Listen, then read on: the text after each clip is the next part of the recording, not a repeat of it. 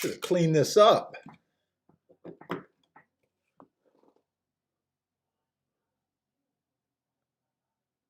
Think we're on. Hey, what's up, everybody? Welcome to the Shake Up. And we got a big weekend in front of us. All right, I think I'm going to be on. Let me just get my chat.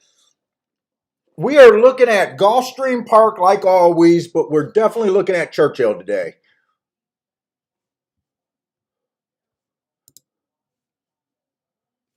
Let me just get this up.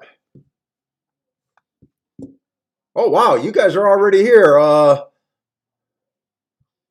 Let's get the chat out. I still can't get rid of this annoying cough. Hey, what's up, Ryan? Mac and Company, Frankie, Peter, what's up, guys? Coach is here. Jay, Dean, what's up?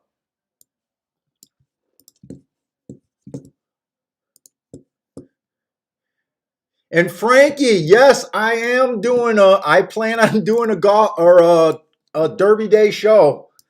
I think I'm going on at 10 or for the first race, 10:30, whatever that is. Hey, what's up, Sir William? Oh, it's your first day here? Oh, but you've been watching. This is your first live day, huh? Well, welcome to the show, Ed, Sir William.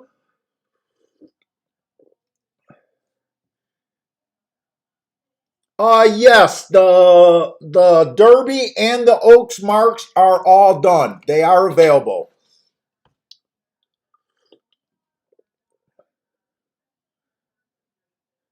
$369, what's up, man? And by the way, guys, if you guys aren't familiar with me, don't be shocked if I'm not that into stakes races. To me, Derby time is amateur hour, guys. But we will give our honest effort handicapping. That's for sure. I have been watching Churchill since opening day. I haven't put my thoughts on paper yet. It's been really chalky so far the first couple days. It's been really chalky. I have been noticing that the inside posts have been winning on the route races.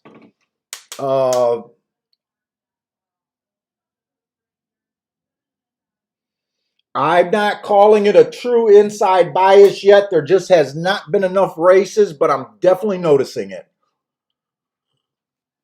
So I definitely want to look at the races today, see if this track is favoring anything. And at Churchill, I don't think the first few races are any good today. Hey, Elliot, what's up?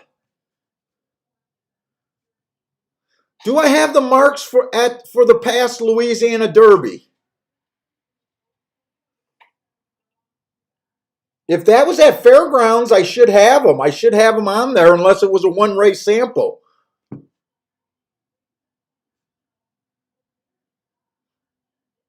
Hey, what's up, Josh? Marco Lou, what's up? Yeah, Elliot, if you have the day of the Derby, I can look them up for you.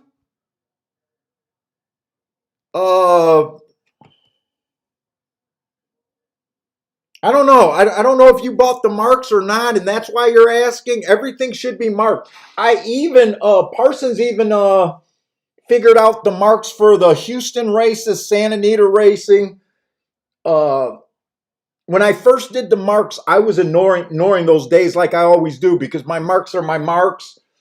And, I don't do anything different. They're the same. They are what they are. But if I don't have Santa Anita, I'm not going to find them just because it's Derby Day. Parsons actually did. So the ones that I sent out earlier, I sent you guys an update early this morning with the new marks on there for like the Santa Anita races.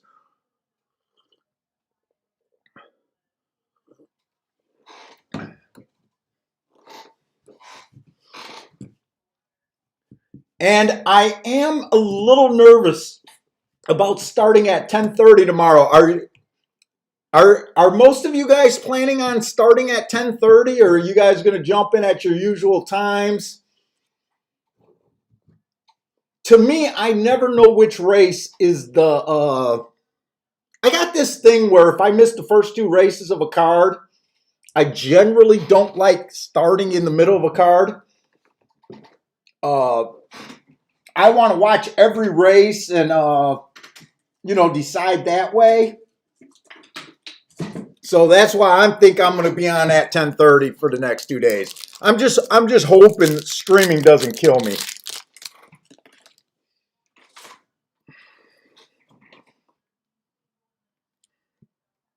Oh, you're just curious about Hot Rod Charlie? I'll see if we can glance at it a little bit, Elliot. I'm not going to make any promise because I'm still trying to sell the marks.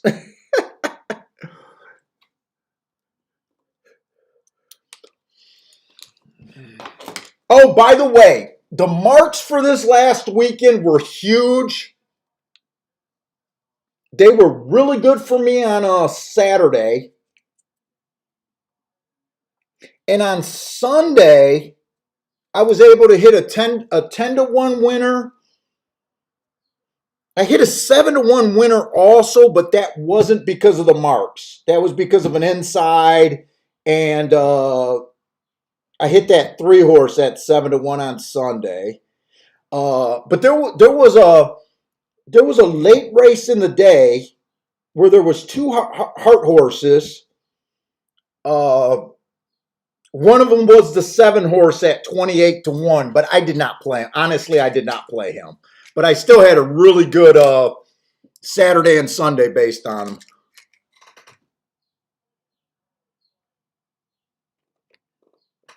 Yeah, if you guys want it, you guys just go to PayPal. PayPal, send me it's $10 a day. And you can leave your thing on PayPal. What day? If you're only buying one of the marks, you know, you just say Derby Day, Churchill. And then you can hit me up with the email. But if you don't get an email, I'll see it on my PayPal, and I'll be able to see what you're doing there.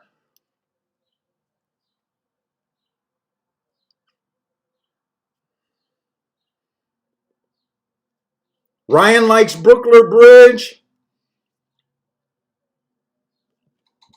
Which race is gonna go off first, Gulfstream or? Honestly, I think the better card today is Gulfstream. I'm hoping Gulfstream and Churchill is not on top of each other.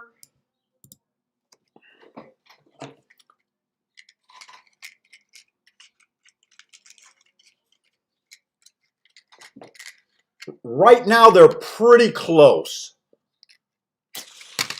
I hope that separates a bit.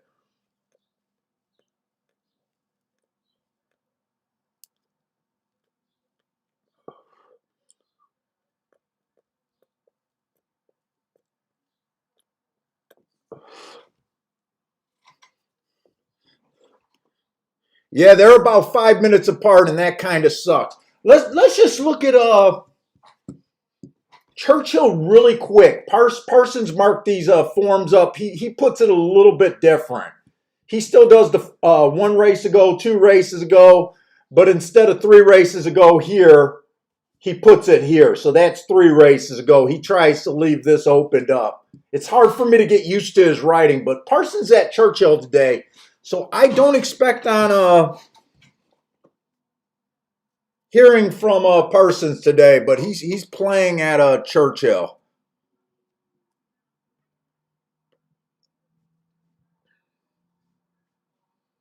This 1 horse, last race, I had that the inside of the track was good. He had the inside. He managed to be slow. Match strides with the slowest winner. I don't think that's a great race.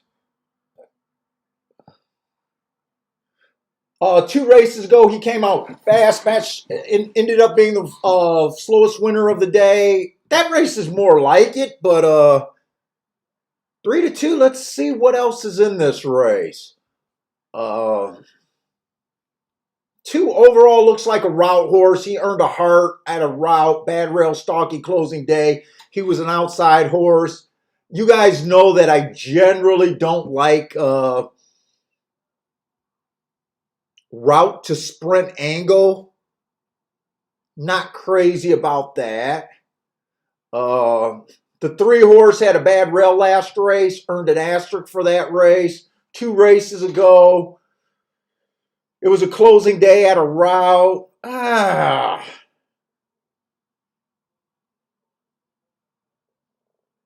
Overall, looks like a router. 7-1. I'm a little interested. The 4 is scratched. The 5 is coming from Mountaineer last race. We don't keep track of Mountaineer. Oh, those were 2019. Yeah, I can't get that's why they're not marked. I can't get behind that horse no matter what.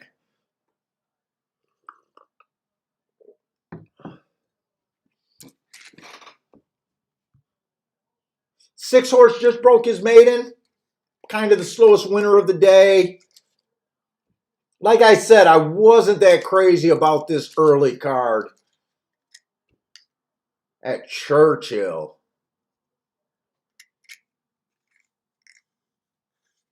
And the 7's only about 7-2. Yeah, I'm not interested in this race. I'm just more interested in watching, getting a feel of what this track is playing.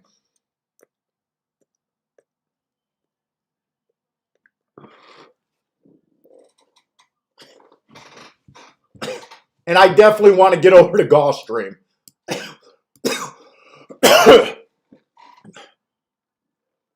Let's see, Gulfstream. We got the first race of the day. Maiden claiming 16,000, 7 furlongs on the dirt. We know what we're looking here. Post 1 through 3 is winning about 50% of the races. Last time I checked. Speed and stalkers, closers were fading. I'm a little excited that the favorite is from the 6 hole. So post 1 through 3 is winning 50% of the races. The next best option is to be 4, 5, 6. Once you get to 7 to outside, it gets really hard to win. It dips down to, I think, like a 14% chance. This 1 horse, slow last race. 2 races go, early pressing day. Had the inside. Match strides with the fastest winner of the day, average. I don't mind that race. 6-1. 2 horses a router. 2 horse has very good marks. An excuse last race with good marks. Looks like he has front speed. His better races have been at a route.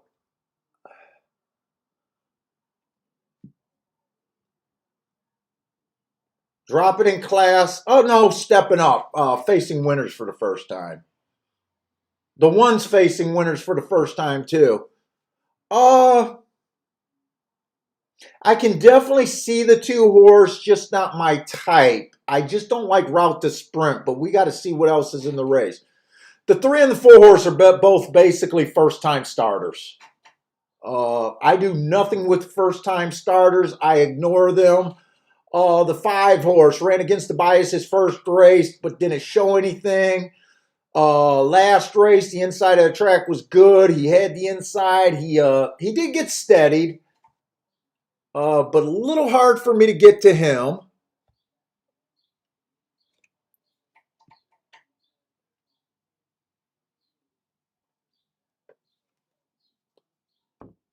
Six horse, bad rail last time he ran. He was in the 3 hole. I gave him an asterisk for that. This horse looks pretty tough.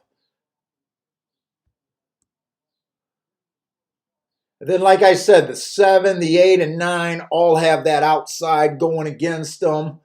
I probably just like the 1, the 2, and the 6 here.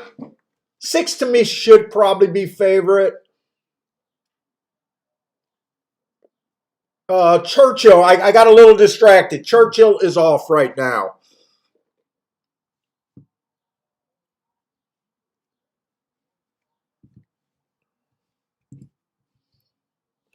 Hey, what's up, Stephen Marshall? JW, what's up?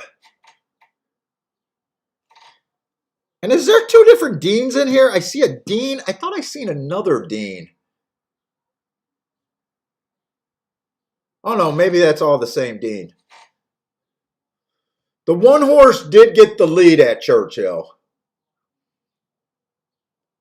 1 and 5 are dueling. The 2 is in the gravy spot. Sitting there in third, maybe about 2 lengths off the lead.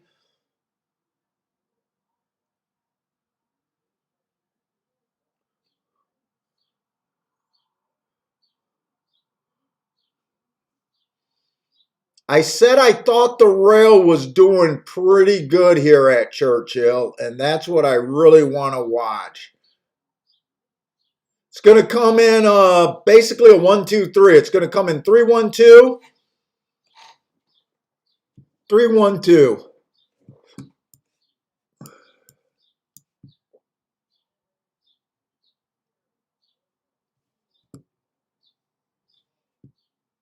Three ran against a bad rail last race.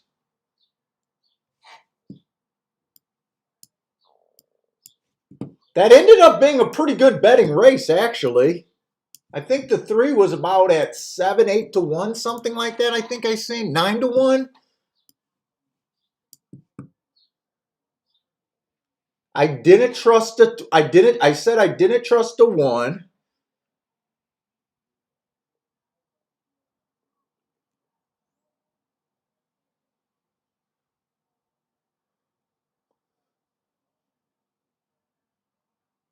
I didn't trust the 6. Yeah, there wasn't that many other places to go there.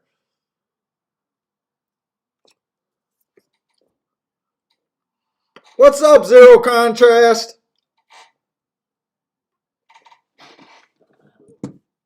Let's see. I'm hoping to get a whole bunch of new people watching in the next couple days. I'm actually a little nervous about doing the next 2 days.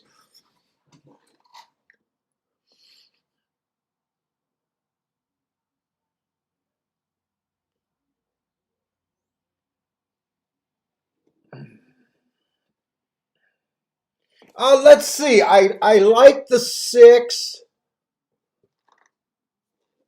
2 and 1. 1, 2, 6. Let's see if this is worth playing.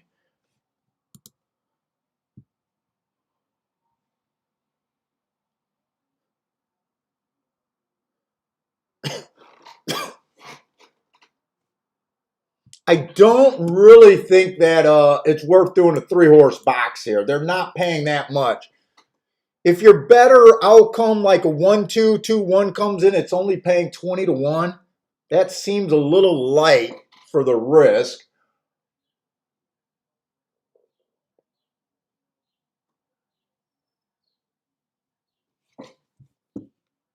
I'm going to try to bet the 1 and the 2 to win.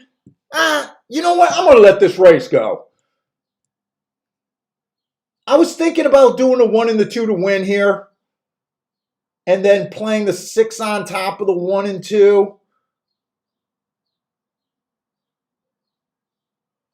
But, well, actually I had more time than I thought. They just showed that front end of the gate, and I thought I ran out of time.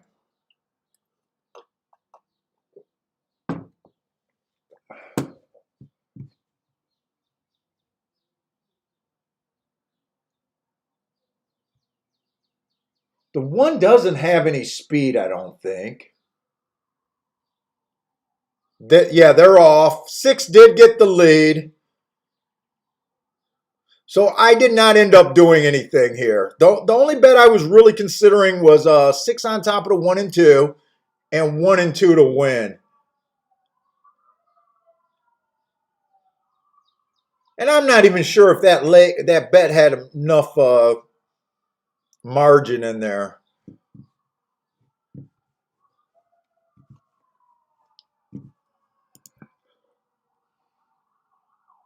And they're off. What's up? And they're off. Glad to hear you, brand new viewer. Welcome to the show, man. This is a show for handicappers, man. If you like handicapping, original ideas about handicapping, not just playing every race with the playing the top speed figures, this is a show that you want to check out.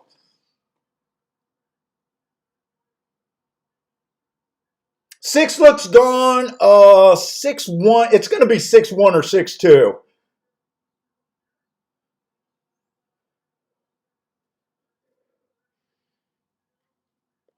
Joshua Coon, no, I have not got a bet down.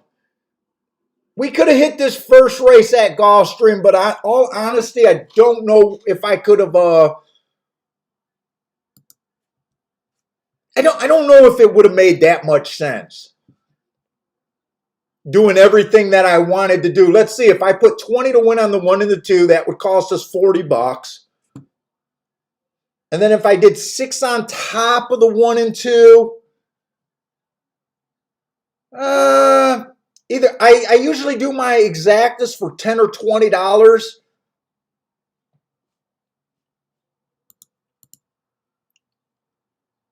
I don't know if it was going to pay enough. And right now, I'm not seeing what that will pay. 6-2 would have paid. I think it was paying like $11, maybe $17. So I guess if I did them for $20, maybe for an $80 bet, you could have picked up $120 overall. But if the one would have won that, it would have been like a break-even proposition, and 2 wouldn't have been that great either.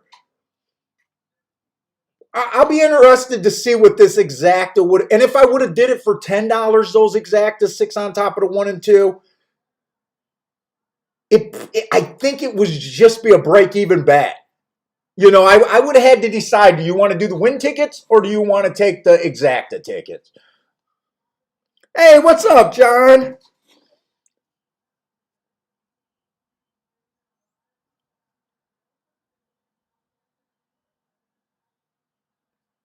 Hey, Marco Lou, I put up 3 different titles for the next 3 days. So I made 3 different streams for the next 2 days or next 3 days. Tomorrow's title, I do have live handicapping Oaks and Gulfstream. And I might not have put Derby in the farther title. I might not have had to. Oh, Jay, thank you. If that 6-2 is only paying $5 for $1, I'm glad I didn't do anything there. It would have been a winning bet, but not all winning bets are good bets. That would have been a terrible outcome.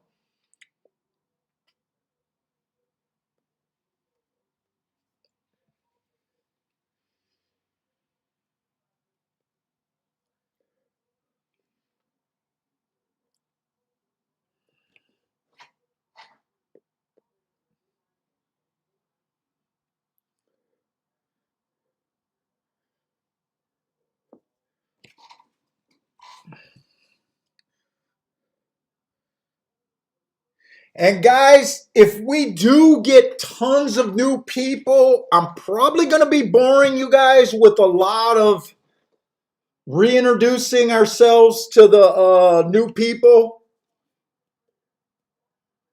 Maybe if I start at 10:30 tomorrow like I plan on, maybe I could get all those questions out of the way. Talking about how, some of our philosophy and stuff and what we do here.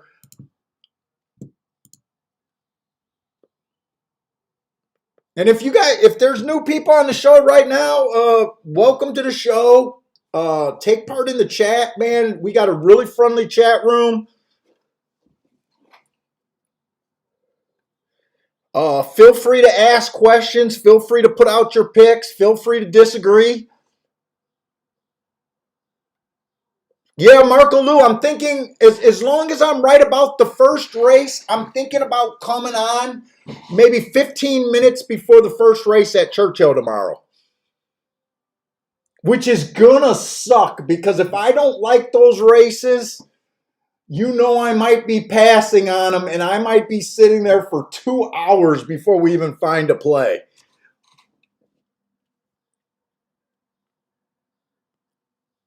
Ah, thank you, Damien. Says, build the brand, bore us to death.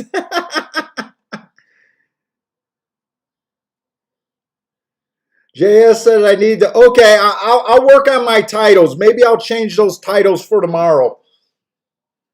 I really didn't want to put Kentucky Derby in the title. I'm such a rebel, and I don't have the hype.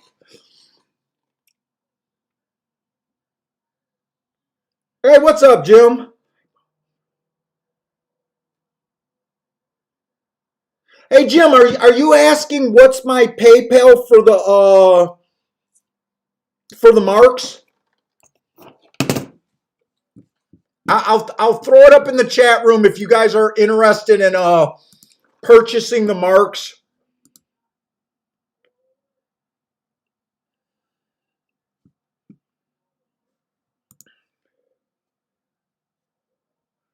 What's up, Stanley Jet? Haven't seen you for a few days, man.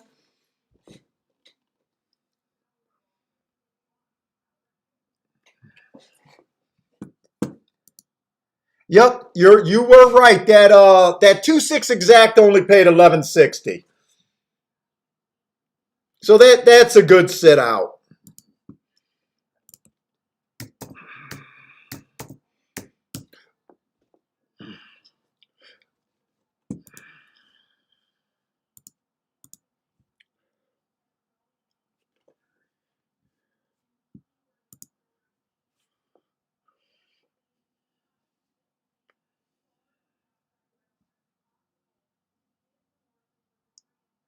Why do I never know how to do this?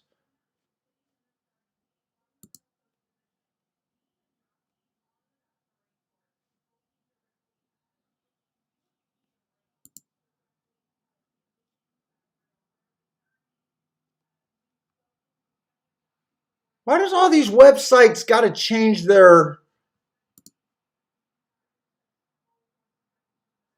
Oh, I think I just seen it and I got off of there. Let me get back to that. Sorry about this.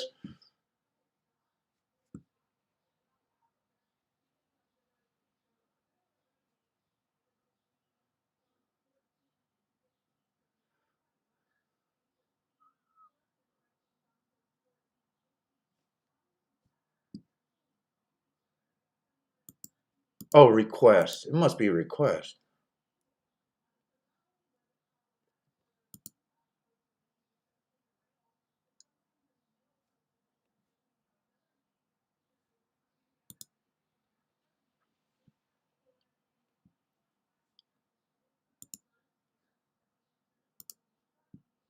Why do they do that?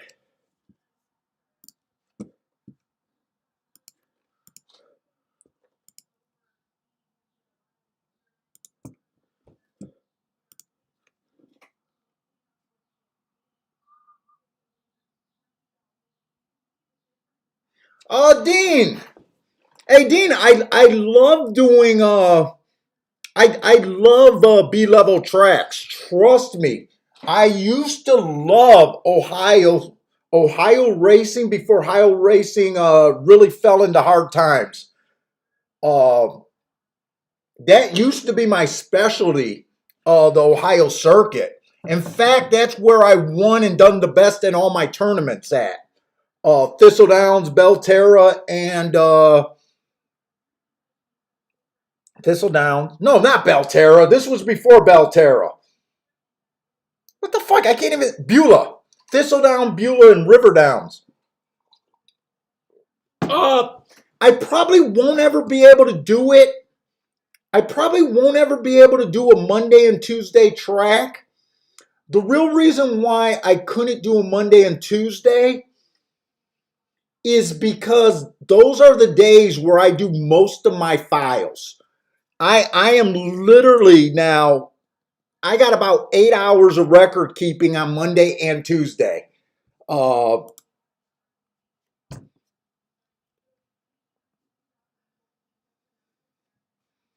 But maybe, every once in a while I'll jump on and do a Wednesday show.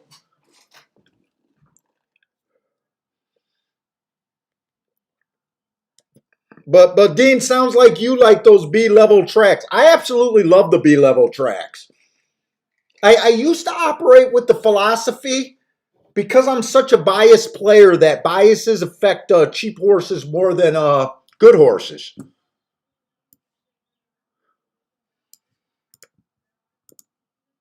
You're available on Wednesdays also?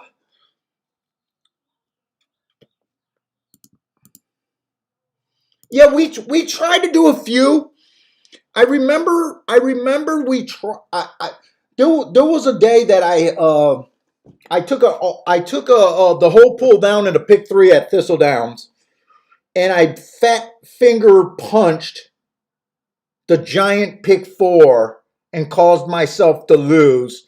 And then after that, we tried to do a couple shows with Thistle Downs and Beulah. The problem with Thistle Downs and Beulah, you got to sit out even more races at Gulfstream. You got to weed through a lot of chalks.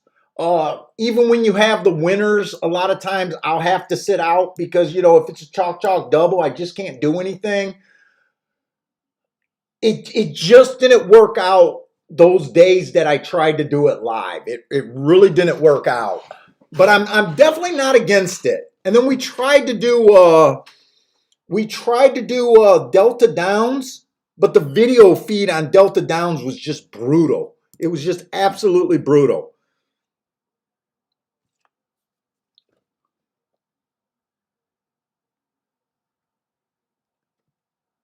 And I don't know if you guys picked up on what I said last week going on to Thursday's show, but I said I didn't do nothing at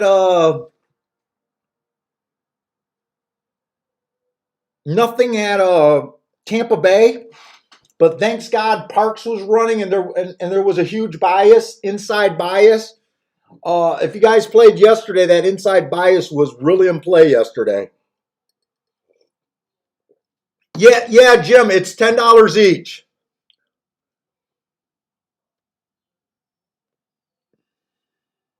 Oh, Stanley, you've been playing online poker. I hope you've been doing well, man. I thought you were the poker guy. Hey, what's up, C Money? C Money is another guy that was talking about looking at Finger Lakes. I know a few guys like Finger Lakes. Finger Lakes was just two small fields. The pools weren't big enough. Uh, and that's my biggest gripe about Finger Lakes. I tried to do Finger Lakes, but the pools were just isn't there.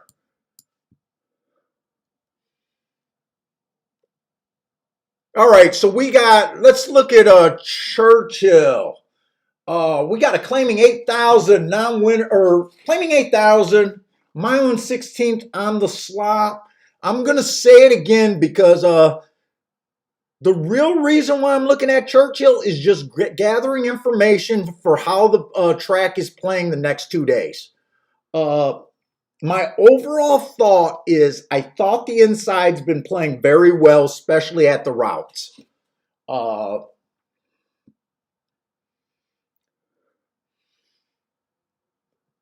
uh, so let's see. And then I just want to see where I'm at. These are actually the first plays that the first day that I put marks on a form. What? That's not even true because Parsons did the marks for me. This one horse, last race. Match strides with the slowest winner for the first two calls, then was slow. Uh, Dropping a little.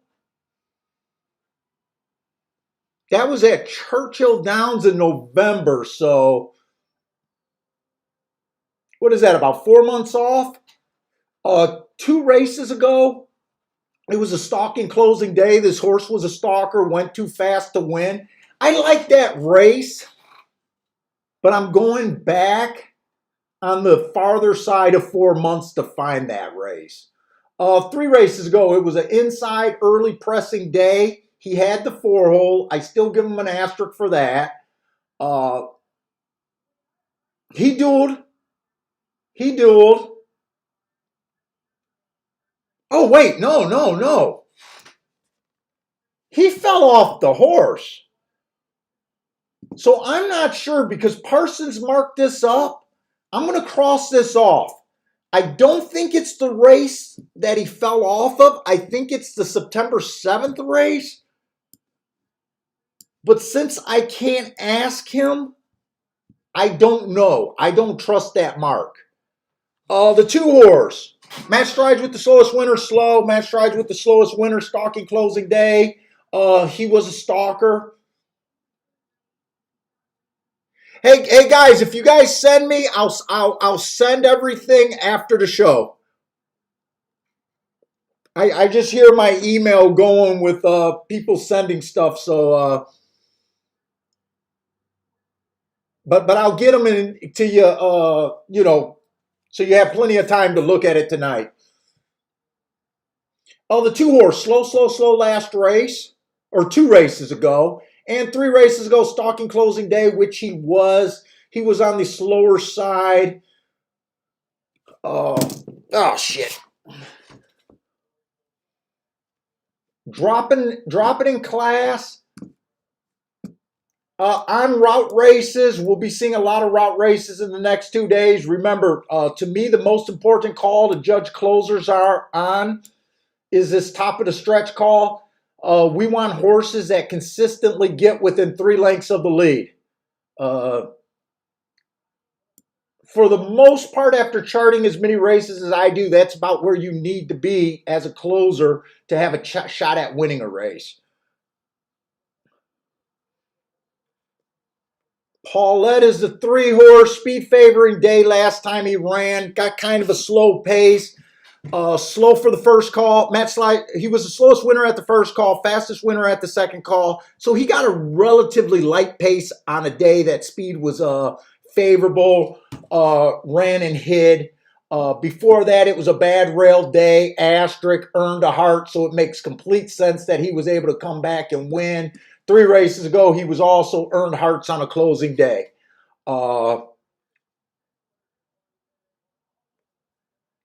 Right now, at the beginning of the meet, with all these horses coming from Chicago and all these different tracks, I like his marks. The biggest question on me is how does a $6,000 or $5,000, $4,000 Chicago race at Hawthorne match up with a Churchill Downs race at $8,000?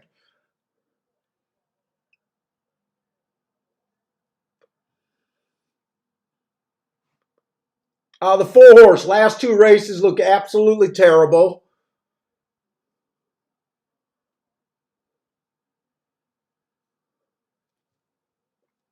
Don't really have an excuse there.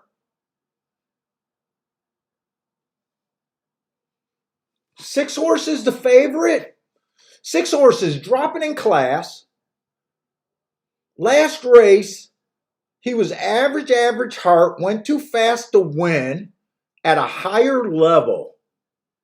I like that race. 2 races ago, he went too fast to win at a higher level. Definitely like that race. That was at Mahoney Valley, so whatever you think of Mahoney Valley might be the difference there. 9 to 5 is just not my thing. I mostly don't care about the price. And to me, the 7 does not look like much. Stretching out might show a little bit more speed here. Last race, it was a speed favoring day at Keeneland. Lost all chance because he had no speed. Slow that day.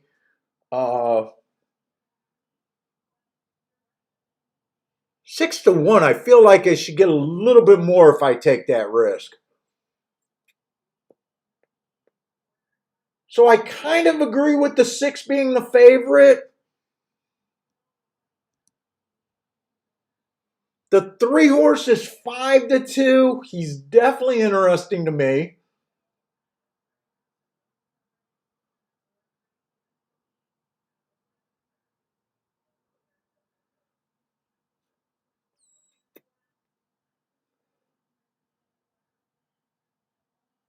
I would not be shocked if the 7 does something or the 1.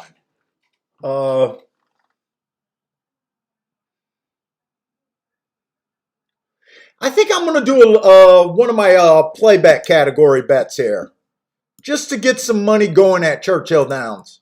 If I don't get involved in Churchill Downs early, there's danger that I might never get involved there.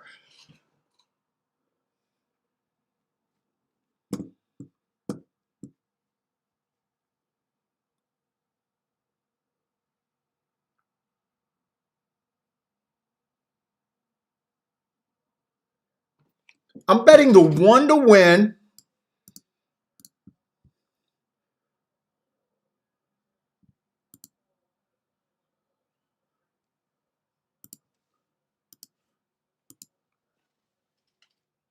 And then I'm going to play an exacta. 3 and 6 over the 1.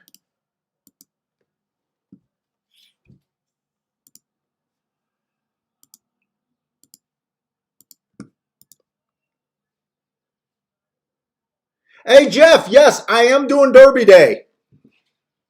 I think bright and early. Right now, I plan on starting at the first race on Derby Day.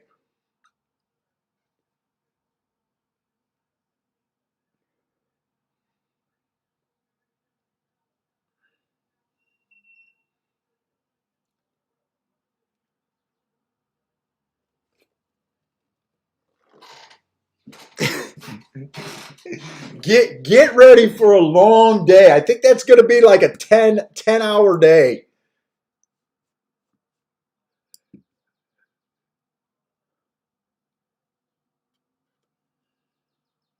No, I want to go to Gulfstream though.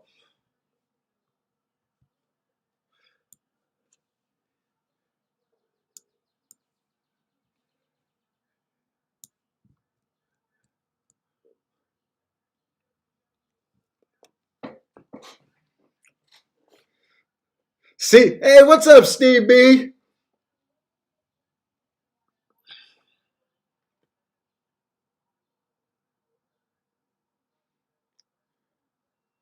John was saying that parks have been early pace. Uh, yeah, I probably agree with that.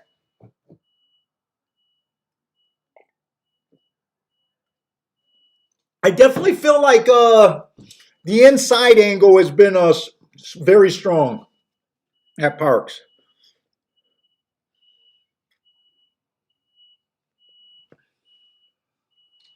Let's see. I better start this Gulfstream race because we only got 5 minutes. They do look like they're going to be on top of each other all day, which kind of sucks because I definitely want to see how this track is playing. This is going to be the second race at Gulfstream, maiden special weight on the turf at a mile. Uh, I'm going to put it out there. The turf route races have been playing too fair for me. What the God? I got slobber on me. Uh, I actually had a good weekend on the turf, but I still don't have it narrowed down about a running style or a position on the track. Uh, yeah, Dean, I am going to need some energy drinks. Dude, and I usually wake up at 10 o'clock every day. So I might be coming, I might be wiping the sleep out of my eye to start that early. I might not even have time to brush my teeth. There's 2 whores. One tick slower than the fastest winner at the first 2 calls, average at the 6 furlong mark, was in position at the top of the stretch. I like that race. 2 races ago, it was an inside early pressing day. He came out too slow. I understand the improvement there, how he improved his speed figure by 30 points. Makes sense to me. The 2 horse inside of the track was good last time he ran. He was stuck in the 7 hole. Gave him an asterisk. I still think he ran an acceptable race while getting in position at the top of the stretch. So I think the 1 and 2 are at play, but not at those prices for me. The 3 horse was at Tampa. We know Tampa was favoring stalker closers. Uh, didn't really make up any ground in any of his Tampa in that Tampa race. I would have liked to see this horse make up ground on a track that favored his running style. I am not crazy about that. Oh, the 4 horse, I'm probably not that crazy about. I had to drop to maiden claiming 32,000 last race. Uh, if you guys are new, my marks for route races only go to the first 6 furlongs. Uh,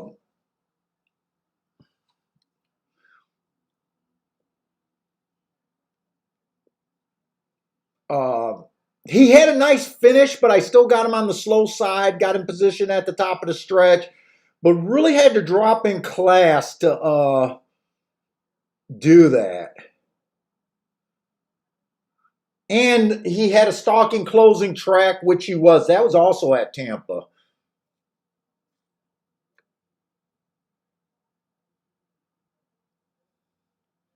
Uh, I'm a little distracted because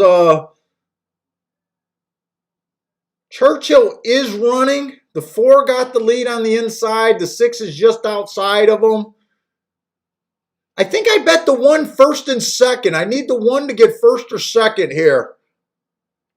I think I basically got a 6-3-1, but I didn't box that exacta. I need the 1 to split these 2 horses.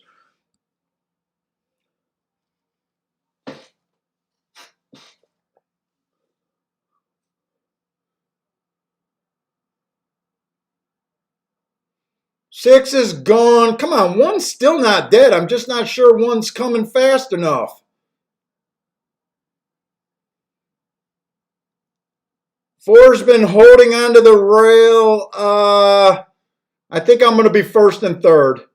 I don't think this 1 is going to pass this 4 horse.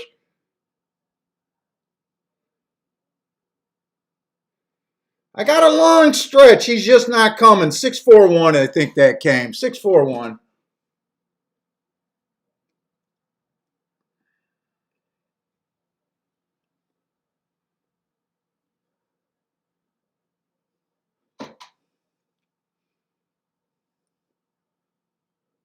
Let's see. The 6 horse ran against the bias in the last 2 races.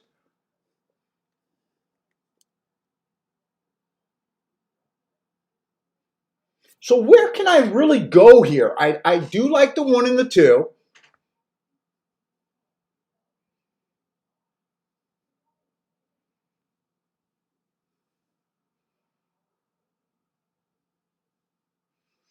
I'm a little interested in the 6 horse.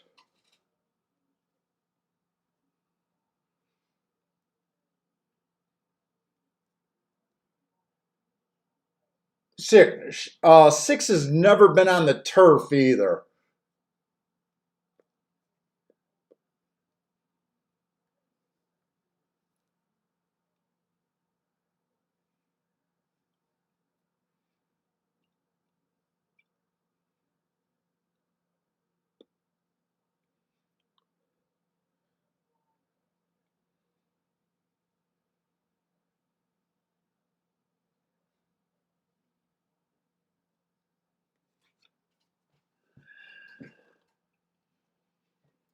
I was really thinking of almost doing the same bet as I just did, betting the 6 horse to win here at Gulfstream, and then playing the 1 and 2 on top of the 6 until I realized that the 6 has never been on the turf.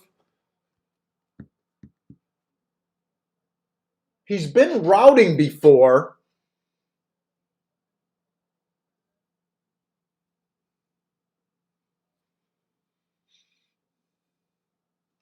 He's still 8-1. That's really the only thing I can do here. I probably should have looked for doubles.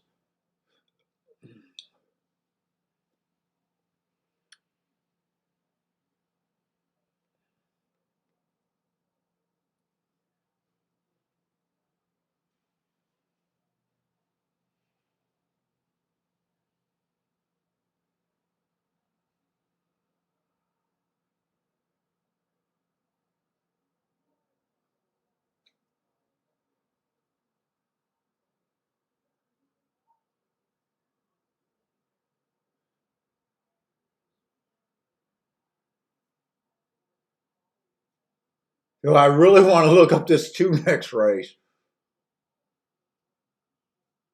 They're loading in the gate. I'm interested in this too. I'm not going to have time to look up those doubles or anything. This could be a really bad bet that I'm doing here. But I really don't have time. I'm playing a 1-2-8 to the 1-2-1-2-6 to the 2. If I can even get this in. I did get it in. That might not be a good bet. I definitely, and I did that on my small bet for me.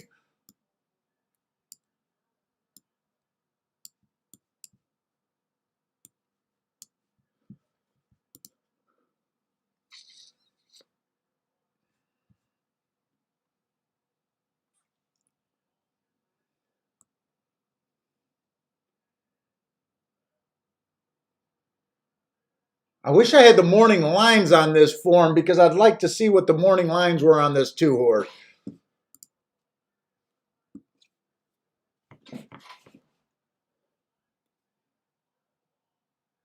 They went 25-4 at the first call. The 2 and the 5 are dueling for the lead.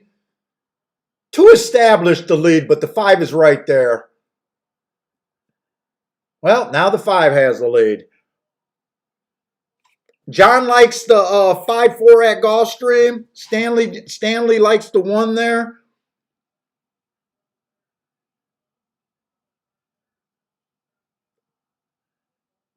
Jay is saying my 2-2 double. I think he's saying the low double. Oh, okay. I like that if that's paying 53-1. So at least I got a long shot ticket, which I thought it was going to look like.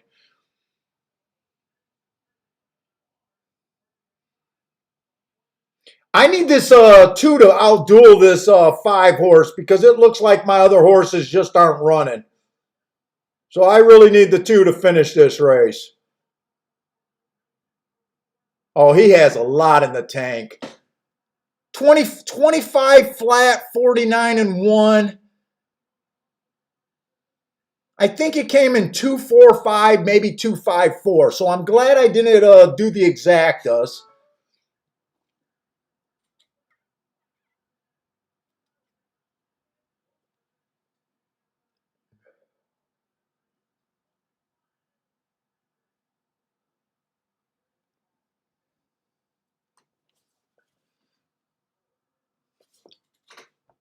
And you know what? I know I'm jumping around and I'm a little scatterbrained right now.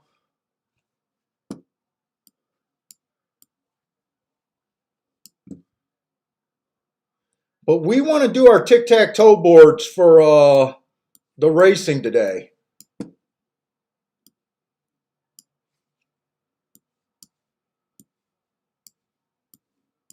I'm going to need you guys to keep me on point the next 2 days about marking this stuff.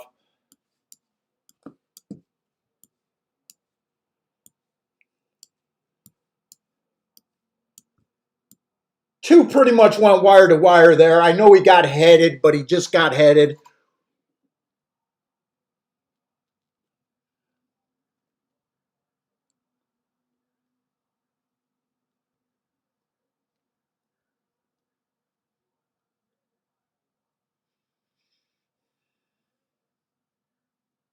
I'm pretty sure the 6 horse won the first race going wire to wire. I'm pretty sure he went wire to wire. If I'm wrong about that, let me know. And let's get this going for Churchill also.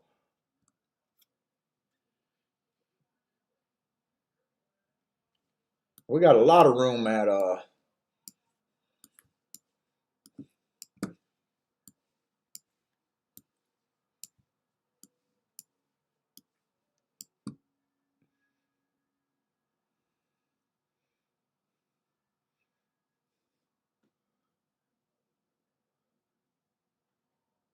Gulfstream came in 254. 254 Gulfstream came in. 2541 if you need the high five. Oh, wait a minute. 25431. I'm sorry, 25431 was the high five.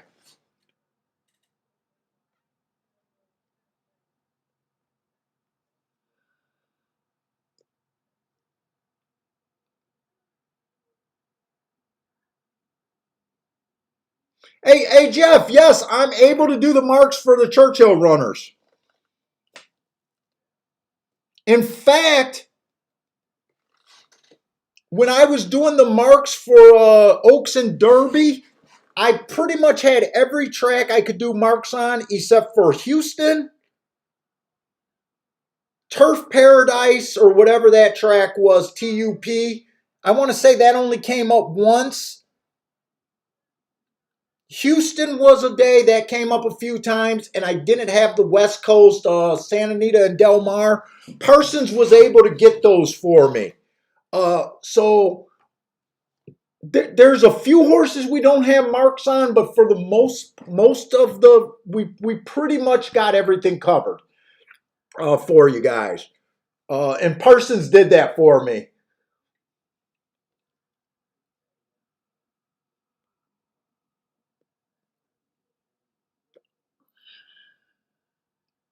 So excuse me. So far there has been no fireworks.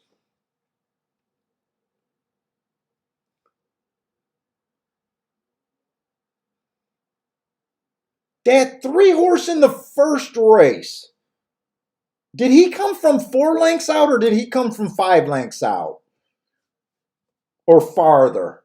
I'm not sure if he stalked or closed.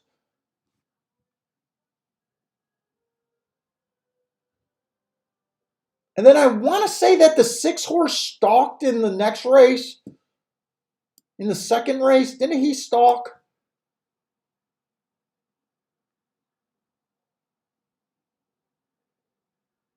Jay's saying that. I think you're saying that he stalked. That's what I felt like I seen. This third race at Churchill, it's mostly a baby race, tons of first-time starters. If you guys are new to the show, this is a race that I'm just not interested in. I don't do anything with first-timers. I ignore them, so when I have a race like this, I'm forced to sit out. No opinion here.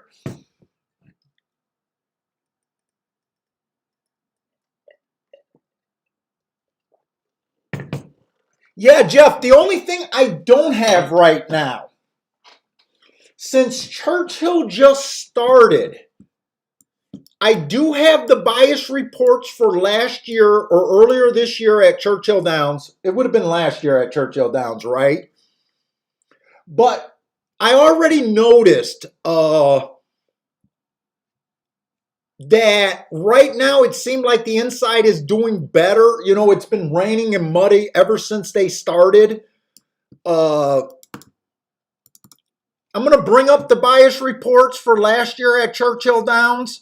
It's what I'm getting at. It's dangerous to go by last year's running style bias report, especially when it's been nothing but rain there. So right now I'm just trying to watch the track to see how if there's anything going on, as in favorable running styles, biases, that kind of stuff. Yeah, this is last year's. Last year's post positions were pretty even, 37 for 1 through 3, 4 through 6, 38% winners, 7 on out, 25%. These are the sprints, so pretty damn even. If you guys remember, Derby last year was at a different time of the year, and we spotted an outside bias that was just absolutely huge. But the meet did not bear that out. The meet favored kind of a more even track for the meet. But in September, or whenever they ran the Derby last year, it was definitely on the outside.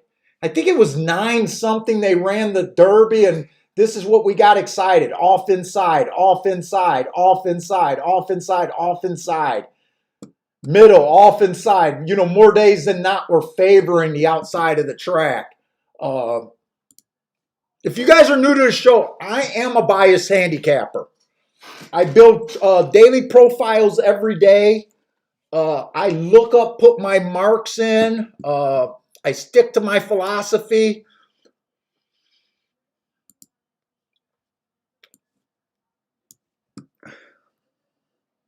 Hey, what's up, Boulder? Michael, what's up, Michael?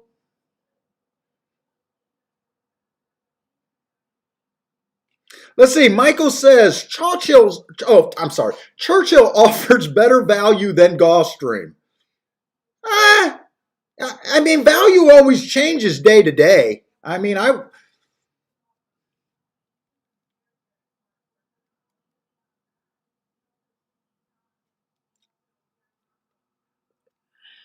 but sounds like you like Churchill better. No, nothing's wrong to that. I just say overall, both tracks will give you chalky days. So far, Churchill started off chalky. Uh, but you know, not right or wrong on that comment. It just sounds like you like Churchill a little bit better. No, absolutely nothing's wrong with that.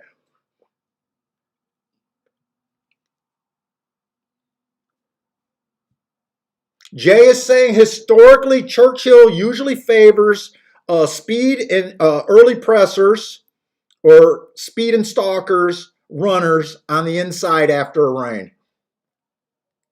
You know what? On the dirt, really, in most of North America, it's pretty safe to say that speed and stalkers are the dominant running style. You have a few tracks where closers dominate or closers, can win. Uh, but for the most North American dirt racing, speed and stalkers is probably the safer bet to you stay at. I believe that deep closers at a short price are one of the worst bets in racing. Now, remember, I did say closers at a short price.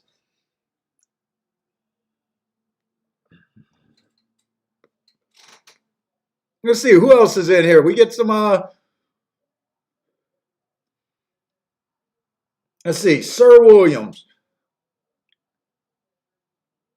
Sounds like he's talking about a horse to someone. Trainer record for. Oh, that was info on the six. If you guys are throwing up picks because we're doing two tracks today, help us out and just put the track you're playing. If you guys are new to the show, if you guys are putting on plays and we're just in the background and you want to share your plays for another circuit, feel free to do that. Feel free to do that. Guys will pick up on if you're sharp or not. There's a lot of people looking at other circuits and just listening to us in the background.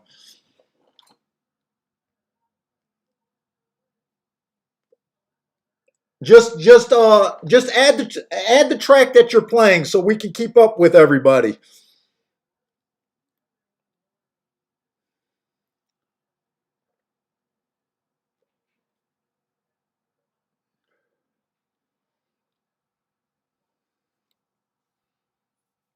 That was the info on the six. Yeah, I seen that.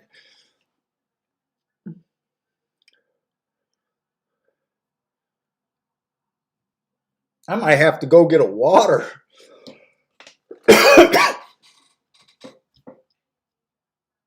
Let's see. I'm alive in a double to the two horse at Gulfstream.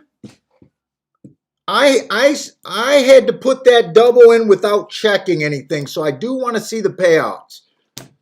That is paying 53 to 1. So I'm on a decent hit if I can close it out. But I definitely got to look at that race. So that's going to be the third race at Gulfstream. So let's just reset the show for if there's any new people here.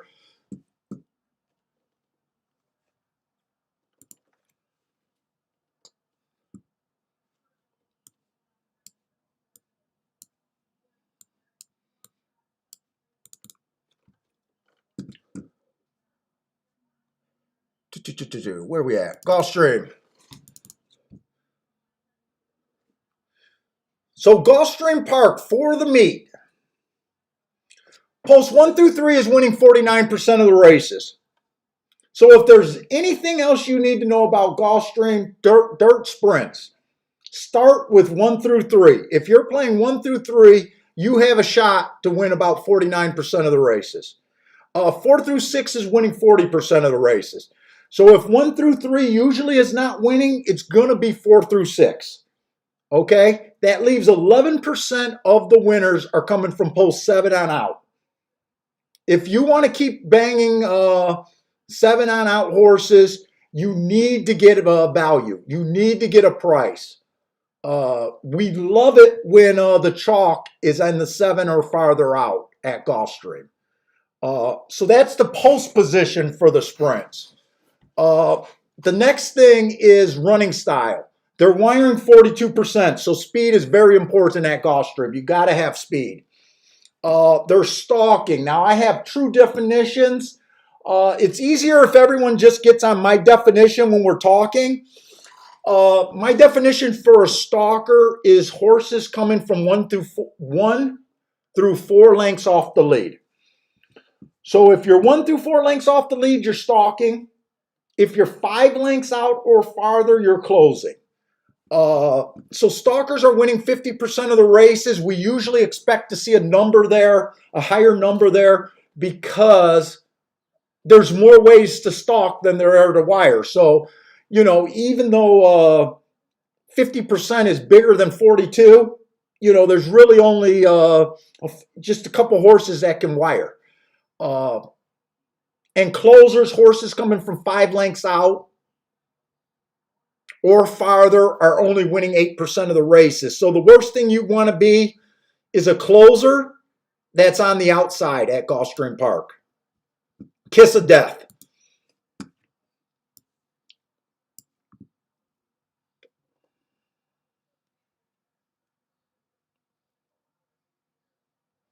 Michael, I love what you're saying, man. And this show, we will sit out a lot of races.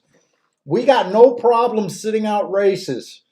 That's how you have to operate. And to me, that's a skill. That's a handicapping skill to learn, how to sit out races.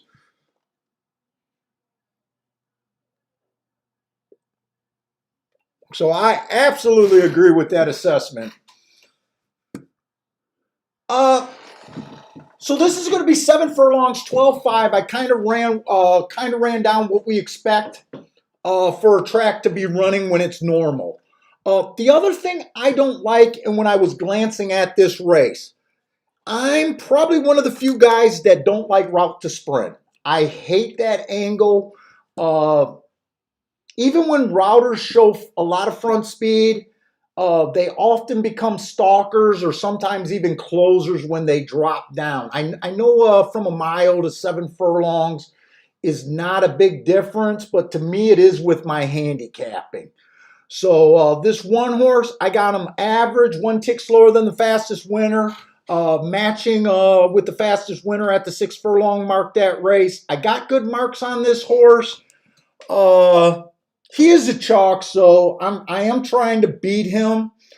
He's dropping a ton, so it's going to be dangerous. 2 races ago, it was an early pressing day. This horse came out on the slower side. Awkward start. I gave him an asterisk. He came up as slow that day. Once you earn an asterisk, an excuse, I really don't care about the marks. 3 races ago, 1 race sample. I can't judge a 1 race sample other than looking at the running lines like everyone else does.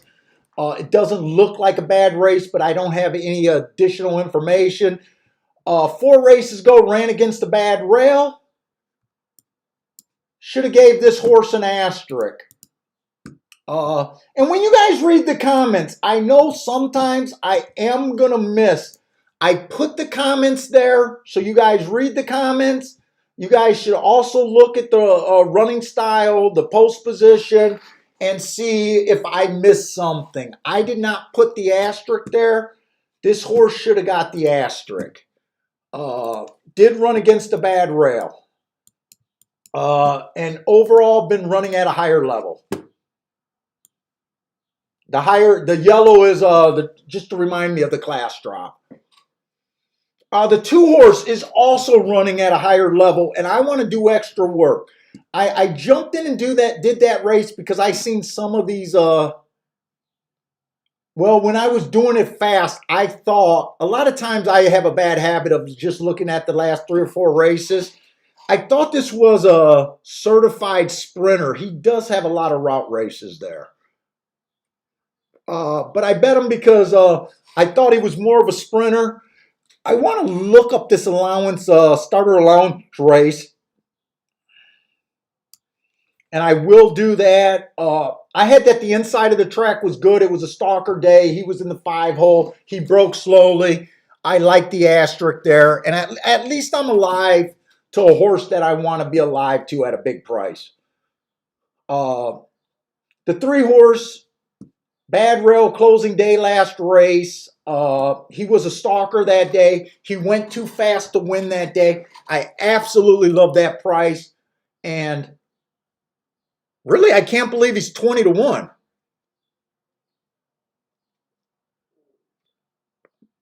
I may be forced to play a little bit more here.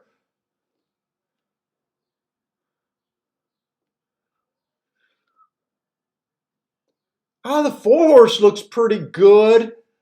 He's been at this level where we do see a lot of horses that are dropping, especially the 1 and the 2 are dropping. He had an inside track last race that was good. He kind of rolled the bias at the big favorite. Got a pretty soft pace, being the slowest winner of the day that day with the right trip. 2 races ago, the rail was bad. He rode with the bias. He was in the 6-hole there. Again, kind of a slow pace. And 3 races ago, there was no comment on running position, but he was the slowest winner of the day that day. The 5 is dropping, and the 6 is kind of stepping up here from his last 3 races. But what I really wanted to do, I really want to look up this April 11th race and see what kind of horses were in that allowance, starter allowance 25,000. Those can play super, super, super tough. So what I usually do there, I've been keeping my racing forms. Hopefully I have that one, 411, so I can just look up that race and see exactly what kind of horses he was banging against that day. That would have been the 9th race.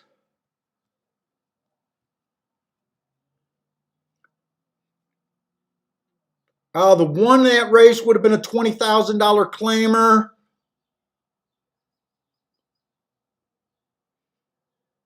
The 2-horse was a weak entry.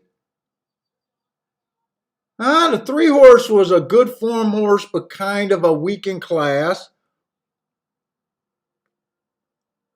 That race was made up of mostly $10,000 and $12,000 horses. I don't think that was a real strong field.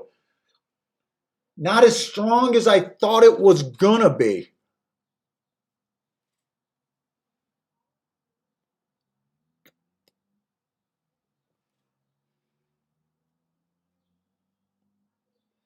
And the winner of that race was basically a $16,000 claimer, $20,000 claimer. So I don't think he has that big. I don't think he has that big of an edge here.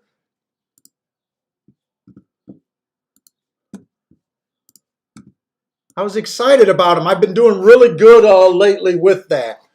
In fact, on Saturday in the last race, hit that 5-horse at 9-2 and thought he was a single because of that. Churchill, I didn't have time to look at this race. I honestly forgot about it. I'm not going to be able to do anything there. Gulfstream is 0 minutes. They're on top of each other. So I'm just going to watch.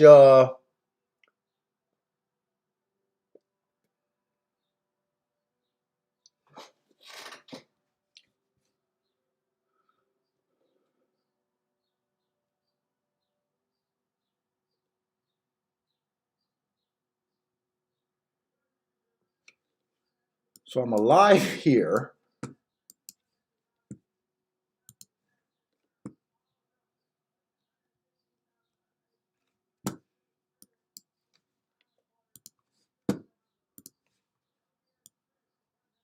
I think I'm definitely going to put another win bet on this, or a win bet on this 3-horse.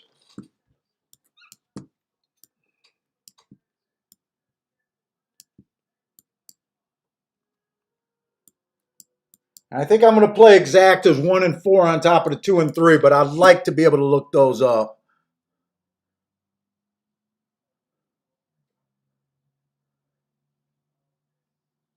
Jared is interested. Jared did the Derby card.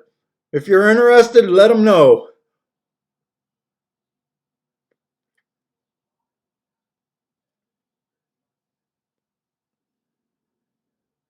Charles, what's up, Charles? What's up, Jared, by the way? Let's see, the 6 ran away and hid that race at Churchill. I do want to. Oh, that was a baby race. That was a baby race. That's right. I thought I wanted to look back and seen what that was, but I don't need to.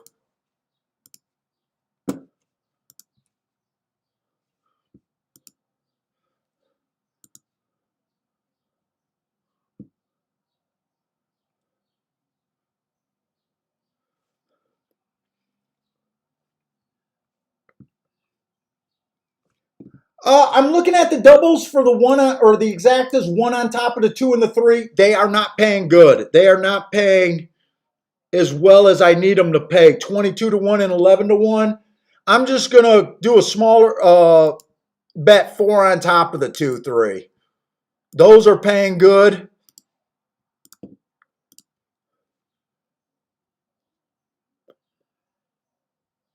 4 on top of the 2, 3.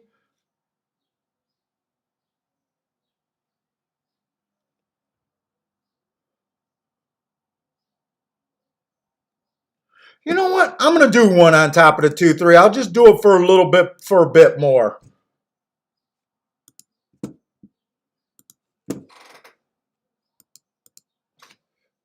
Right now, I'm struggling to find very many plays right now that are really juicy. I'm going to be best if the 2-horse just goes wire to wire here. Jared had an awesome meet at Keeneland. He's on fire.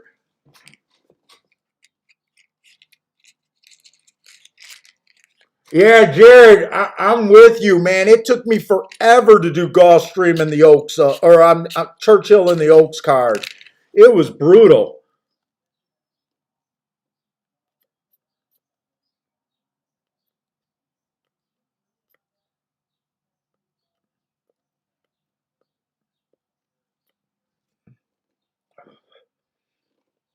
I got the lead over this 4-horse, huh? I was really hoping that the 2 would have the lead.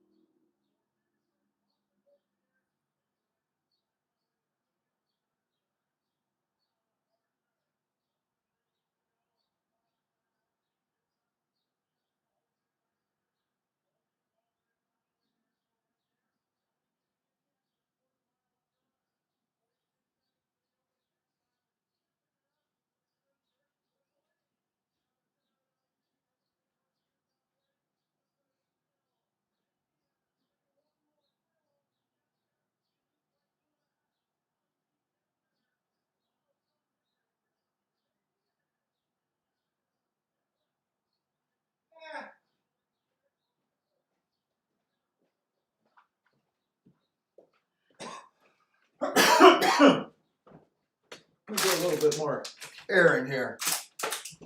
5 horse got the lead and just kept going, huh?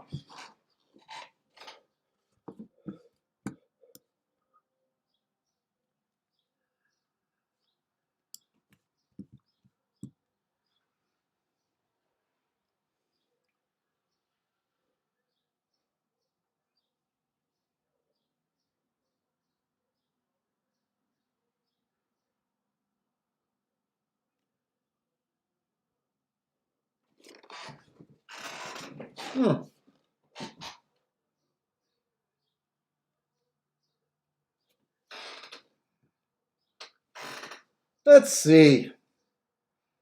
3 didn't run a lick.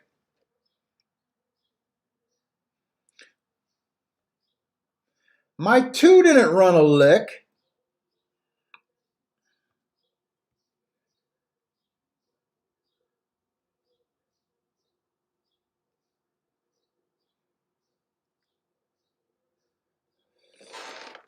The only thing I can say about this race, if you guys are new to the show, I don't bellyache.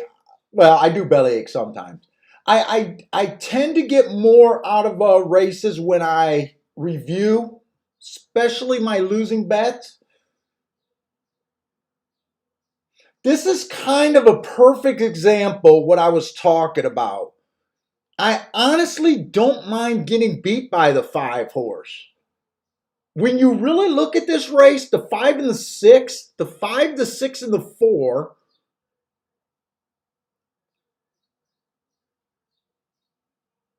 are kind of the, especially the 5 is kind of the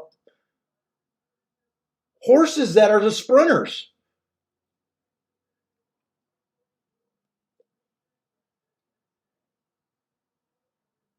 I didn't like the 5's last race. I kind of missed that. That was at 35,000 though. I kind of missed that. That was at 35,000. And before that, he ran on an inside track, average, slow. That was off of a layoff. You know what? I just missed this horse. I just kind of missed this horse.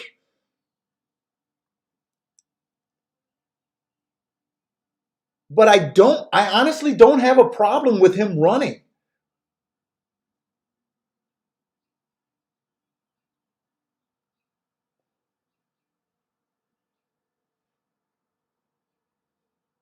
Now, I kept that in my play bets, but I probably bet too much in play bets.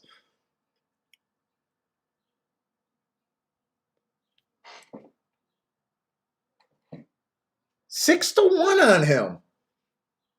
The 2 did suck in for 4th. 5 got the rail. He went wire to wire. The race makes sense. I wish it made sense before the race.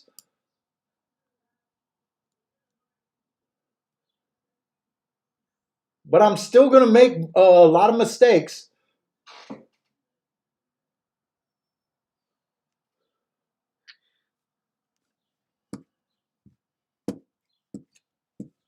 Let's see. What did you guys? Jared, don't. Jared.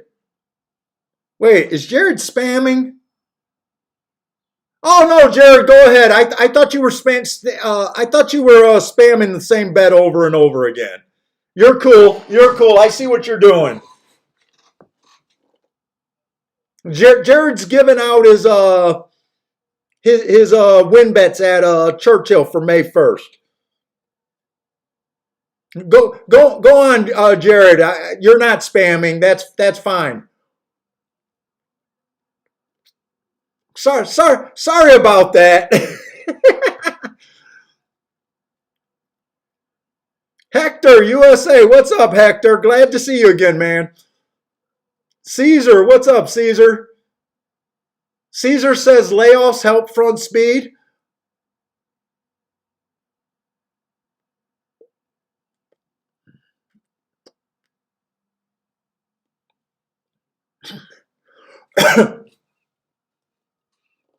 Jared's been on fire. We haven't seen Jared for like a week or two, but before that, he was on real fire.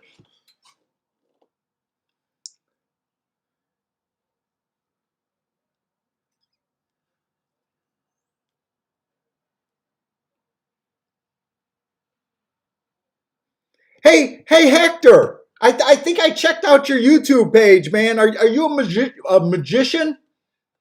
Music band or something? I think Hector's a cowboy, man. I think that was you, Hector, wasn't it?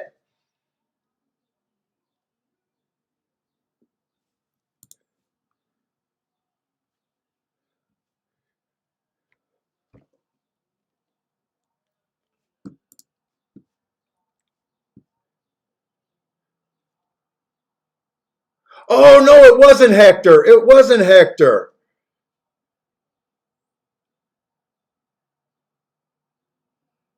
It was our other Spanish, Mexican or Spanish guy, Guillermo. I'm probably killing his name. He's the guy that's the magician. Steven, I am smoking Undercrown today. The Blue Label Undercrown. Oh, you're Colombian. Yeah, no, I knew it was some South American country. And I seen a recent subscriber that's in here lately. Checked out his YouTube page.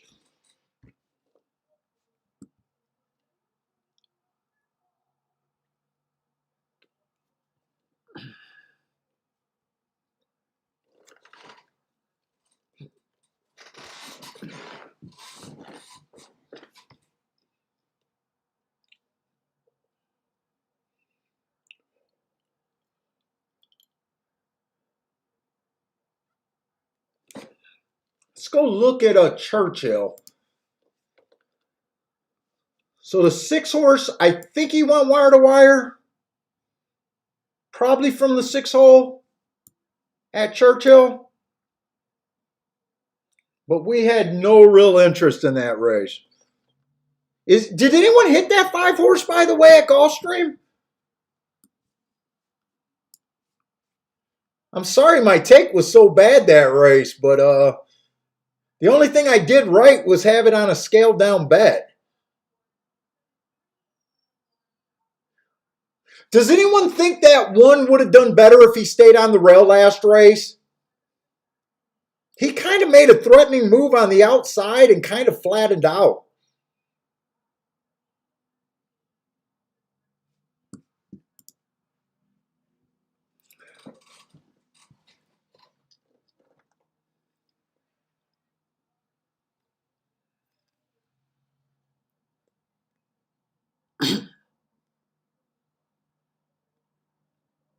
Sir Williams says that was who was the jockey? I don't pay attention to jockey, but that was his first win at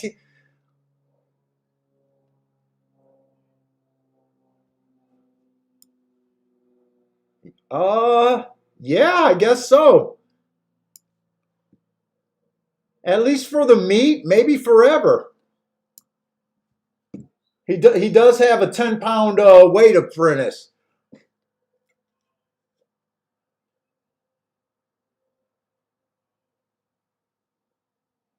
I honestly feel like I was a little sloppy that race. I honestly feel like the handicapping wasn't that great there.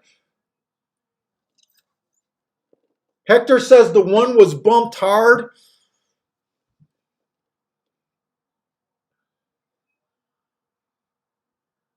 That probably was an excuse if I didn't see it, but I trust you.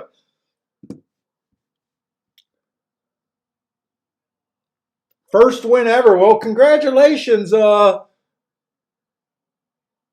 was his name? Diaz, Rene Diaz.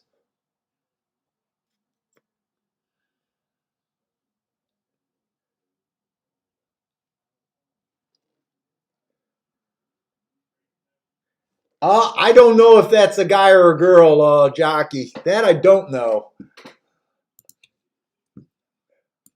I don't. I like I said, I don't look at jockeys. You got to be a super famous jockey for me to even know your name.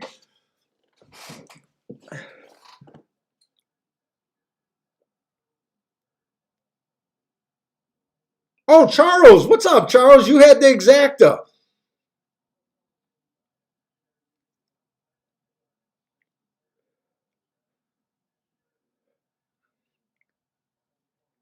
Hey, Jared, are you still loaded? And are you planning on going nuts for the Derby?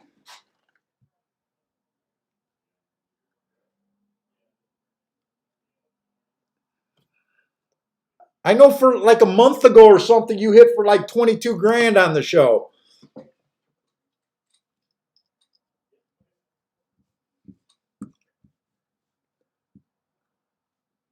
Spencer, what's up, Spencer? Hey, Spencer, I think you sent me an email or something about the marks. Yeah, yeah, you can. If that was you, yes, the marks are available for Oaks and Derby.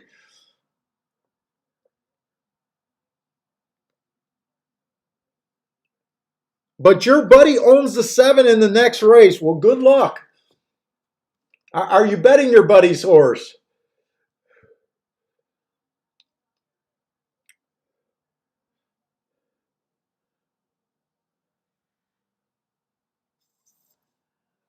You're shooting a little bit over 1K today, or 1K on the weekend. Good luck, man.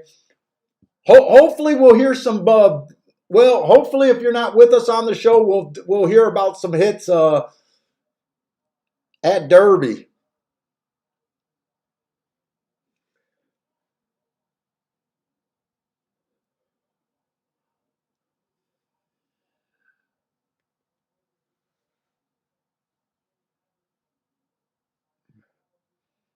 Let's see. We want to look at this fourth race at Churchill. It looks like it's still going to be a 6-horse field. They scratched the one. It's claiming 20,000. Like I said, I'm mostly interested in just getting my thoughts on how this track might be running.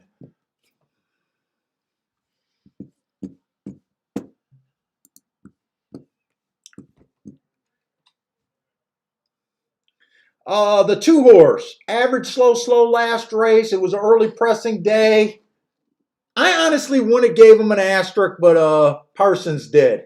I thought that he came out 4x1, and if he was a stalker, he should have been able to hold on there. He was just slow and fell back. 2 races ago, it was an inside speed favoring day. Earned his biggest not buyer, but speed figure in a while. This is why I keep the notes. To me, he ran with the bias and went wire to wire. 3 races ago, it was an early pressing day. He earned a heart that day, and he came back and won his very next race. The hearts are powerful. Uh, so to me, you really got to explain his last race. Could have been his first race at Indiana Downs, because I do like his last 2 races. Looks like he has a little bit of a front speed engine on him. The 3 is shipping from Laurel. And when we're handicapping these races, whenever a new meet starts and everyone's a shipper, we want to keep an eye out for circuits that are producing a lot of winners. Uh, you want to note that. Are the winners coming from Laurel? Are they coming from Keeneland? Are they coming from Old Churchill? Are they coming from where they're coming from is a good way to get ahead of the crowd, by the way, guys.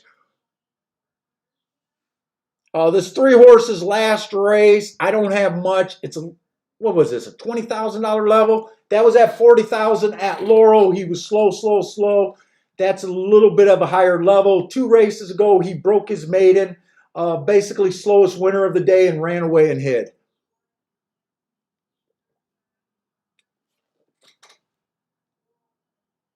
The 4 horse coming from Turfway Park. Uh, Won his race on early pressing day. Almost bucked the trend that day. You might even want to argue and say he was more of a closer that day. Won at 38-1, slowest winner of the day, stepping up against winners. First race out, don't really have anything other than that was his first race out. You can often excuse a horse first race out. From the looks of only 2 races, doesn't look like he has any front speed.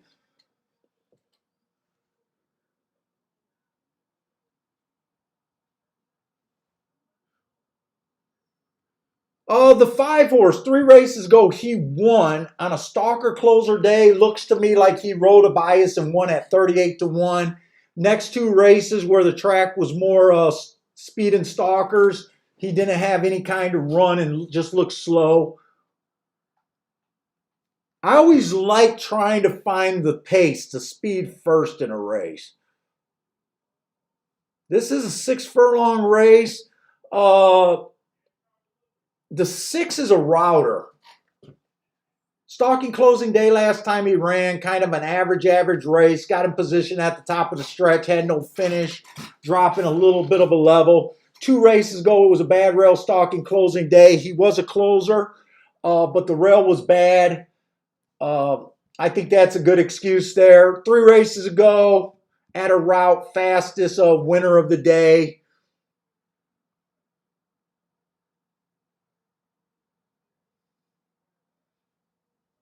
Taking a bit of a drop. Most of these horses are taking a bit of a drop.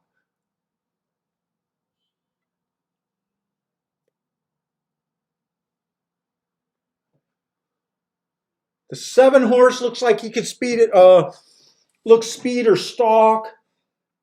I don't have really good marks on him. 3 races ago, he won. He was average. Stopped the clock as the slowest winner of the day. Inside of the track was good.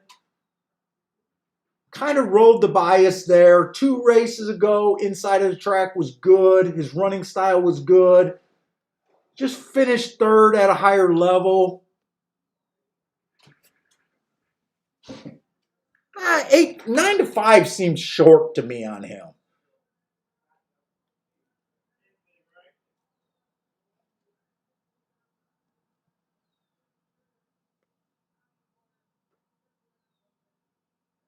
Horses I think could get the lead is probably the 2 at 7-2.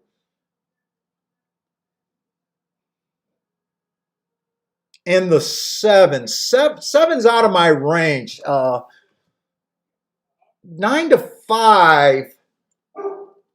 I'm not interested in that price on him.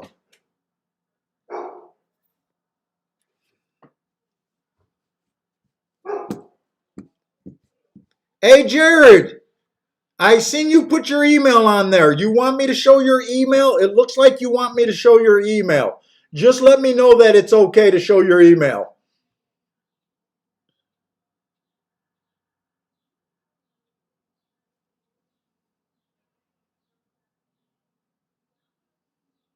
Hey, what's up, On Break? Bill Robinson, what's up? Bill, you guys like the 7 horse here.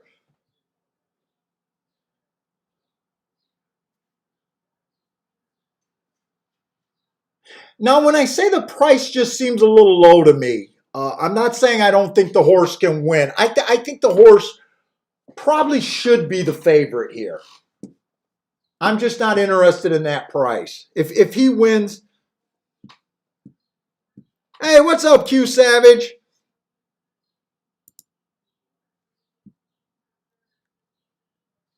All right, Jared, I showed it. I just wanted to make sure.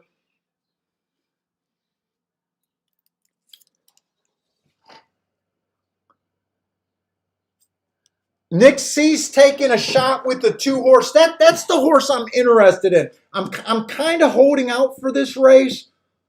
7-2 isn't really where I want to be doing win wagers at, but it might be worth a play there. I'm kind of just seeing if he's going to be bet down or maybe drift up a little bit. I got to get over to Gulfstream because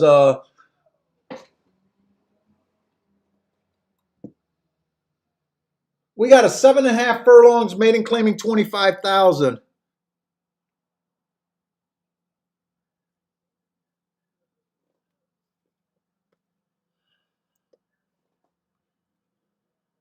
Oh, the one horse inside stalking closing day last race went too fast to win. I love that race. At this level, I love that race. Two horse went fast for the first call before falling apart. Uh, 20 to 1, huh?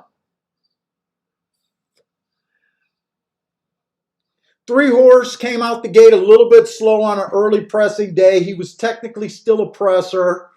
Uh, Made a fast middle move. 2 races ago, inside the track was good. He was on the outside. I like that excuse there. Uh, 6 to 1.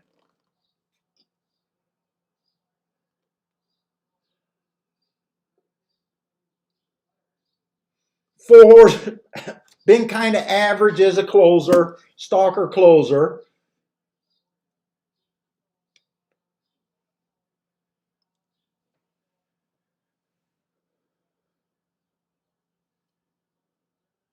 Six horse is the favorite. Went too fast to win last race. And before that, he was off basically a year. I like the 6 horse. Probably going to try to beat him, though.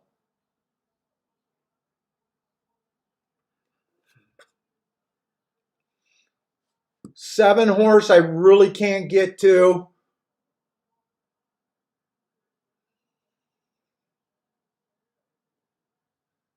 In this race, I'm mostly interested in the 1, the 3, and the 6. Do I got odds?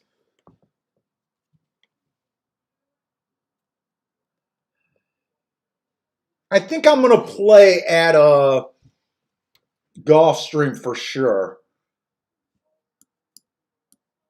Since I got so much going on, I'm going to write down what I'm thinking of. I'm going to circle the 6 just to remind me that he's the chalk, and I may include him or may not. I'm going to the 5th race. It's a maiden claiming 12.5, 7 furlongs on the dirt. We've seen one sprint race so far today. The horse went wire to wire, kind of like we expected. It wasn't, got the rail.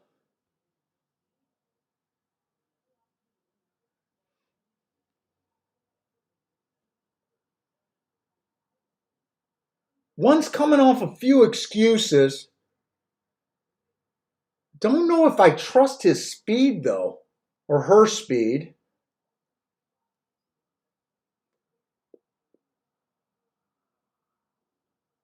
Boy, this is almost like that other 7 furlong race where we got a lot of route horses.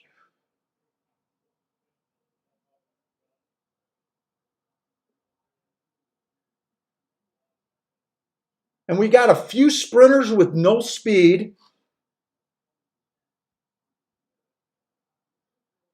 I still got to keep an eye on Churchill because right now it looks like I am going to put a bet on that 2 horse.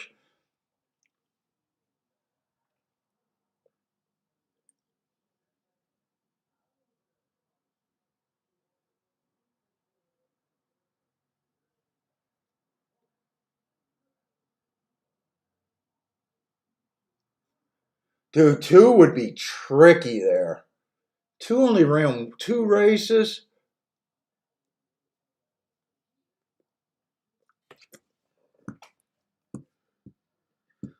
I'm going to put that win bet on the 2 horse now at Churchill. If I get less than 4 to 1, if he goes down too far, I thought 7 to 2 was about acceptable on him.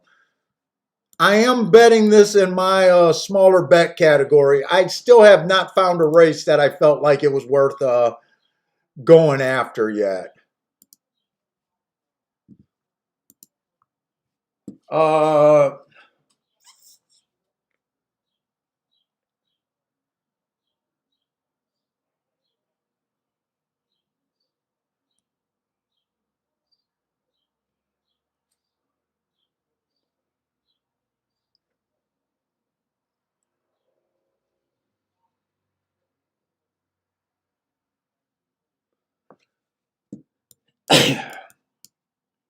I think 1 through 4 gets me the winner in the next race at Gulfstream. I'm just not sure if I could go 3 by 4 here.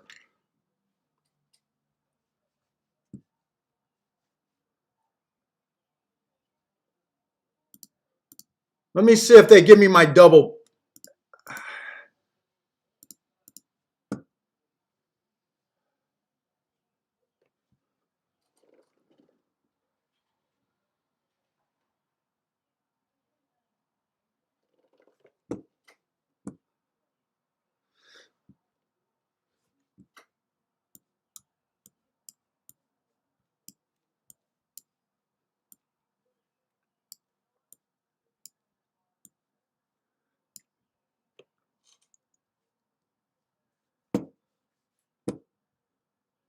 Six to the 1-3 I want.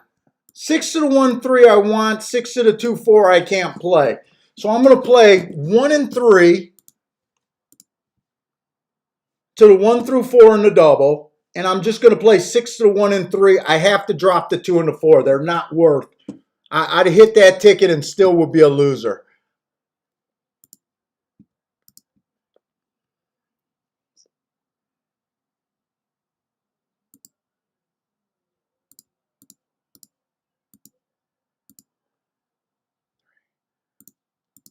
Three, 4, 1 and 3 to the 1 through 4. I want that. And then I want 6 only to the 1 and the 3 horse. All right, what do you guys got? Hector. Hector likes the 2 to win at Gulfstream. And he also got a 4-horse super. Looks like a super box maybe. Joshua Kuhn.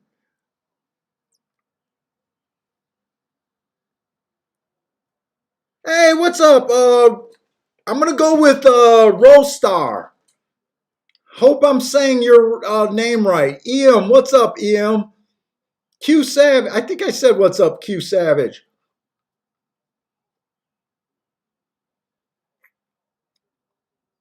Rostar, you're here from Budapest, huh? Well, welcome to the show, man. Glad to hear you guys here.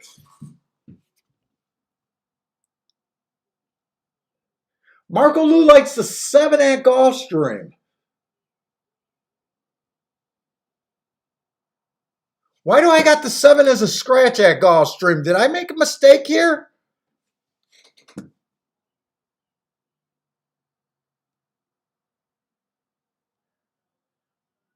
Why do I have him as a scratch?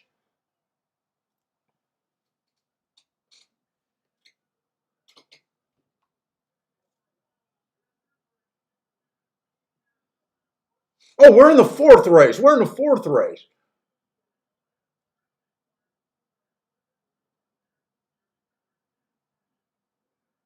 Okay, I did see the 7 horse. Okay. Taz likes the 2 and the 7 at Churchill. That's kind of what I liked at Churchill, the 2 and the 7. But I played only the 2. I think we're going to get beat by the 6 horse, though.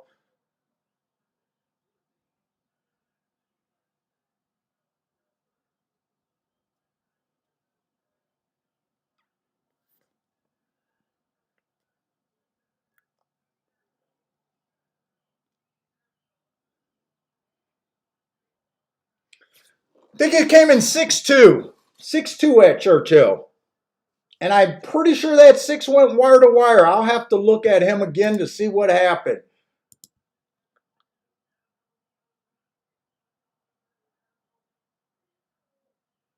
Dude, I'm not even going to get a live here.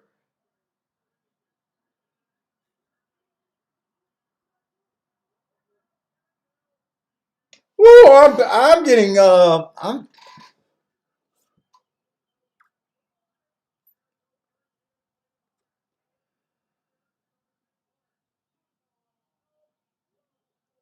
it came in 5-7. I missed the start of both races. Gulfstream, they did go fast. Oh, I'm not off to a good start today at all.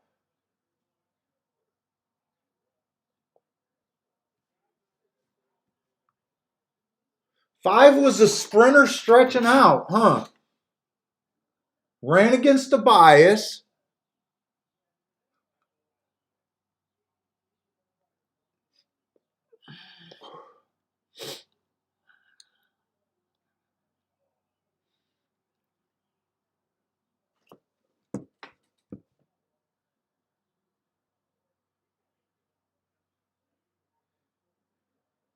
In honor of Breonna Taylor.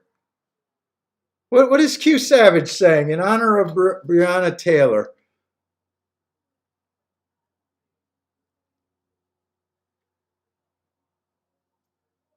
I don't know what that's in reference to, but I do get the reference. Hey, what's up, brother man?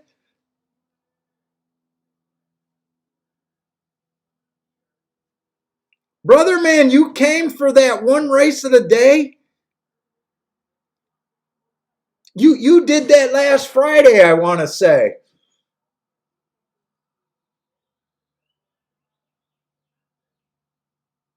Oh shit, you missed it. You missed it. 5 was your bet?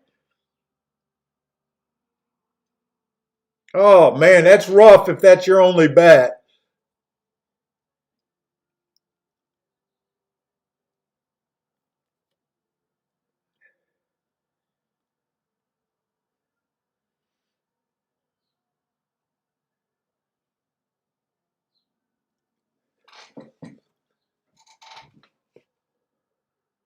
Man, I better shake this off today. Who the hell did I use there? I know I used the 1 and the 6, and I used the 3.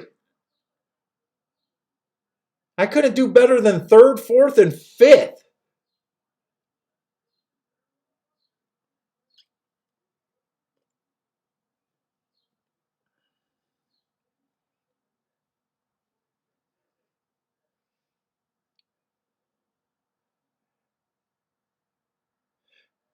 You know what? 5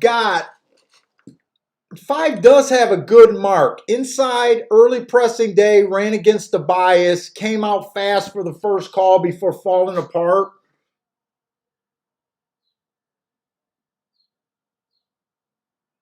But he would have been tough for me to get to. I like the comment in the note, and after the race, he makes sense. I definitely want to see if he went wire to wire or not.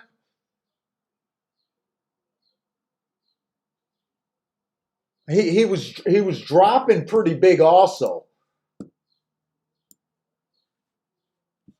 Dropping from 50,000.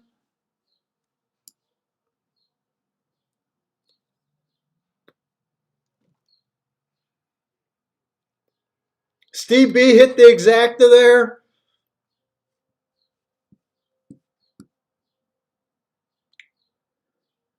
Oh shit, JS had the 7 keyed in the exacta. Marco Lu like I'm sorry, in the horizontal. Cost him a few grand. Marco Lu liked the 7. Your 7 ran well. 5 was definitely a little tricky horse to get to. I'm not a big believer in breeding and everything, so I don't know breeding. I'm wondering if this horse wanted the turf route.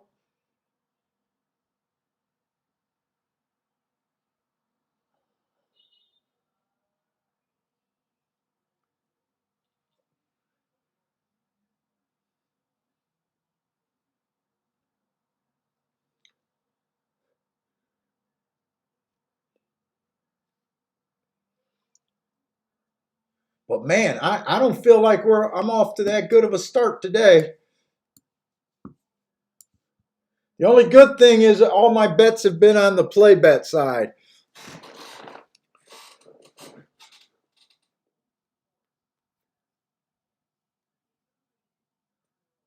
Steve is saying that the outside has been really good on the turf for the last 3 weeks.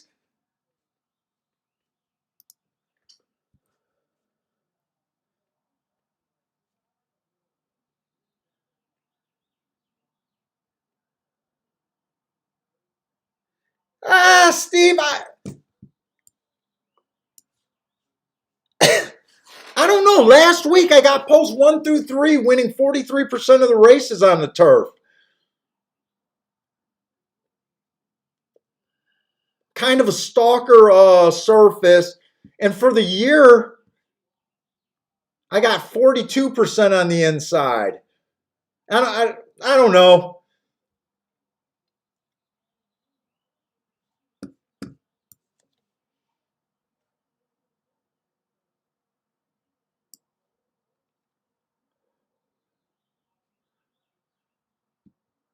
Let's see. Brother Man is telling us why he liked the 5 horse.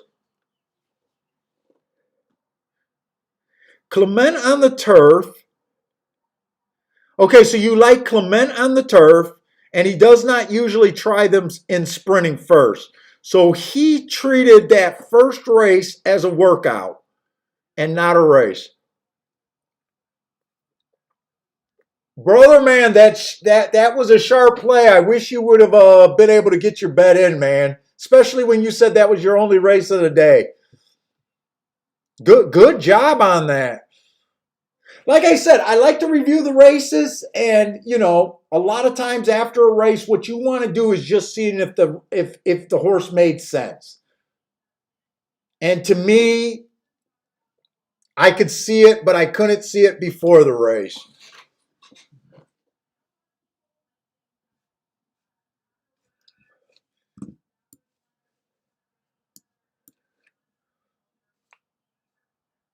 Let's see. I wanted to look at that 6 horse who beat the 2 horse last race.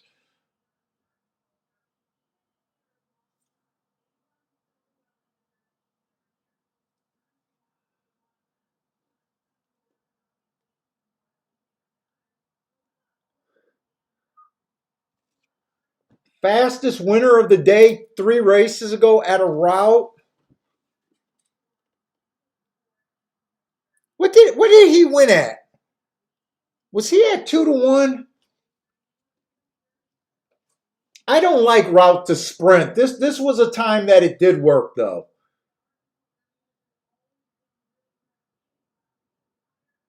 He was able to outbreak that too. Did they show that replay yet?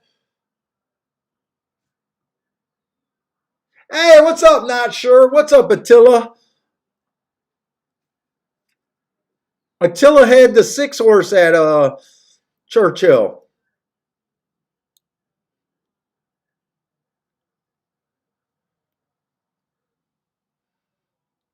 Let's see, JS. I think he's saying that the dialed in is better on the turf. Like I said, I don't follow breeding, and that's stuff that I do not know. I take it that he's talking about the 5 horse being a dialed in. Yeah, that's who he's talking about.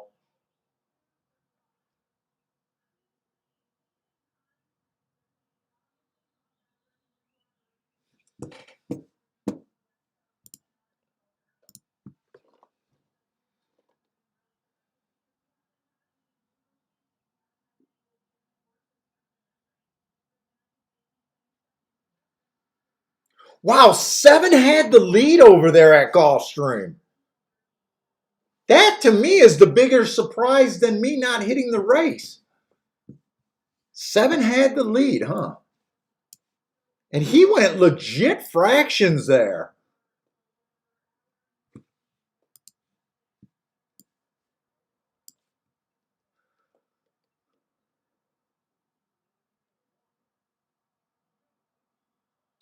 Yeah, that was his first time being on the lead after looking like a closer after his first 2 races. Well, his first race was at 5 furlongs.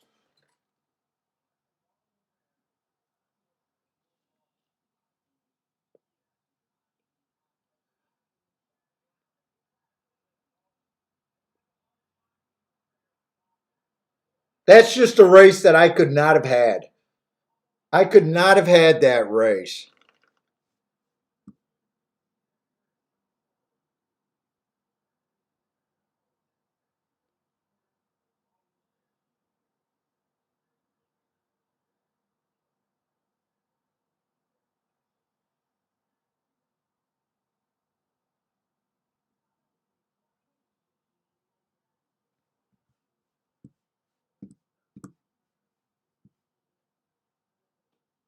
5 stalked that race.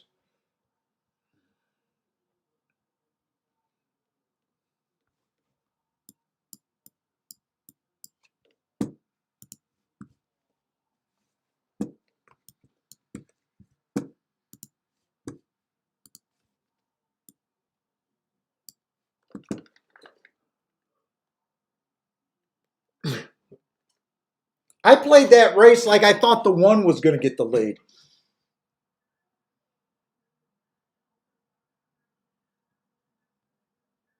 Hmm.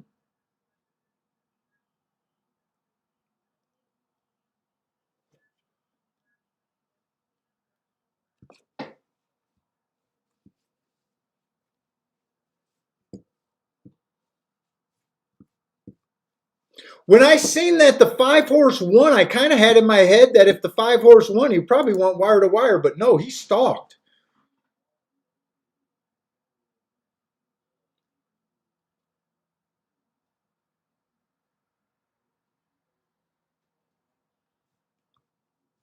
Let's see, Marco Lou's saying that the 7 was the only pure sprinter. Well, he ran a sprint race. It's very dangerous. I usually say this, but it's very dangerous taking a horse that only ran 2 races and sticking him in a confirmed running style. But as a handicapper, you're kind of forced to do it. I would have bet. I would have. I kind of thought he was going to be a closer here. I'm a little shocked that he was on the kind of on the lead that race, but the only thing I'm doing right is making play bets so far, smaller bets.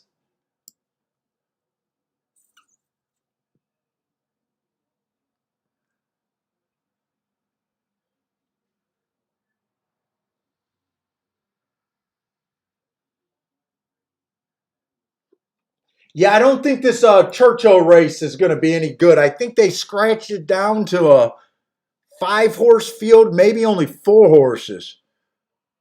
One, two, three. Looks like 5 horse race. I don't think it's going to offer very much upside. It's off the turf.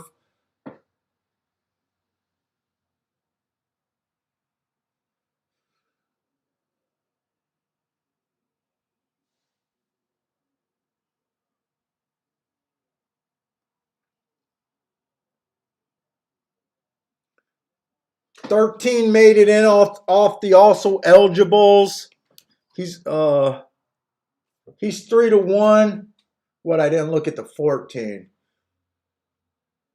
14 made it in as a main track only. They're getting exactly what he wanted. Inside stalking closing day last time he ran. Went too fast to win. He makes sense as the favorite to me. But I don't think I'm going to do anything in this race.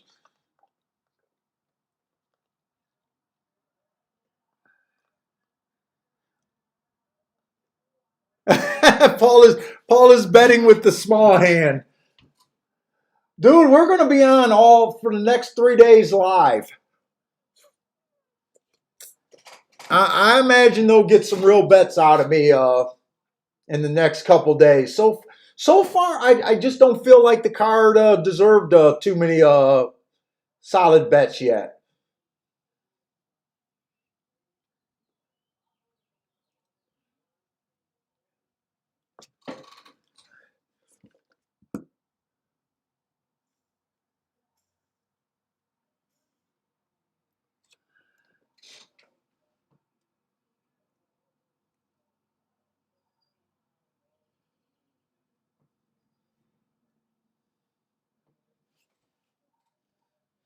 Attila thinking that the outside is favorable at Churchill.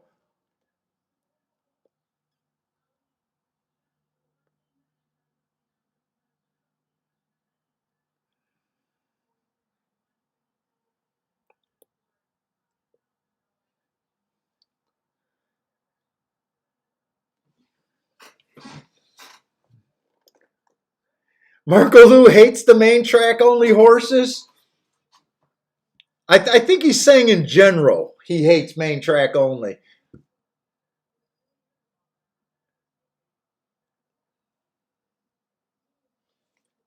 Let's see. I think Gulfstream next race is a bigger play. I'm definitely interested in the 1 through 4, but I'm going to have to shore that up. It's definitely a race that I'm interested in. I didn't like. I mean, I wanted to play that double. Oh, why? We got 2 dirt races back to back. This is what I want. Actually, we got 3 dirt races back to back at Gulfstream. This is definitely probably a sequence that I need to be involved in.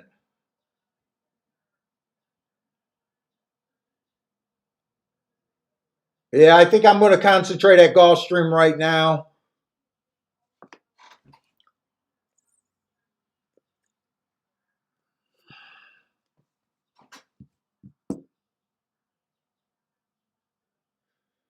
Let's see, John, the 147 are all coming out the same race. Yeah, you are talking about Gulfstream. I love rematch races.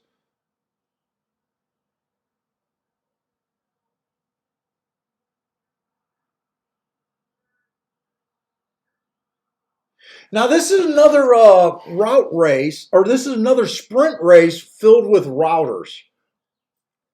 These are always tricky for me.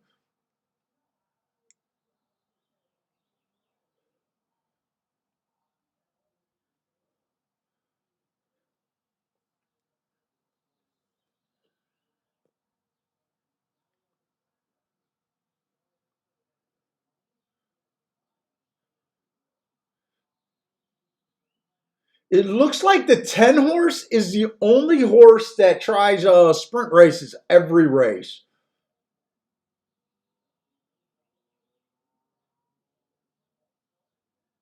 When I was glancing at this race, I know I want to be alive to the. I knew I wanted to get alive to the 1 through 4, but I don't trust any of the speed horses here.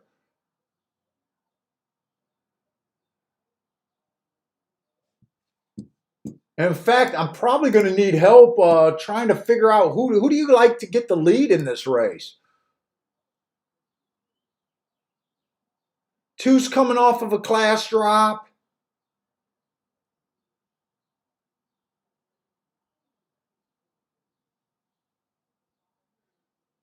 Eight's a first time starter.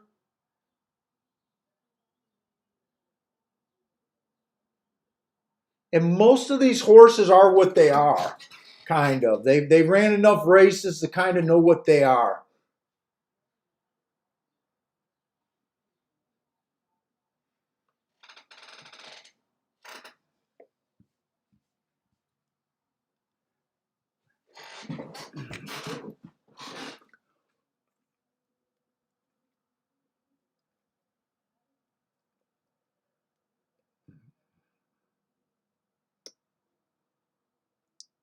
Hey, Sac India, I can't send you the card. I could just put my card up here. If I sent you the card, I don't want to get I've already had a cease and assist. I can't do the sharing programs here. If you can go to I don't know if you're able to go to Brisnet. The cards are only $1, basically free.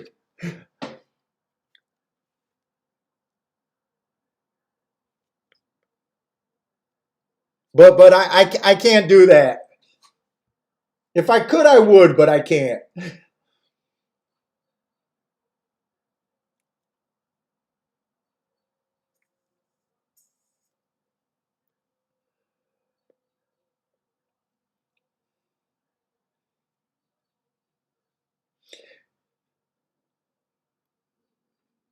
Charles have the 1 and the 4 going for the early lead. The one I can't trust on the lead. I am interested in. Ooh, I'm going to have to look ahead to my double. And I am going to try to do 2 cards is kind of rough. One should be the favorite next race.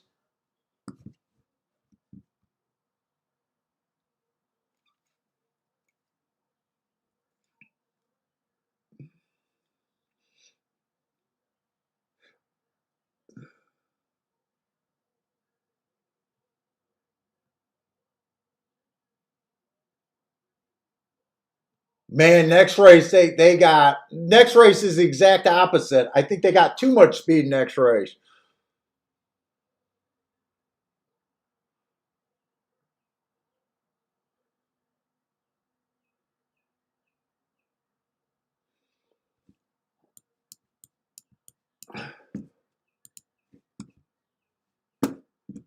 Man, where did my pin keep going?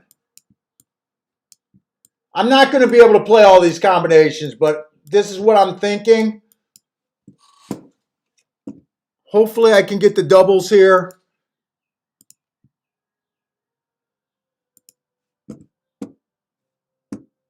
I got to go back to the right race. No, fifth race, not the fourth race.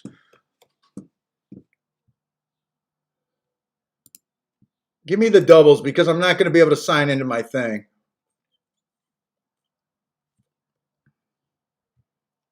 4 to 1 next race, you can't play. It's only playing a $2 double.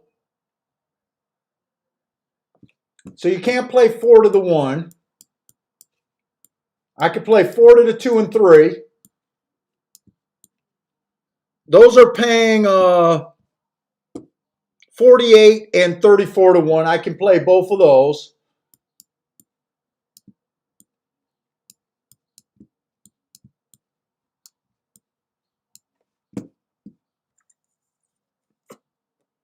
One to the 1, 2, 3, those are all paying monster. 2 to the 1, 2, 3 are all paying monster. I think I'm going to do both of these bets. There's a lot of $100 exactas there. Or doubles. 'em.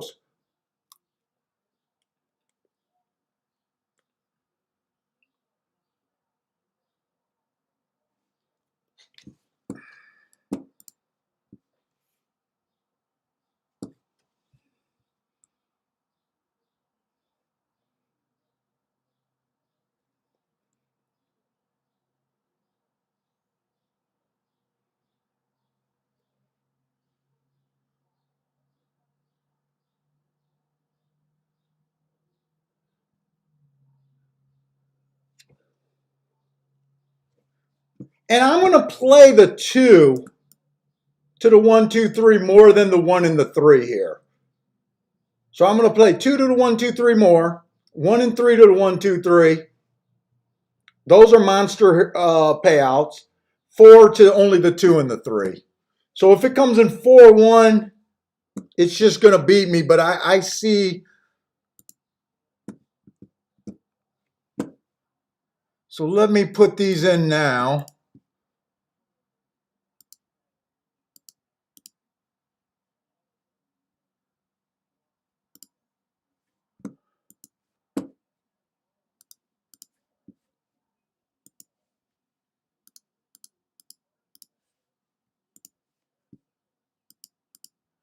Four to the 2 and the 3. And yeah, it can't be to the 1.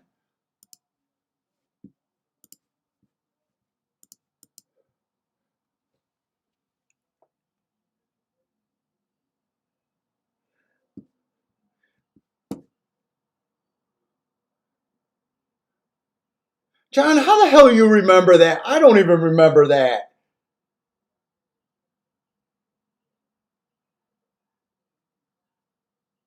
We hit the winner of that race at 18 to 1 last week.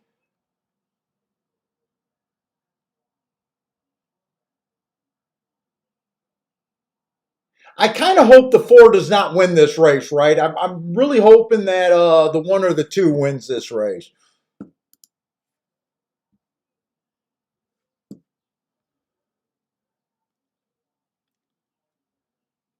Marco Lou thinks the 5 has some hidden speed, but need him to get the rail.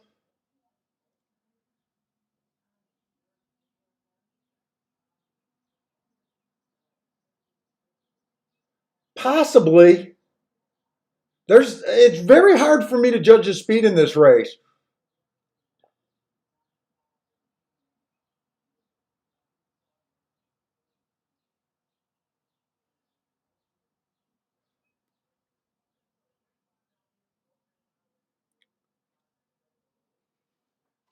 what does Brother Man like? Brother Man says a horse will win by a mile or be nowhere. I'm trying to figure out which horse he's talking about. Marco Lou says he keeps records of our biggest hits. Dude, it's always funny that you guys remember because it just goes in the heat pile for the most part. Hey, what's up, Lee?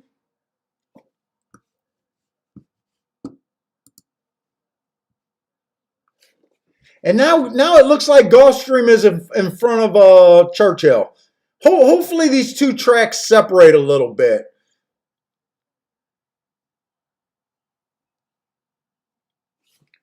Let's see, April 15th.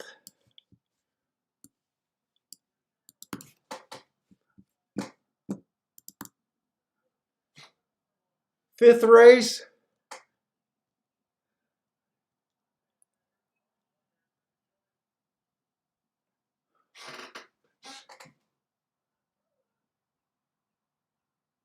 Oh yeah, Kirk at he was a 20-1 morning lines. That's right.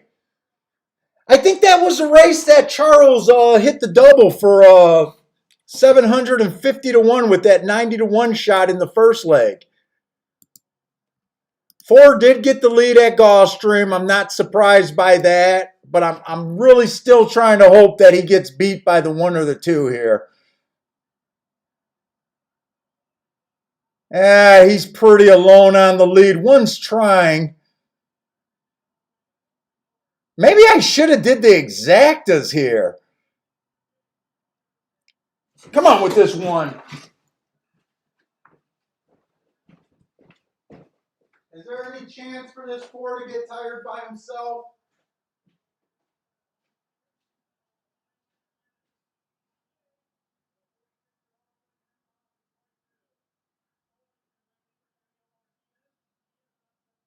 Come on with this one.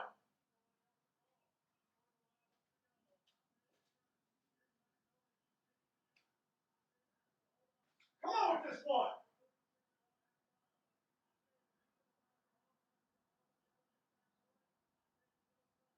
You can't do it.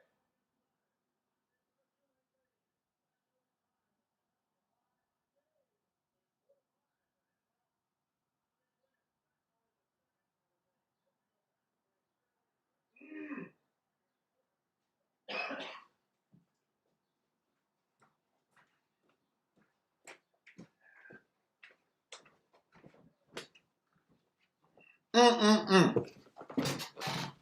Was there any room on that exacta?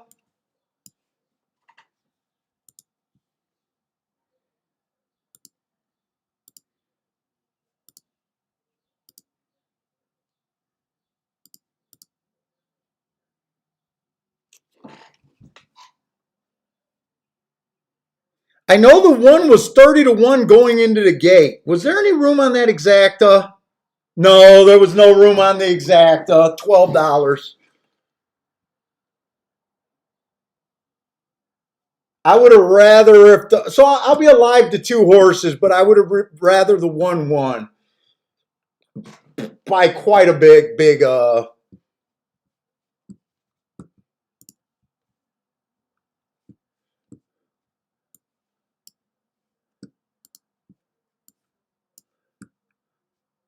John had the exacta there.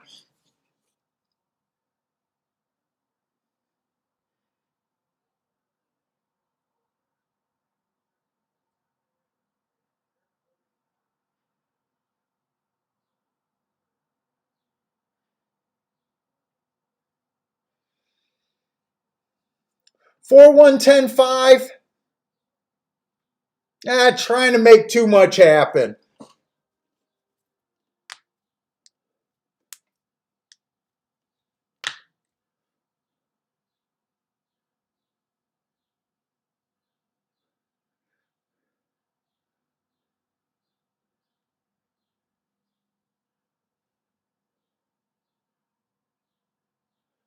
Oh man. 23-1, 46-1, kind of a average to a little, maybe even a little bit slow of a first pace there.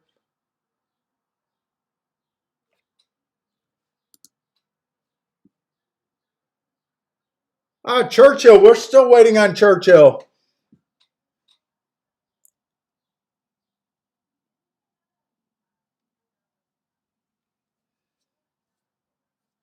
I almost put a win bet on that one horse when I seen he was at 30-1. I don't think the place bet is going to be worth it. The place bet is probably going to be about $9.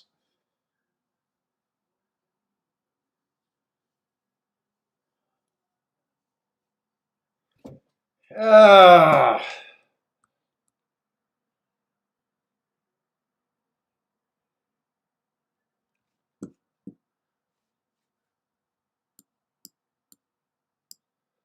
So far, every horse at Gulfstream today went wire to wire for the sprints. No real surprise there.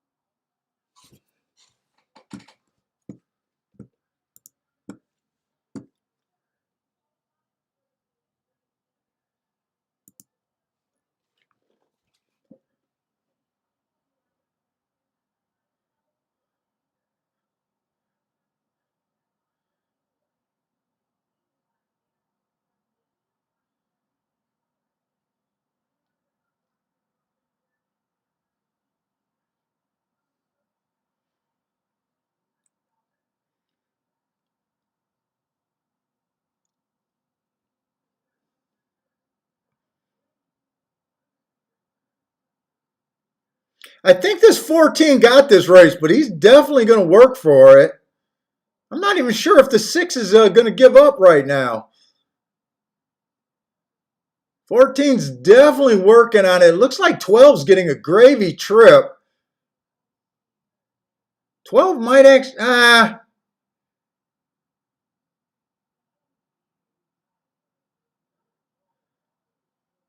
That's the main track only horse. I think he was 4-5. 14, 12.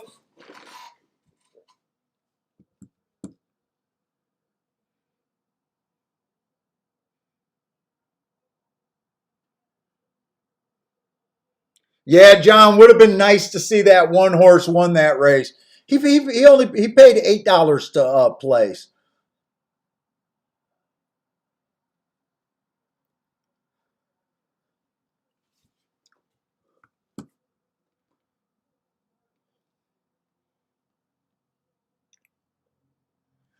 Four was the best marked horse on my the way I marked horses, but I wanted him to get beat.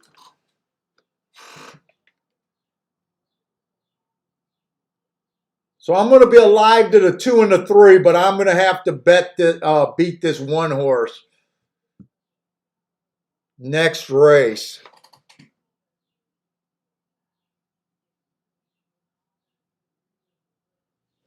And I think my payouts went down.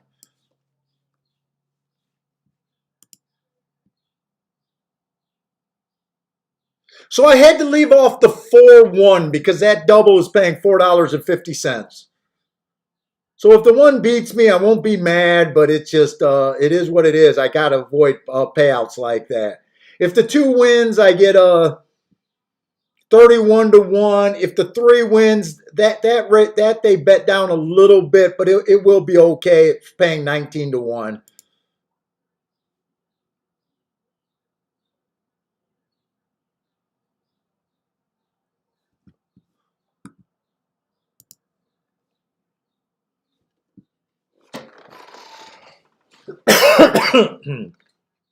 I'll be right back. I'm going to grab myself a water.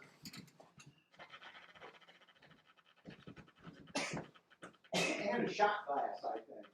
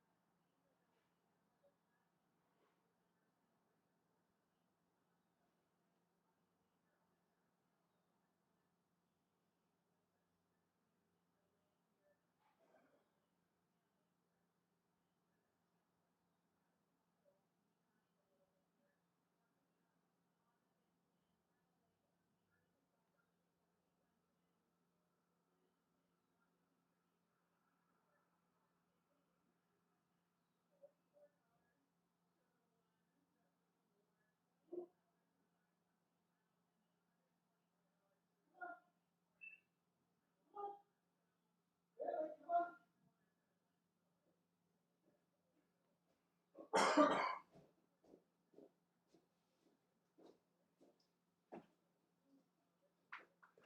gotta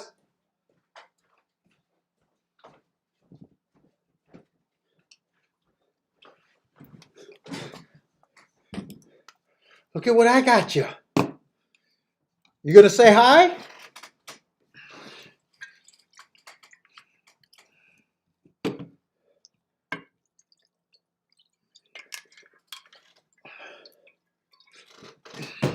Come here.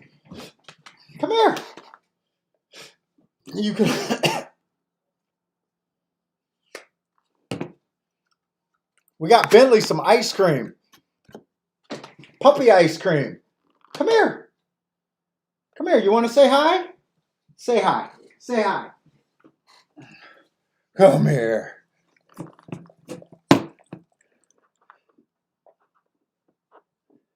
Let him out a little bit. Come here.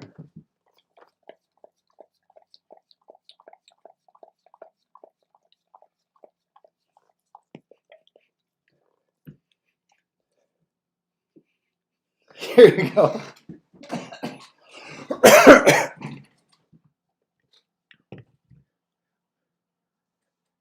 Hey, what's up, Cool Ed?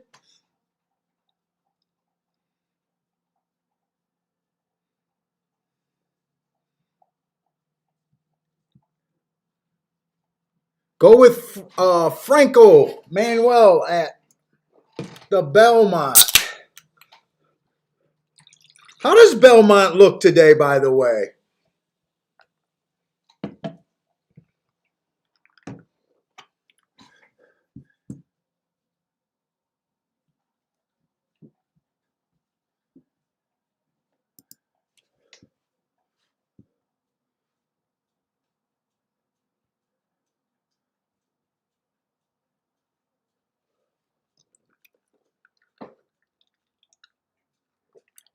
Is this your first time on the show, Cool Ed?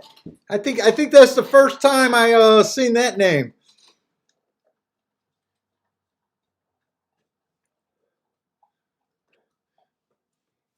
Hey, John, which race you're talking about?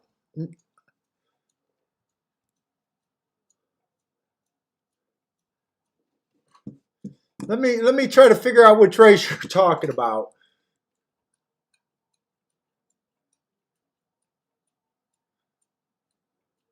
April 23rd?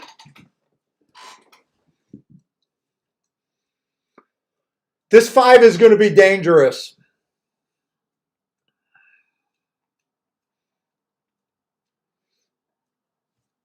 Now, I've been around for like 30 years playing the horses. And I know when I first started playing horses, horses wheeling back in less than a week was considered a real positive back in the day.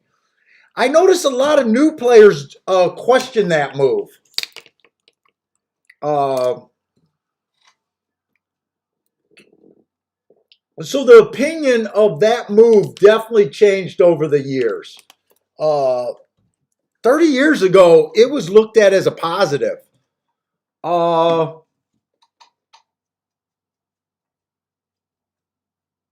this horse has really good marks. He went too fast to win that race. In a race where I'm really having a hard time with the speed. He's also a small double. Uh, his payoff to the double was paying $9.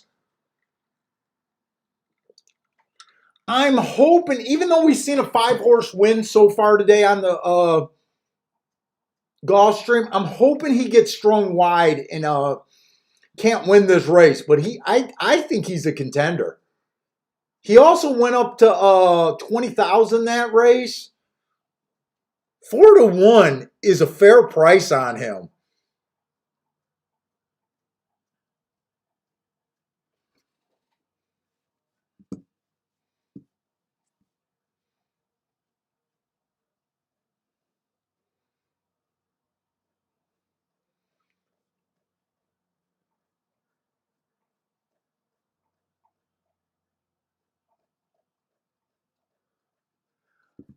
Uh, you hate the multiple drop? This is the way I look at it. I honestly, I'm not considering that big of a multiple drop. Most of these horses are coming from 6,000 non-winners of 2 and 3 lifetime.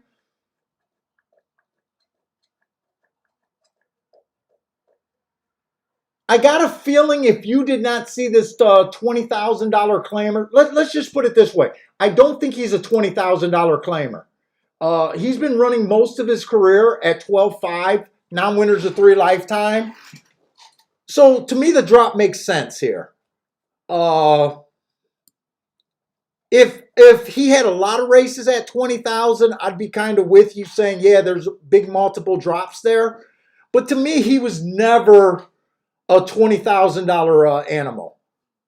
So I'm not bothered by that drop. Like I said, if we just looked at his races before that, we'd just be saying he's making a single drop, and it makes sense. He was not winning at 12.5. So to me, my bigger question is, why did they think that he deserved to go up to 20,000? And they probably just did that 20,000 because he was claimed at 12.5, so they put him up in class, and now they're dropping him to where they think he is. Now you might say, why did they just buy him at 12.5 and are willing to lose him at 6? But they only had him since February 20th. If they win the race and get claimed, they're probably not at a losing proposition there. They're probably playing a little bit of poker, but it's probably not going to be as bad. What is the purse for in this race? See, they're running for 17,000, so if they get 50% of that, what is that, 8,000? And then they get the claim at 6,000. They might be capable of betting. I don't know barns that bet. I don't follow that stuff.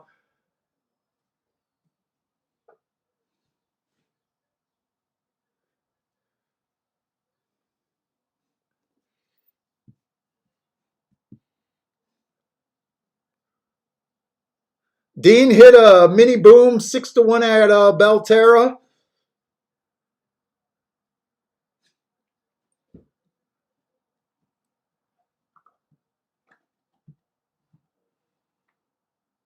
I don't think I'm going to do anything else in this race. I think I'm going to, well, wait a minute. No, next race is a 7 furlongs on the dirt.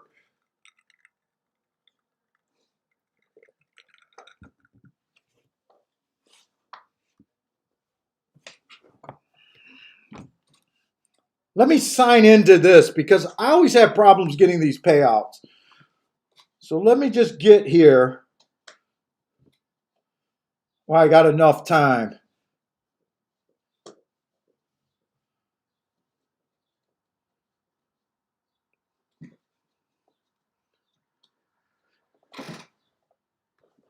You're all done.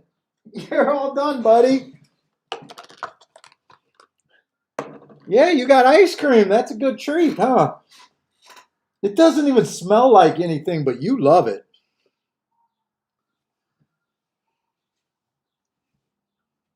No, why am I at TVG? I don't even.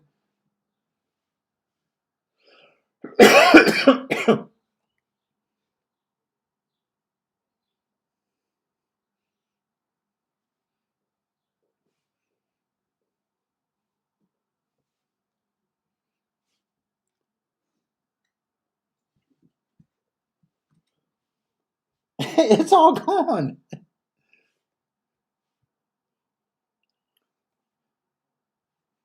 All right, now you can leave. You're done with me now?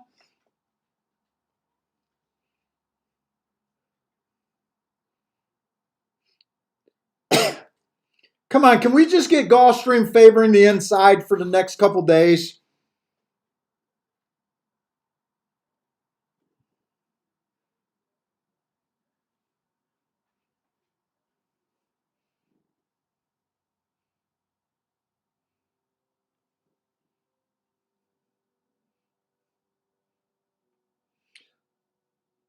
Let's see. They're hammering the 1 to the 2 and the 5 next race. Let's see. I need to get an opinion, and I need to find something today. I'm going to go to the 7th race. I'm kind of done with this race. I'm alive to the 2 and the 3. I like the 1, the 2, the 3, and you guys are getting me convinced that this 5 might be okay. I'm probably still going to try to beat the 5, though.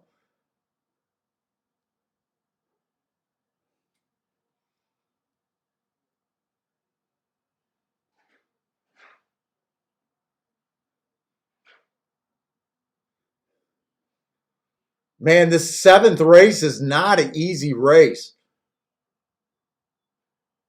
It's a mile on the dirt, claiming 25,000. This one horse, speed favoring track last race, ran against the bias, making a bit of a drop in class. Average. I do like that race. Coming off a claiming crown race, 2 races back. Those are solid races. 3 races ago, he ran against the bias again.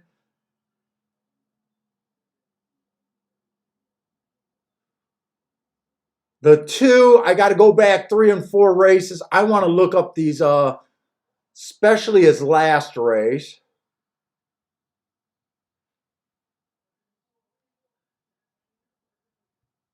Him and the 4 are coming out of that same race. I think I definitely want to try to do something to the 1 in the... Well, the 2 is going to be the favorite next race. Let's see if I can look this up and find something here.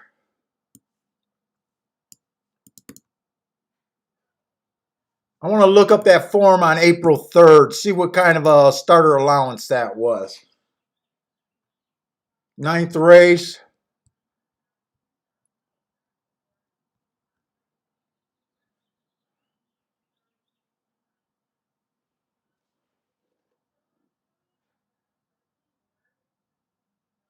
Who won that race? Turn in. Was that the 3 horse?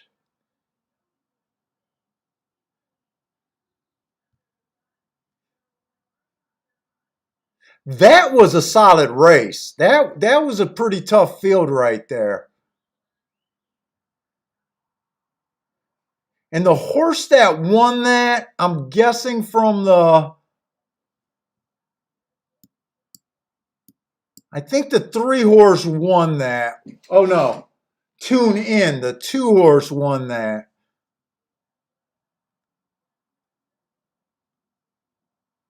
That's a pretty solid horse.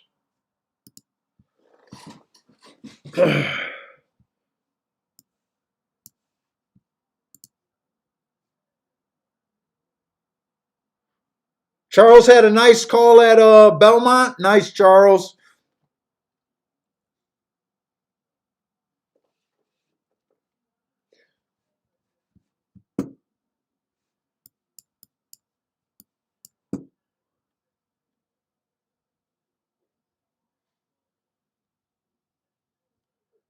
Dude, I keep putting together tickets I somewhat like today,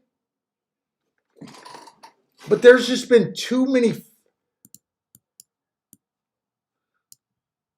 Like, I got to keep leaving out these small combinations.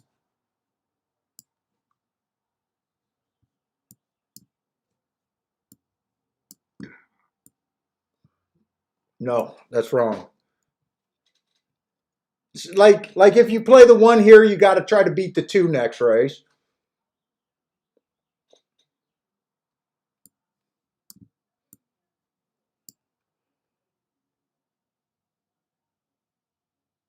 Boy, I think I'm really going to need the 2 or the 3 to win this leg. If the 2 or 3 wins this leg, I'll be alive to the 1, 2, 3. Those are nice combinations. If the 1 wins this leg, I'll only be alive to the 1 and the 3, but I'll have to try to beat the 2 again. Seems like I'm putting in a lot of dangerous tickets so far today.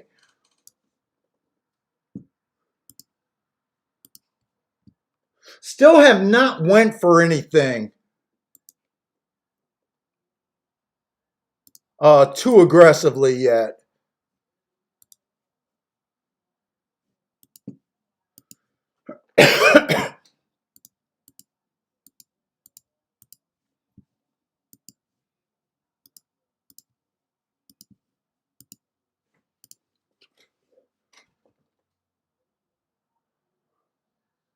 What is the 5-5 double playing? Oh yeah, Marco Lou. I didn't see that. The 5-5 double is only paying $5.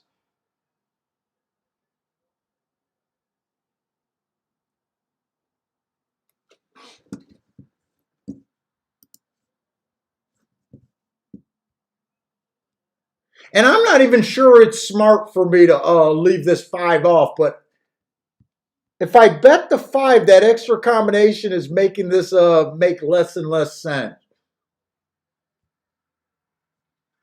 The 5 can definitely get to the inside of the track.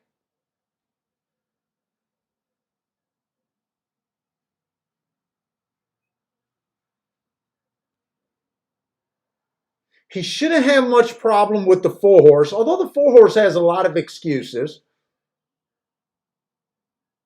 I don't think he can cross over on the 3 horse. And I don't think he can cross over on the 1, so I think he's going to be at least 3-4 wide. I'm going to try to beat him. I'm going to try to I might be outsmarting myself, but I definitely can't play this many combinations.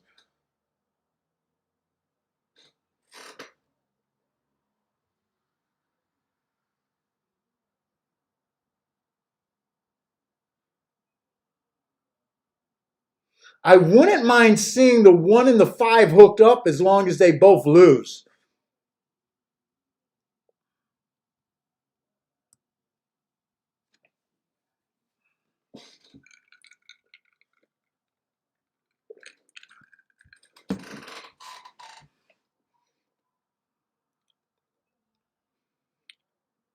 Jay is going a 1 to the 2-3, 1 and 3 to the 2, $10 doubles. Good luck. Marco Lewis taking a 5 over the 1-4. John is playing a pick 3. John likes the 5 also. 5 to the 2 to the 1-3-4. Yeah, I think if you play the 5 and a 2, I think the pick 3 is where you got to go to try to get that to pay a little bit more.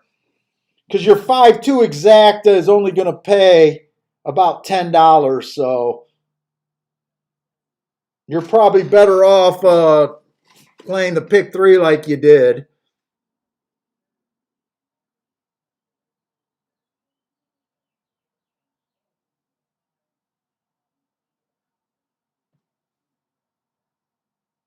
Yeah, the 5 makes sense, but at 5 to 2, at 4 to 1, I thought was definitely a fair price on him. At 5 to 2, I'm willing to let a short price horse beat me that's going to be in the 5 hole. I think that's just where I settled here. Like I said, I've been making a lot of uh play lower bets today. I honestly couldn't really go after this race like I would normally want. I'm really hoping the 2 or 3 can win this race.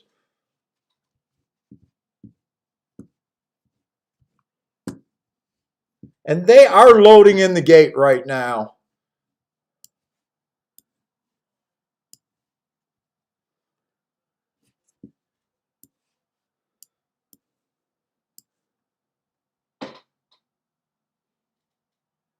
One did not get the lead. That's bad. I thought this one had to get the lead.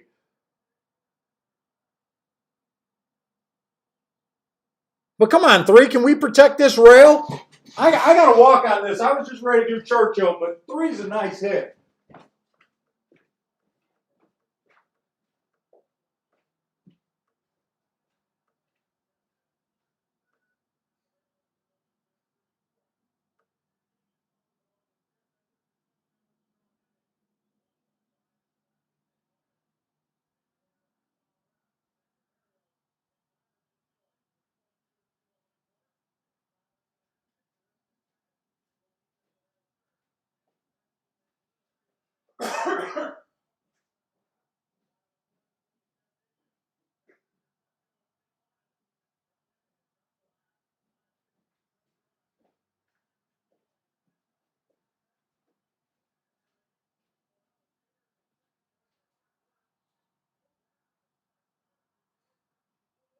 Keep her together.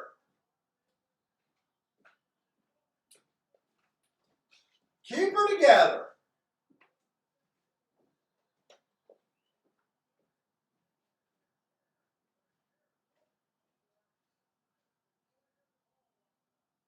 Yes, sir.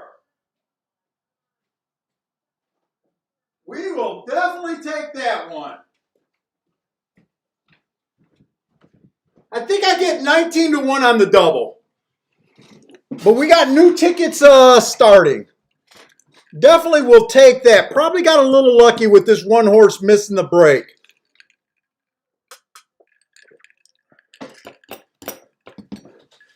Stephen Marshall hit it.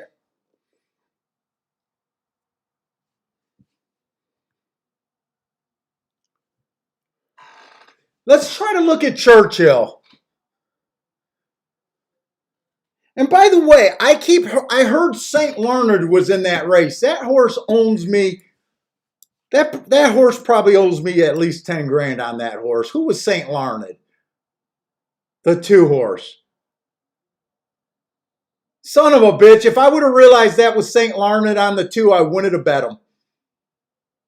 I got a love-hate relationship. I love losing money on this horse. You guys heard me talk about St. Leonard before. But I don't look at their names, and I didn't realize that until I heard the call on TVG.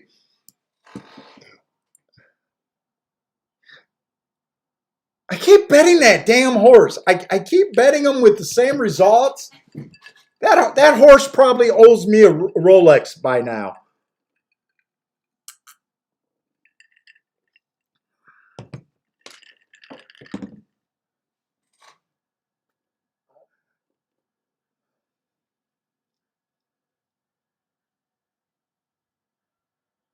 All right, we will take that. And the 2 went wire to wire. Like I said, the 1 did miss the break completely. Might have got a little bit lucky there. If the 1 would have broke, we probably wouldn't have been alone on the lead. And we might have had a horse race. But that's all right. We wanted the 3 horse, I think.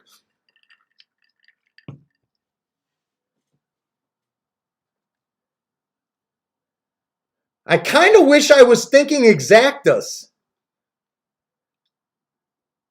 3-4, that's kind of inside. Don't know if I would have came up with it, but we don't know. You guys know that I definitely believe on that inside of the track there at Gulfstream.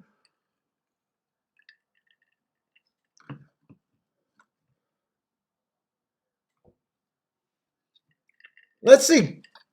Churchill, they look like they're in the 6th race, and they are giving us a little bit of time.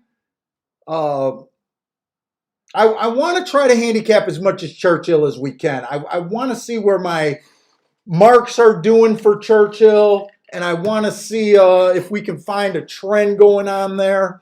It's really early in the meet, so I just want to see how everything just seems like it's working. Give us some confidence going into the next 2 days.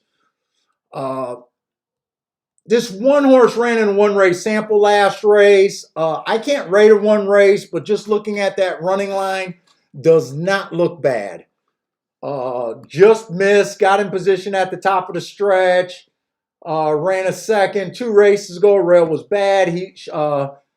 She was on the outside and ran an average race. Coming from Houston. Honestly, I don't know where Houston fits in shipping to Churchill. I honestly don't know that.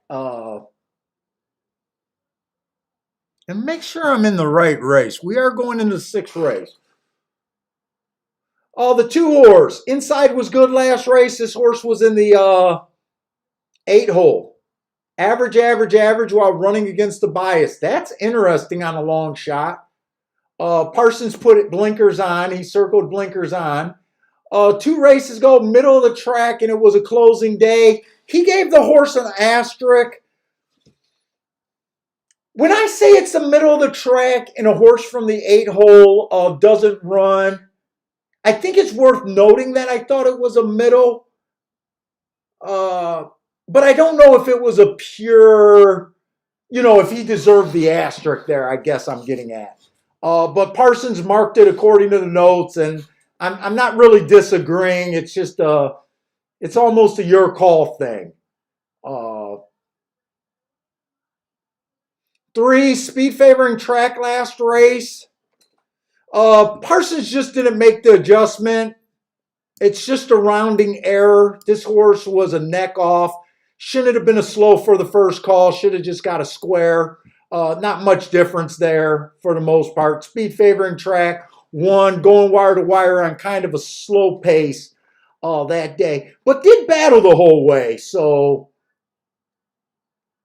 didn't do anything wrong, but did run with what I thought was the bias there. Was also 60 cents on the dollar and looked like she needed the wire.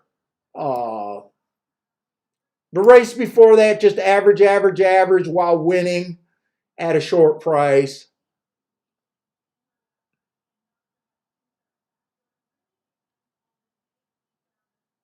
4 horse. Got a slow early pace. Match strides with the slowest winner. Turned it on at the 6 furlong mark. Won as a chalk. This is a tough race, I think. And if you guys are new to the show, I'm such a biased player, and I basically operate with the philosophy that I don't want to play on a fair track.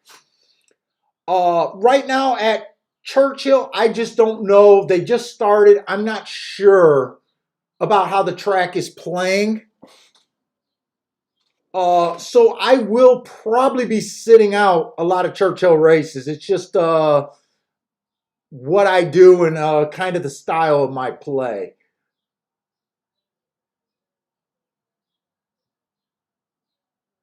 The 5 and 6 kind of are just been average. And the 7. The 4 is 3 to 5 here.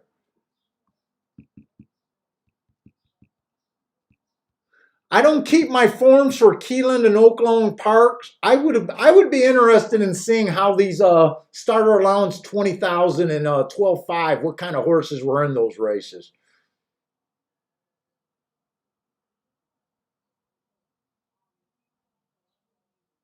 But nothing in this race is really compelling me to well, actually they're off, so I was still trying to play with it. I'm forced to watch this race.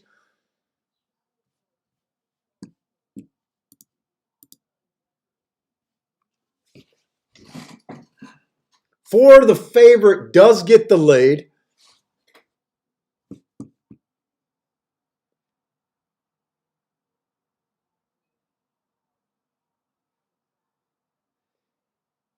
'23. I want to look at these paces today too. I haven't been paying attention. I'm going to chart the races tonight for the last few days at Churchill too to see what kind of fractions we've been getting there.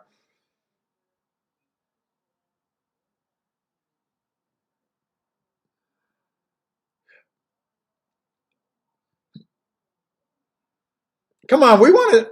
I do want to see the 6 horse wins. I just want to watch bombs. I don't think he looked like he flattened out.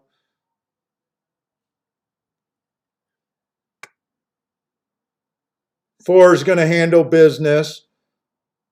Looks like it's going to be 4, 7, 6. I know someone was saying that they thought the outside of the track was performing pretty well today. I don't think I can argue with that. 4, 6, 7. I think the 6 did hold on for second, but oh, Dean, hopefully something will happen and Arlington will not be dead, but it looks like that's going to be a Lost calls, Arlington.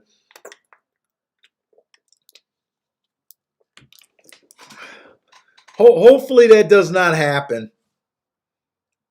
I'm hoping that they block it or something happens, but who knows? Let's see. So the 4 did win that race.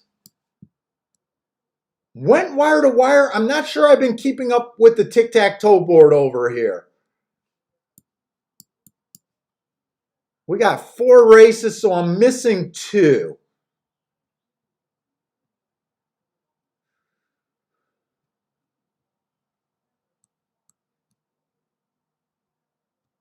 I'm missing the 14 horse. He stalked, and he was in the 5 hole, so I move him over.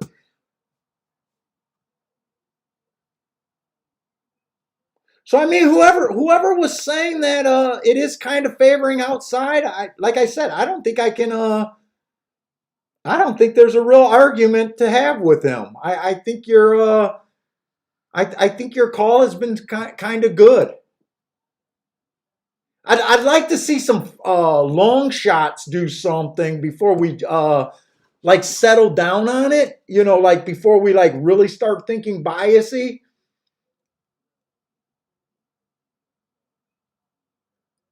But I don't think there's been a long shot today other than that 3 horse maybe at 9-1 in the first race.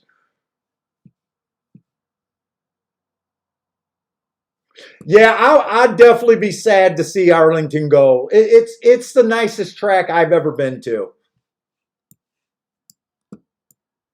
I love that area. I moved about in the next city over, Elk Grove Village. I lived there for maybe, my wife was there for 3 years, and I think I was there for maybe a year and a half, 2 years at the most.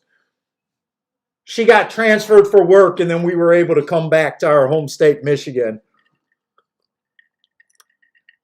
Hey, what's up, Grandma Horse Racing? Glad you're back today. Carol is hot at Pimlico.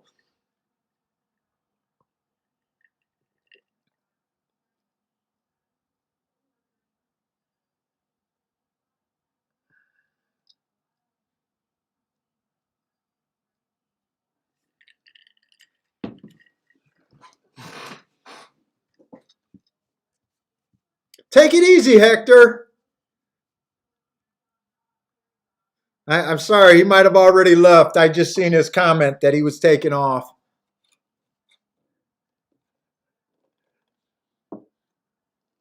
Is anyone planning on starting joining me at 10:30 tomorrow morning?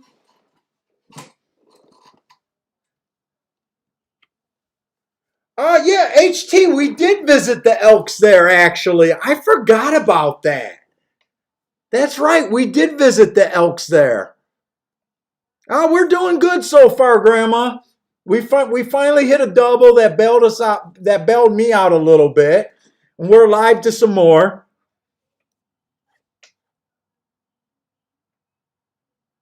Hey, HT, if you're familiar with that area, I lived right down from that national park or whatever it was. That really nice. They got walking trails and lakes and all of that. Uh, I remodeled 2 condos and a house while we were there. Love that area. Absolutely love that area. And Arlington is a very nice place. See, Money, you'll be here. Steve B. I'm gonna say pay racing. I know I'm saying that's probably pain racing. Zero will be here. Okay, guys, good, because I'm hoping I'm just not gonna be with by myself at 10:30 in the morning. Oh, Stephen Marshall, yes, I think it's Eastern time. I'll probably try to come on like 10-15 minutes before the first race.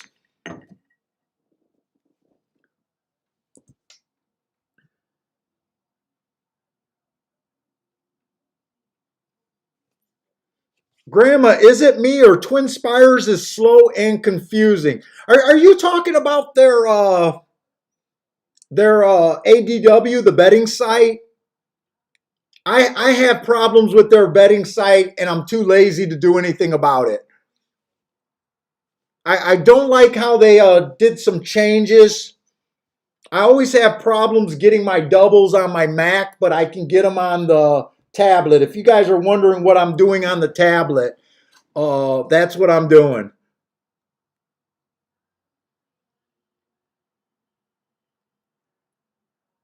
Oh, it's 9:30 for you, EM. And their office, he's down at 10:30 like his bankroll. Dude, I'm having nightmares about getting shut out in the next 2 days. I'm putting way too much pressure on myself.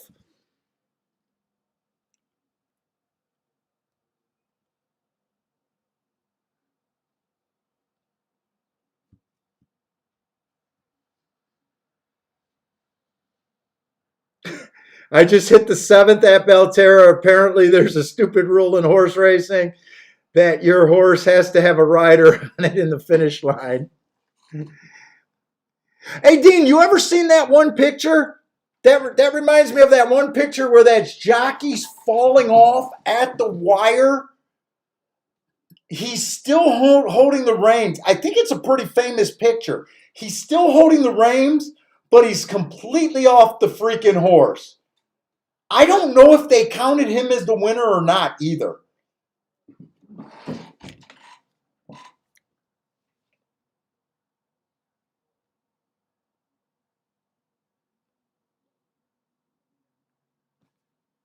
And by the way, C Money, I seen C Money on Howard's show the other day. I was hanging out. I've been watching I don't know his last name, Howard Horse Racing or whatever. I've been watching him while I've been marking up a lot of the other stuff.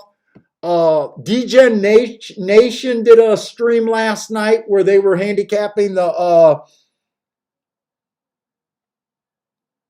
what I think I don't know if it was Fridays or Saturdays pick six. I honestly don't know. But they've started doing things on YouTube. I don't know if you guys checked them out. Howard's been doing something.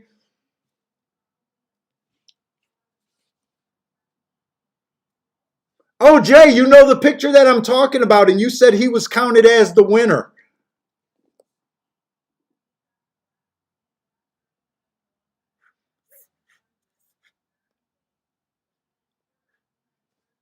Yeah, I think On the Wrong Lead has something planned tonight. I also think Howard's going to do something tonight too. I think he's been doing something pretty regularly. If you guys haven't checked him out,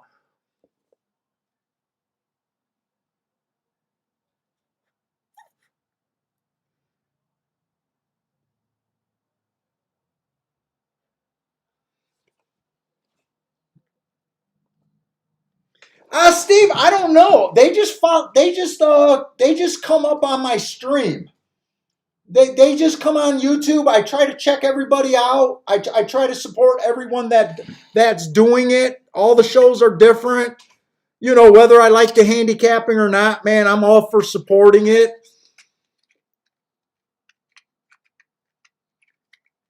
You know, I like it. I was the most the I'm not going to say this is a hater. Uh, I was mostly disappointed with Degen Nation. I thought they were going to do something different. They came out and started giving giveaways. If you don't follow those guys on Twitter, they're pretty active on Twitter. They're a bunch of young guys. Uh, Last night, I was a little disappointed in their show. They had a 9-person panel. It seems like a lot of them are in the same state. And you know what? I kind of just get, it's not about the handicapping or anything. Like I said, I, man, I just wanted more from them. It looked like they put money behind their stuff and were doing cash giveaways. And like I said, there's some young guys that's pretty active on Twitter and have a pretty big following. I thought they were going to do something different. And the most thing I was just disappointed with, they had a 9-person panel, and it's just kind of hard to follow a show where 9 people are talking about, doing a pick six and all that. I was hoping, I got an idea for a new show, but I don't have friends. And I was hoping they'd be able to pull off something that was different. But it was their first show, so I'm hoping. And I think they're in Florida, and I know these guys just went to Florida, Keelan. I had in my mind that they were going to do some streams from the track and give us track footage, break down races, but it just ended up being a panel. If any of them watching, I hope they take kind of the idea that I have and can really make something cool. But I don't want to say what I'm thinking of if I could ever find the right people to do it.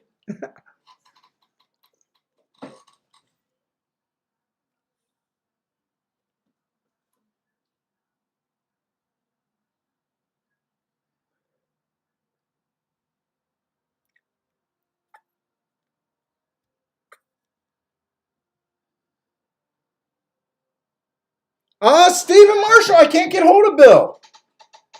I can't get hold of Bill. Let's just put it this way, guys. Before COVID, Bill was really into fantasy football, right? And wanted to do the football, and I did the football half-heartedly. Uh, and I'm not into football, right? Have you guys ever watched that show, that like little comedy show, The League back in the day? I told Bill what he should do. We should put together a fantasy football league where every player gets together at the same person's house. We live stream it. We have to put in our trades and stuff, and it almost be like a live ripoff of the league where we have pranks and the prizes for the losers of the week, dunce caps, that kind of stuff, pranks. I got that idea for horse racing, but so far, I just been playing at home. But that kind of what I kind of envisioned the DGen Nation doing, because I don't know, I just think they fit that and they could do so much more with their live stream.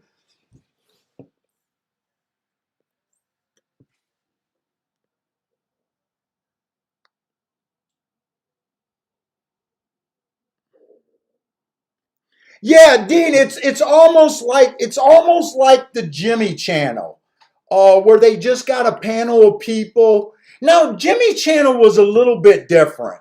Jimmy had a whole bunch of people that were brand new to horse racing, and I think when you watch that his horse racing live stream, like if you were a seasoned horse player, you quickly realized that half of the panel probably had less experience than you. Uh, and I think that was a little bit of a disservice. I think Jimmy was a guy that tried, and I believe Jimmy is a handicapper. I believe he might not be at a level where he makes money, but at least he loves the game and handicap. I think their best handicapper was basically gas station sushi, and the rest of the people were kind of just other sports joining horse racing. So I didn't want to be too brutal. I enjoyed watching their show, but I honestly enjoyed it when there was less, not more people. When you just get too many people and everybody's shouting out their bets, it just loses something. Uh, and I think that more people really want to hear the handicapping and the thought process.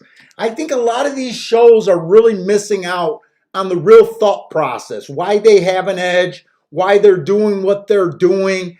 Don't just read the form. Just don't settle on the two or three highest, buyers every race kind of deal. I just want more.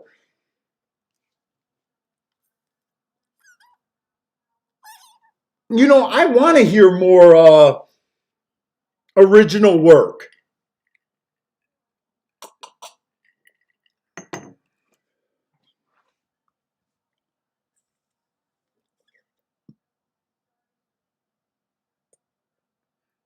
But like I said, man, I try to support all the shows.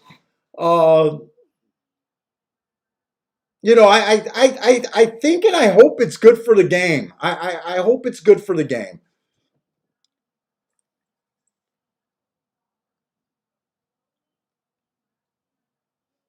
Let's see, we're going in the fifth race. I know I'm alive to some tickets. I know we got a 5-1 home. Alive to the 1-2-3. That is the three, by the way. Alive to the 1-2-3. I do not know what kind of hit. Dude, I even put more money on St. Larned. Son of a bitch, that horse owes me so fucking much. Let me get back over to Gulfstream. So the one is going to be a solid hit, 48-1. The two is 20-1, and the three is 71-1. I am not going to continue anything here. I'm just going to let this close out. I think we handicapped this race, right? Or did I just go over it in my head? I'm not even sure right now. We're going in the seventh race. Another, whoops. I wanted to circle, not necessarily highlight that horse.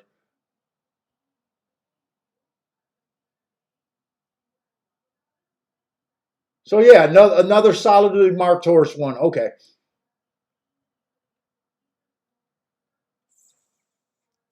So I'm alive to the 1-2-3. Uh, I thought this was a tough race all the way through.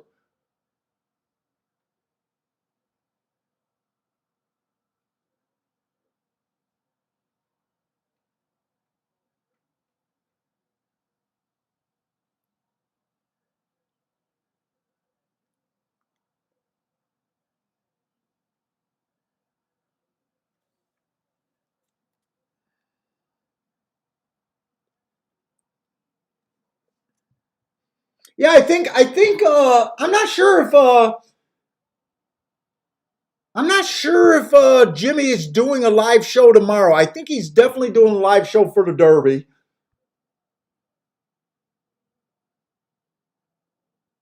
He might be doing a live show for the Oaks, but I'm not sure on that.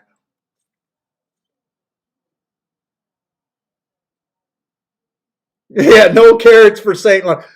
Dude, I've been on that horse for like 3 years straight. And it's so funny because I keep gravitating towards him, and it's not until the race is going off that I hear his name. And I'm like, son of a bitch, I'm on that horse again. When I say I don't look at these horses' names, I honestly try not to look at these horses' names.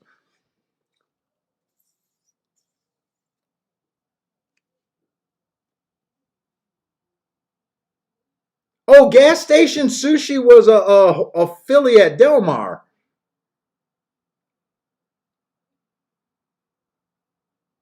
Yeah, I just I never knew where he might have got the game name for that, or maybe he's just a brave man and eats gas station sushi. I don't know, but I thought he was the best handicapper on their show.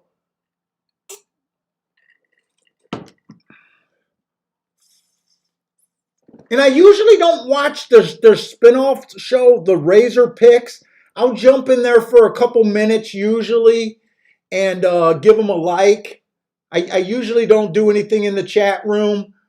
And that's mostly just because he does evening racing. You know, I'm just not interested in evening racing.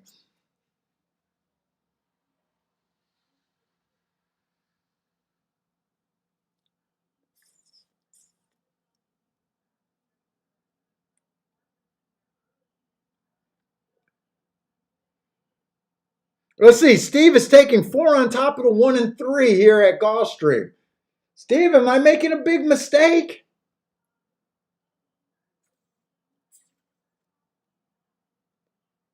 4 was the horse I looked up. He was coming off some.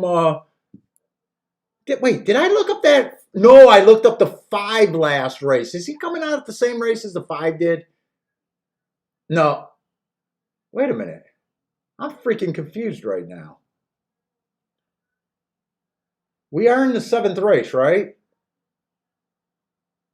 I think I did look up this race on the 4 horse. But I'm not doing anything else here. They are loading in the gate. Hey, Scott, what's up, man? It's been a long time since I seen you in here.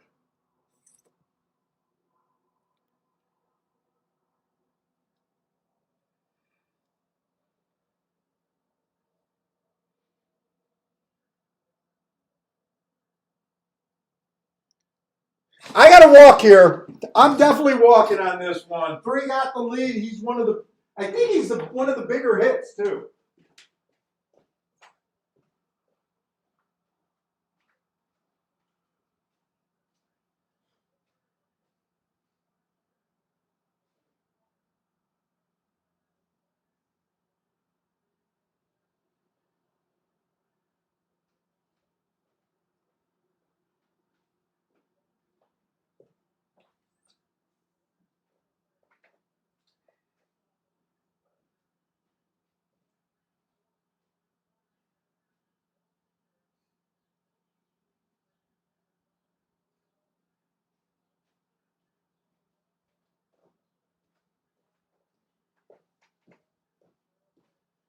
Come on, would be nice to beat this, too, if we can.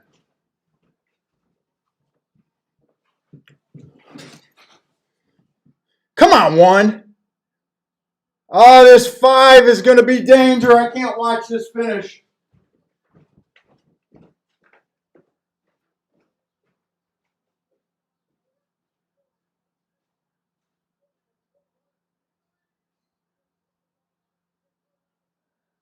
Come on, 1. Oh, we don't got to worry. We don't got to worry. We don't got to worry.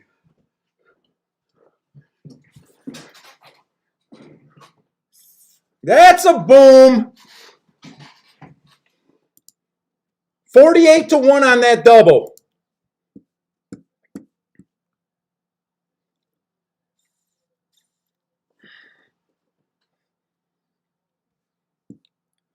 That was my second best outcome.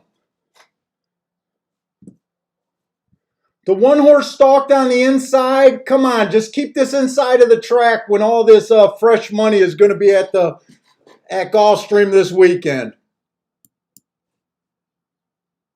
Was that a route race or was that a sprint?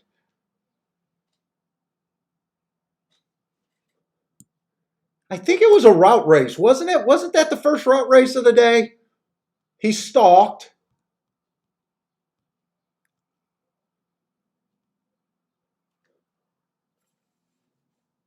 Ran against the bias last race. Gets the bias today. Dropping in class. Earned a heart 3 races ago while running against the bias.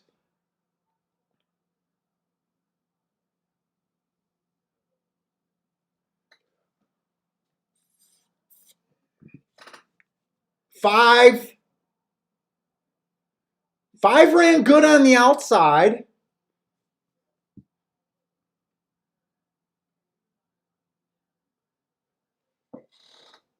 And they went 23-4. They got a slow first call. Picked it up at the second call, though. 45-4. They picked it up at the second call, and they picked it up at the 6 furlong mark also.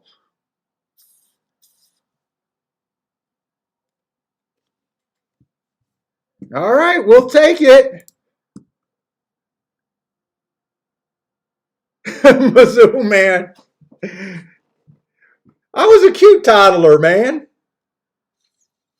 I think I had blonde hair until I was 5 years old, something like that. 4 years old?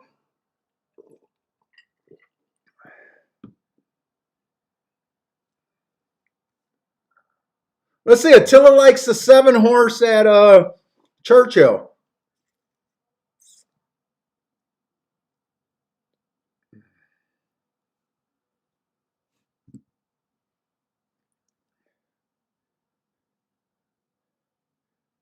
Thanks, Josh. Trust me, man, it does take the pressure off because I was worried about having a bigger audience.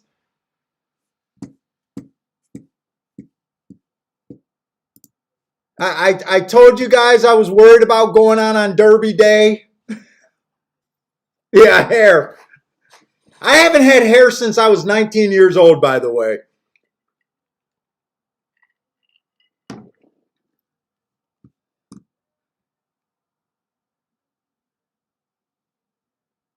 John, absolutely.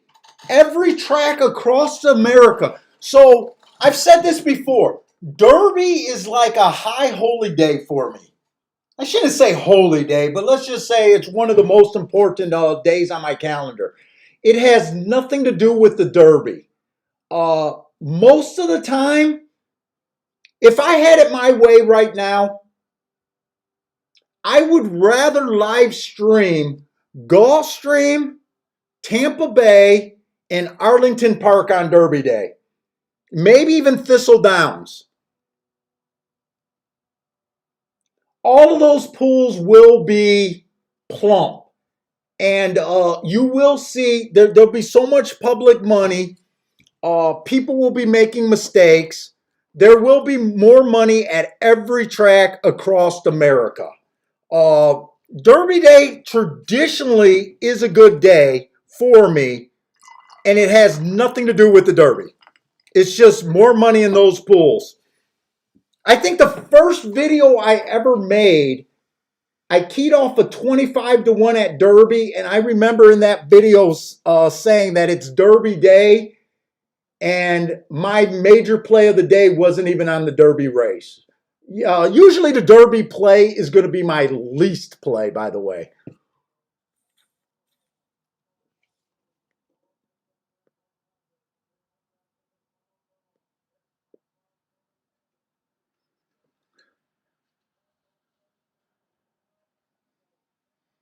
Let's see, what does Sir Williams type in here? April 24th.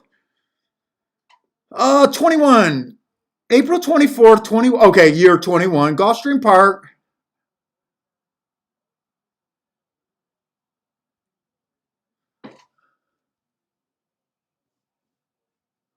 I'm trying to think where those comments fit.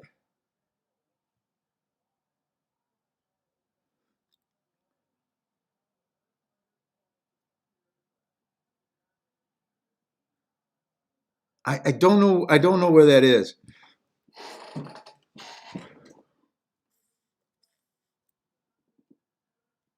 Yeah, Jay, I will not do Fauner Park. I will not do Fauner Park.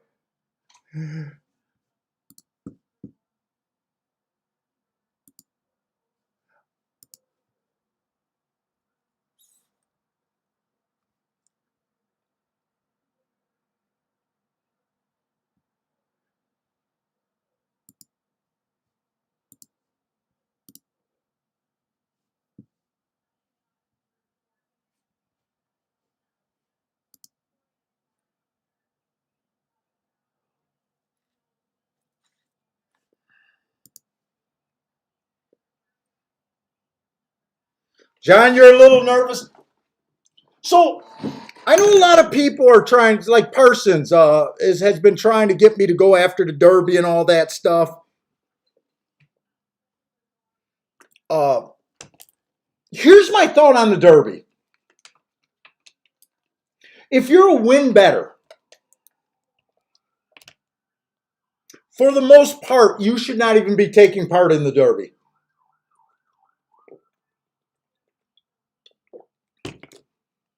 If you're a win better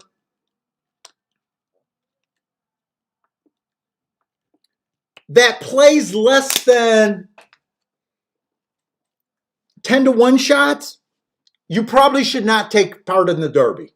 To me, there's easier ways to find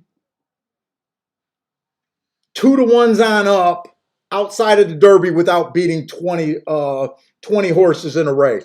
Zero Contrast, thank you very much for the super chat donation. To me, I don't think the Derby makes much sense other than history and it's just another horse race, unless you try to go after the tries and the supers. Now, if you can hit one of those and get one of those that pays, which they're really hard to hit, those make sense. But to me, as a win better, especially if you're looking at a 4 to 1, 5 to 1, 6 to 1, why the fuck do you want to play the Derby? Why do you want to beat 20 horses just to be right on a particular race? It doesn't make a lot of sense to me. Now, if you can hit this try or super, or maybe even the exacta, you can basically, if you're right about the try and the super, you could probably make your year. Or vertical, pick 4, pick 5, something like that. But for a win better, if you're just a win better, win and place better, to me, the Derby makes zero sense to be into. If you think about it, if you're making a morning line, let's just say 100% morning line, and you got 20 horses, without handicapping, each horse has a 5% chance to win. Right? If you just gave fair value and play it like a coin flip, every horse would have a 5% chance to win. Now, you handicap to do that. But I operate, when I make a morning line, I have to give at least every horse a 1% chance to win. So if that's 20 of the 100 points right there. To me, it's so hard to get a horse for a 5 to 2 horse to win. The odds correlate at 20% chance to win. How do you take that many points away? There's not that many points to go around to make a horse 28%, or even 4 to 1. He has to be 20%. But I'm not going to argue with anyone who says, hey, if I hit the super or the try, I can get possibly a year, maybe even a life-changing score. Zero, you hit the double. Hey, Zero. I hope you had a good week last week on those marks. I thought the marks were super good last week. The only big mistake I made was with that 28 to 1 winner, because I believed in the inside. That Heart horse. There was only 2 Heart horses. I was hoping to get an email from more people that bought the marks. Only 2 people had them.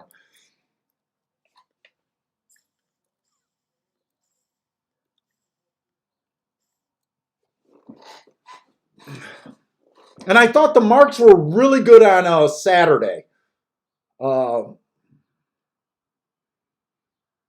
Although nothing was crazy paying that day.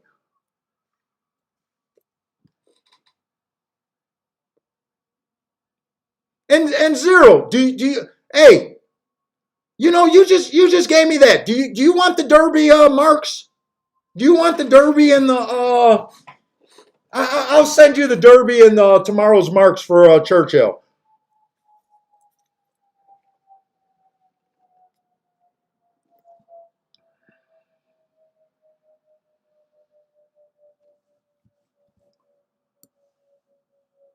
And I got kind of sidelined on everything here, so let's get back. Steve B, it was the race. It was late in the day. I want to say it was a 6 furlong sprint. They had a big favorite. I want to say the 5 horse that was dropping from a bunch of graded races. There was two horses that earned hearts. Both of them were sprinters. One was the 4 horse and the other was the 7 horse. I did a bet with the 4 horse and I said the 7 will have to beat me from the outside. Now the other thing was, after I did the charts that day, I did think that the 7 or that the outside, middle of the track to outside was a better place than the rail. I want to say it was the second to last race. Maybe it was late in the card. Oh, you had that 7-6 exacta. I think it did come in 7-6. Yeah, the 7 was 28-1. Well, fuck, you should know.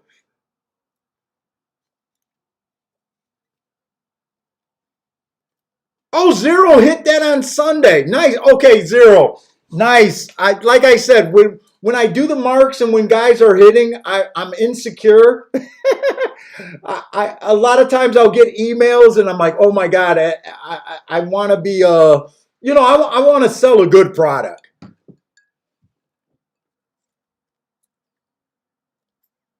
Boulder, I'll take care of you. Thank you very much, Boulder. Yeah, Steve, you did not buy the marks. You hit it on your own. Well, I'm glad to hear you hit it.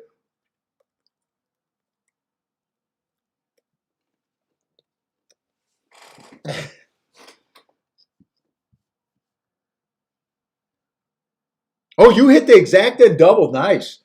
Let's see where we're at. Let's see. I might have wasted too much time because I'm just excited. Churchill, we got a 5 horse race. And you know what? That race might have just ran.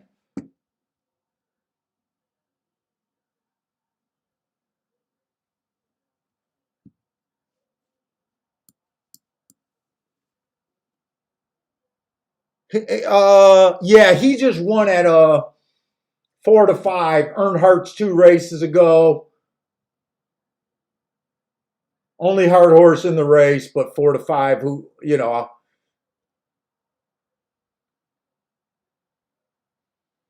came in 4-2-3-1. Zero says he loves the weekend marks. I'm really glad. Zero.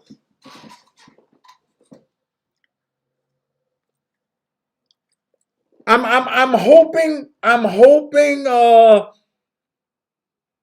to be able to offer like weekend rates. Right now, honestly, guys, I'm only selling a handful a day. A weekend. Guys aren't buying them on Wednesday and or no Thursdays and Fridays, which I might stop doing them for Thursdays and Fridays and just do them for the weekend. I'm hoping to get some more people to be able to bring that price down a bit. But I am happy with them. And like I said, I want to put out something that I really like the bias reports and I really like the marks. To me, the marks are better because they're everything they're everything I got. Let's face it.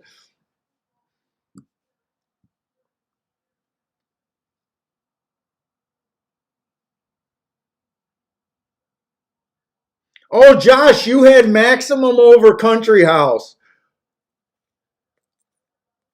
Oh, the juleps were flowing. That would have been a rough takedown. Parsons lost thousands on that takedown too. Don't want to hear me say that it was justified, do you? Justified taking them down, but sorry about your loss. Hey, I'm the douchebag that made a whole video that got 30,000 views, the most views I ever got on why I was betting against maximum security. Technically, I was right. I got a lot of hate for that video.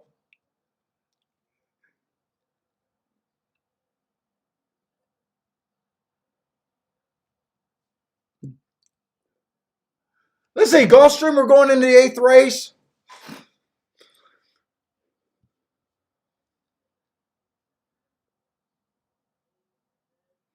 And I was supposed to do it this week. I am gonna start doing videos with the marks on my webpage too. A few people asked me, and they're not exactly familiar with the marks, but they were interested in buying it, and I had to tell them that they should probably wait until until I could really explain it, that they might not they might not be worth it at that time.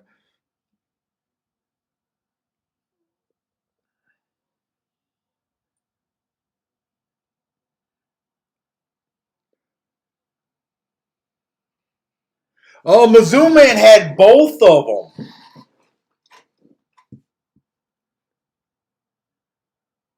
Max and Warwill. Now I hammered Warwill with my favorite second place horse in the Preakness. Jesus Christ, I can't think of his name. The greatest Hall of Fame. Oh, Josh, yes, I will be live Derby Day. Now I can't guarantee that my focus will be on Churchill. I will try my best and I will give an honest effort, but it could be a Gulfstream show. So if you're one of those pure just want a Churchill Downs card kind of show, it might not end up being that. To me, Derby Day is just another race, and I'll play where I got my edge.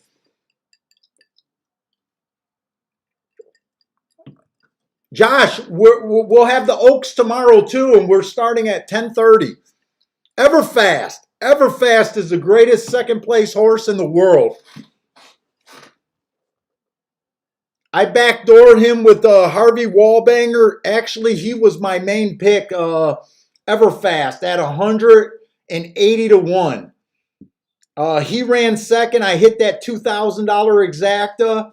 I then on the Preakness hit a $400 exacta. Then I hit another exacta with him 25 to 1. And he's in my Gamblers Hall of Fame, Everfast. You hit those three exactas. Everfast owns you nothing.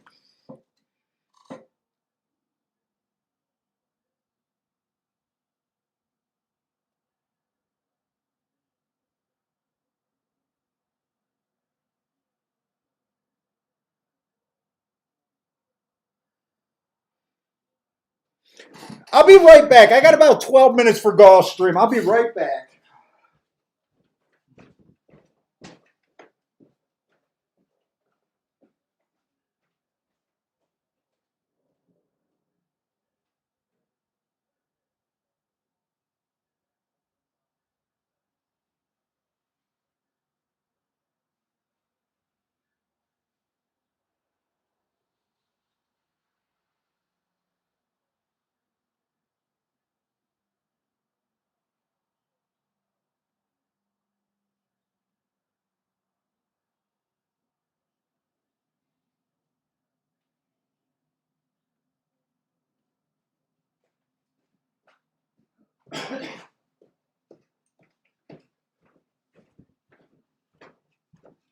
All right, let's get back to work here. Woo!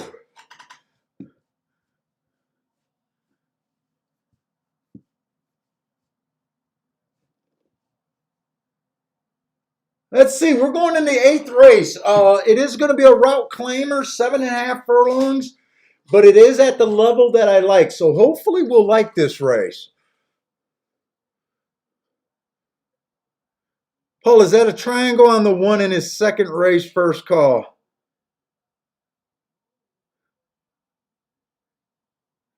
Steve B, it is a triangle. Triangle means he matched the pace with the fastest winner of the day. The heart means he went too fast to win. But yes, that is a triangle. Uh, Last race, it was an early pressing day. I gave him an asterisk. Uh, I honestly don't know why he was so far back. This horse has had speed most of his career. So I gave him an asterisk that race. Almost got in position. I like his race 2 races ago where he went too fast to win at the second call. 3 races ago, he was that might have just been a barn decision, thinking that this horse might be a closer. I don't know. This horse I like, and I like him a lot closer than 8 lengths off the lead. Let's see what else is in this race. The 2 horse, early pressing day, ran against the bias, tried to be a closer, came out slow, average. One more thing about this 1 horse. 2 races ago at a route. So normally you don't get hearts being a closer. That was a stalker closer day. I know a lot of times when horses that are closing earn hearts, it's really good sign going forward. And yeah, and I expect this horse to do well in the next race or two. Or this race or the next race. Usually if good marks win, it's not always the very next race they win. It's within 3. But we'll see. I like him, but 9 to 5, I'm not that excited right now. The 3 horse, slow last race, 5 furlong sprint. He has the wrong running style for a 5 furlong sprint. 2 races ago, bad rail stalking closing. He had the bad rail. Excuse there. 3 races ago at Tampa, Speed has not been doing well at Tampa. Went fast. And 4 races ago at Tampa, went too fast.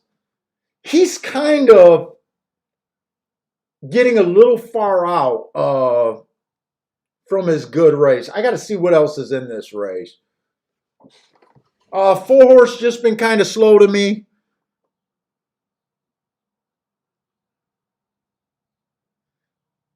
That's the 4 horse that's just kind of slow.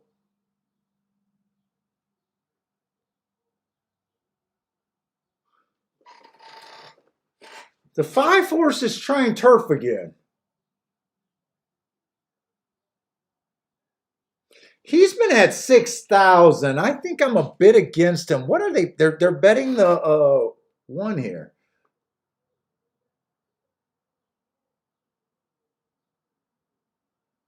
Six horse been running against better. That looks like the biggest class drop of the group. Closing day last race, he did close. Probably not good enough against those horses. 2 races ago, it was an early pressing day. Got within 3 lengths of the lead. This is kind of a tough race. I'm having a hard time wrapping my head around this.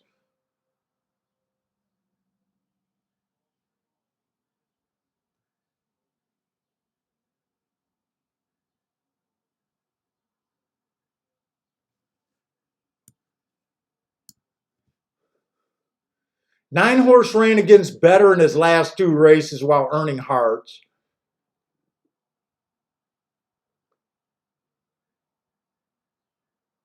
And the 10 horse is stepping up. Is this the last race of the day? Wait, oh man, I was thinking I wanted to do a double here. Okay, I can't do a double. I didn't realize this was the last race of the day.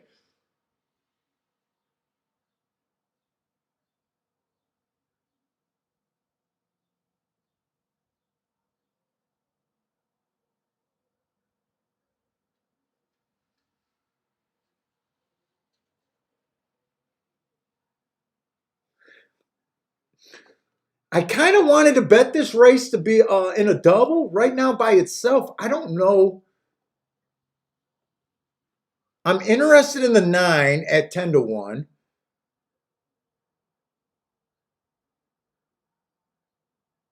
I'm interested in the 7 a little bit. 5 to 1, probably not that interested.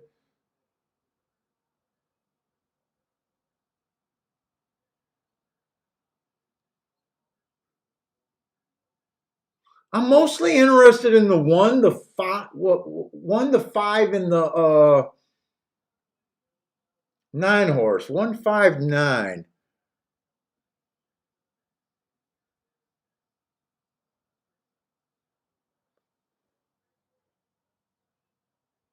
This is a turf race, right? Because I see Marco Lou telling me that the 9's wide. This is a turf race, so I'm not that worried about the 9 post here.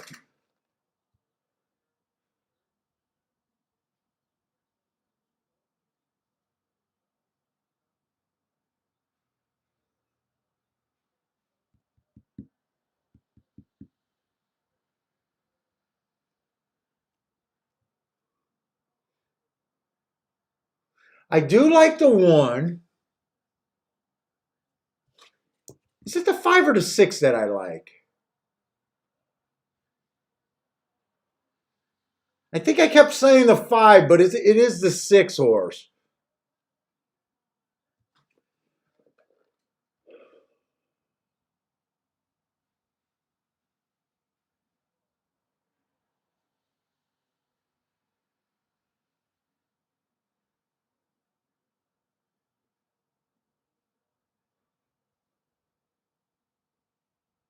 Not sure it's betting the 5 to win here.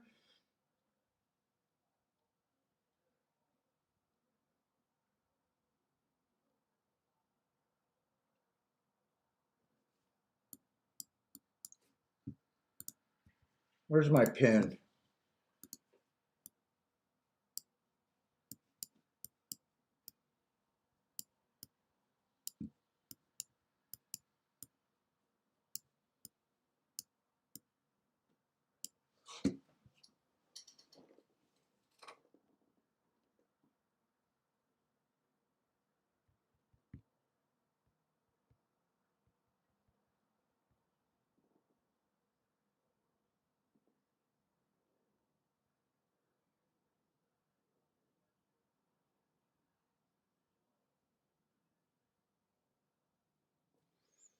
Oh, man.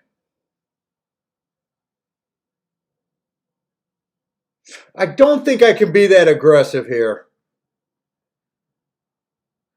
I kind of think the only horse that really makes sense that I really want to get a ticket to is this 9 horse.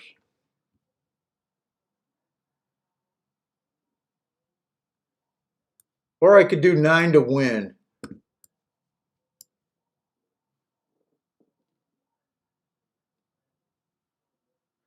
Let's see, not sure's on the 5-7, 5 on top of the 7-2, and 5 keyed on top of a bunch of horses. Who is Paco on? Now you guys got me questioning jockeys. It does seem like Paco's hot as hell. Who the hell is Paco on?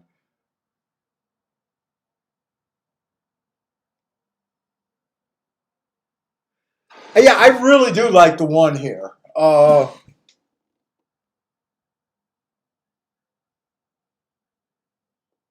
I think I'm going to do those exactas that I said.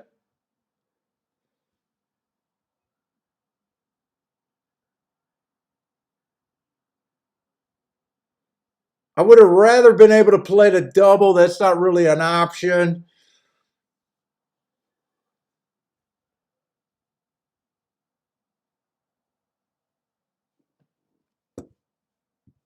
I want to keep this bet down too. I don't want to go too aggressive. I'm going to do those exactas.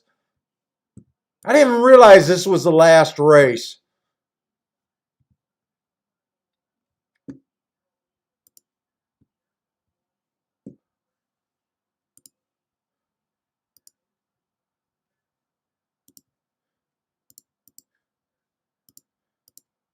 Nine with the 156.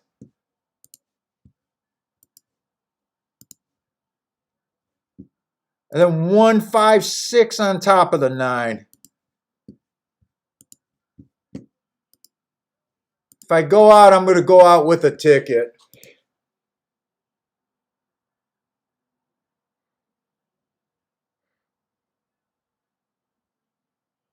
Josh is saying the buyer figures are there for the 1 horse.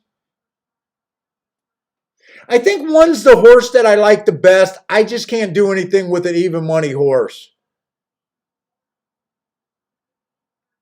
Now, if there was a double to be had, or if I realized this was the last race, I probably would have done my 1, 2, 3 kind of to those horses as long as the doubles made sense.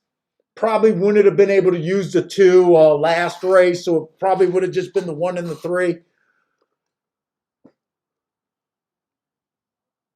You guys know I prefer playing doubles over exactas for the most part.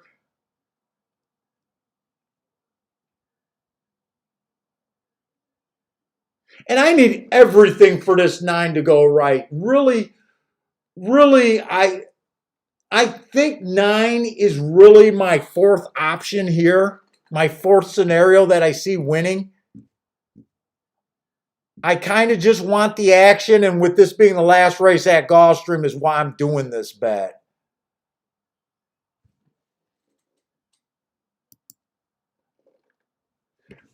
5 at 6-1. Let me see something.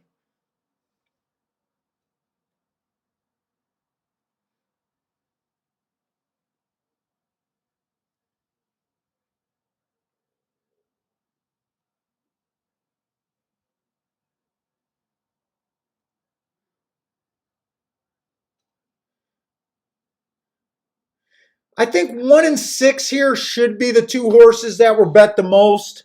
I do think 4 to 5 on this one is a bit too much.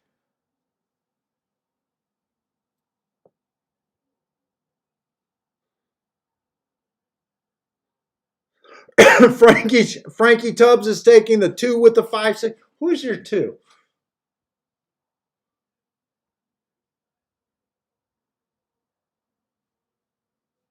This is a tough race. Yeah, that's all I'm doing here.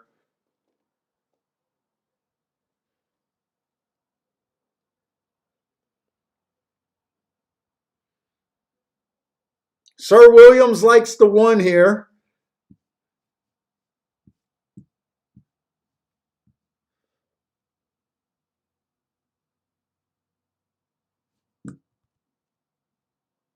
Like I don't like speed figures. I don't think the 9 even fits on speed figures.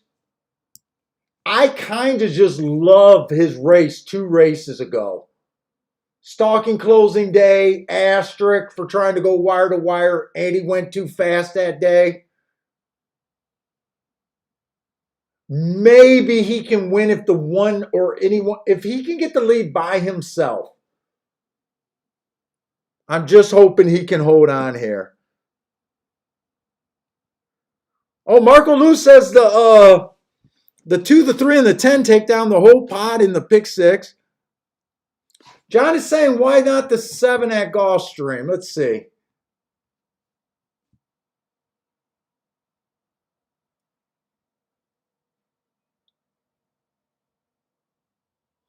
Three races ago, he went too fast to win. 2 races ago, he ran against the bias.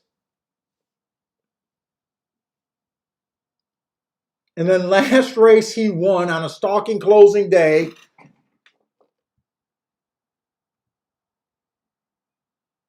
Yeah, I can see him. Trust. This is a tough race. I can see him.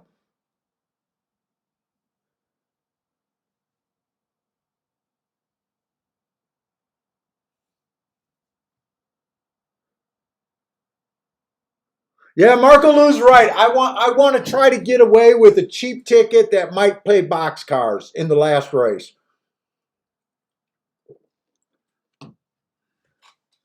He's absolutely right. Yeah, you're right, Marco Lou. If I was playing with Parsons, I would have still been celebrating on my good day today. On the show, I'm trying to do an extra race.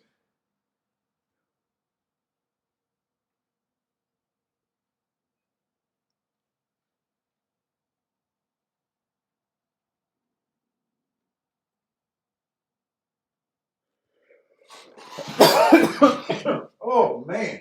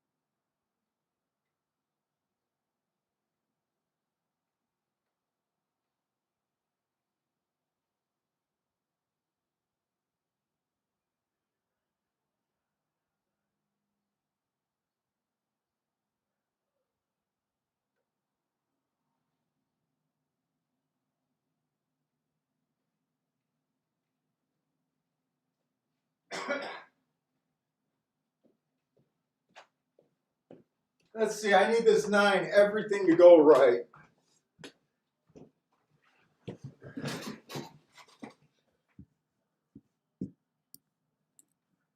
Did I lose my video? I lost the video.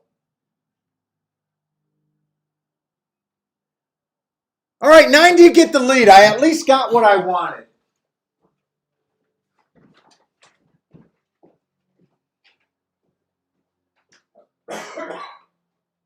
I'm walking downstairs on this one.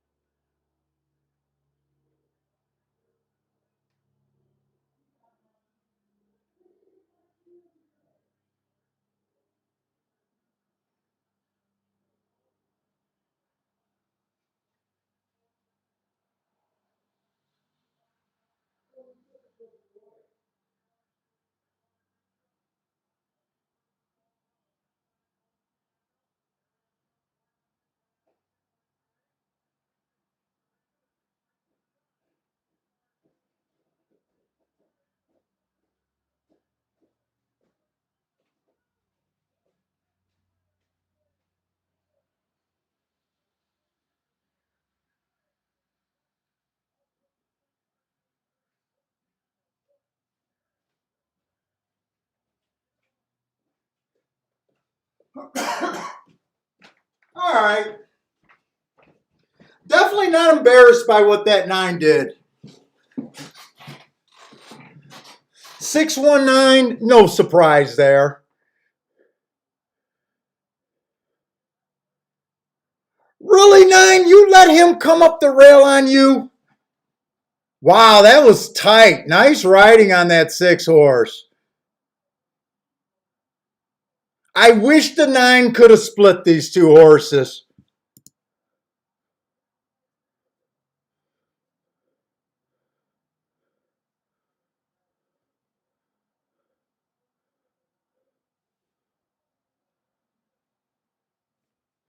Did anyone hit that try? I don't play tries. I could see someone hitting that try. If I was Scotty, I could have killed that try.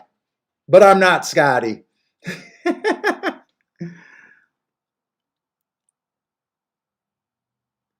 Yeah, 6 was the horse that I thought we had to have. 6. I thought 6 and 1 deserved to be the chalk. I thought the 1 was a little bit over bat.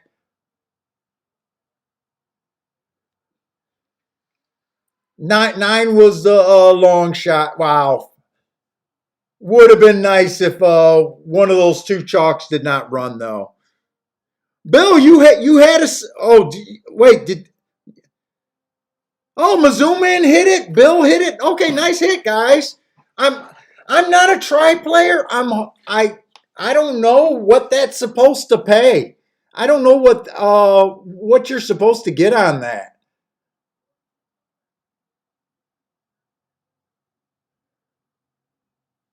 Case G hit the 619 for 10. Well, fuck.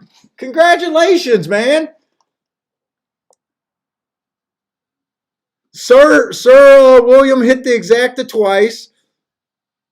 Mizzou man hit it for $5. Well, what the fuck? Nice hit, guys. What is this supposed to pay for 50 cents? Could that pay $100 for 50 cents, or am I overthinking?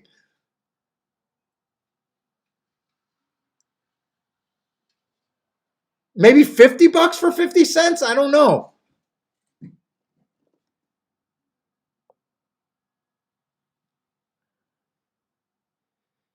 Not sure. Had a tough day today. One of those days, Alice. One of those days, huh?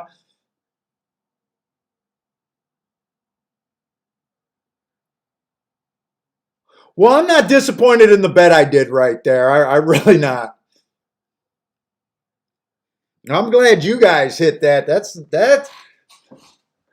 I want to see how much that pays. $72 for 50 cents? Wow, nice hit, guys. Wait a minute. You guys are saying different things. Marco's saying it paid 31 for a dollar. That's not great.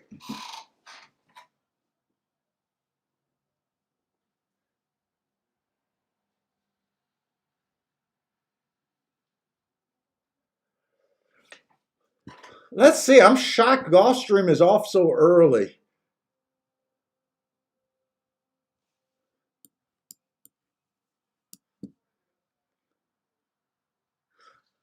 Let's see. I might stick around for at least one more race at Gulfstream or at Churchill. I don't know if I'll stick around for the whole thing. I'm going to be on for a long time tomorrow, so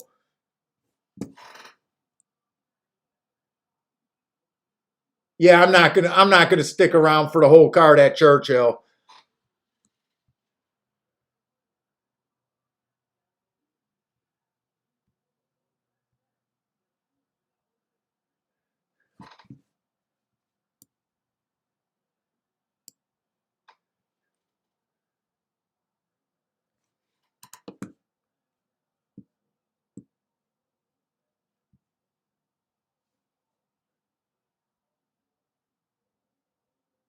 Oh, so it paid like $45 for 50 cents then, huh? 45 bucks?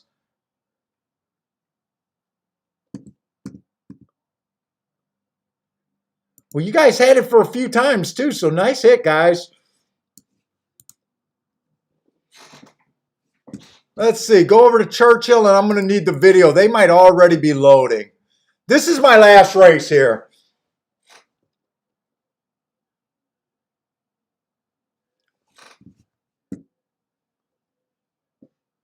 Oh, this is going to be on the turf.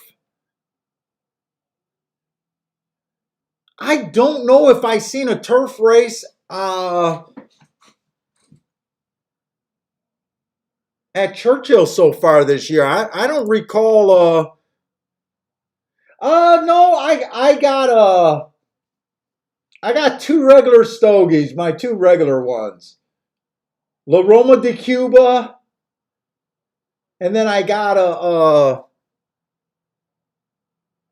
El Jefe, La Roma de Cuba, and I got a Blind Man Buff. Dude, I shouldn't even be smoking right now. I got this tickle in my chest and throat that I can't get rid of.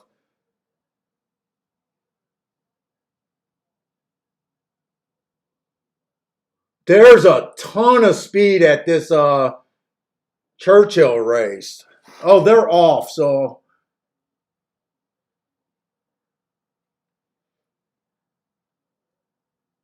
Bill Robinson likes the two at Churchill. Good luck, Bill.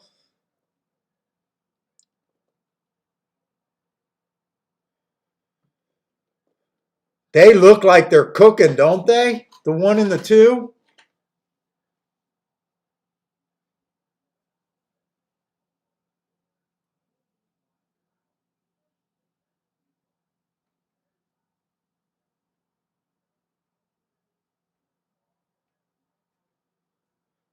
That try paid $47.90 for 50 cents. Nice.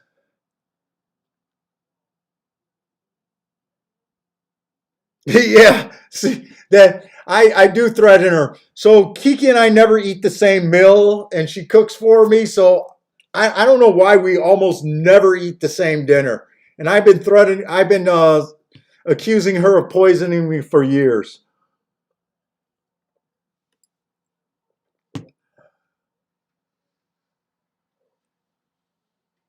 Looks like speed's holding up pretty good on the turf there. Looks like five's the only horse with a chance. And I think five got him. Actually, the sevens, I think that was 5-7-1.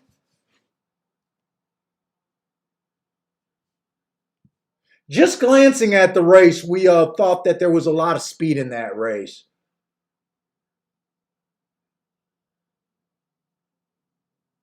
I don't know what these marks are.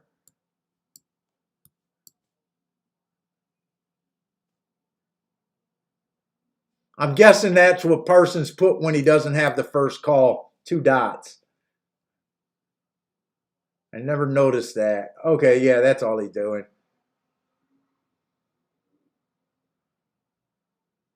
Chase, slowest winner of the day last race. He was only 1 length off the lead. That looks like a pace that he couldn't cut into. This horse usually comes from a mile out, 10 or 8 lengths. This pace looks slow. He was only 1 race off the lead. I got a feeling if we would have looked at this, I would have spotted that. I definitely see it after the race, but didn't have a real chance to look at that. Before that, he was a closer, earning triangles in 2 of his last 3 races. He was 5-2.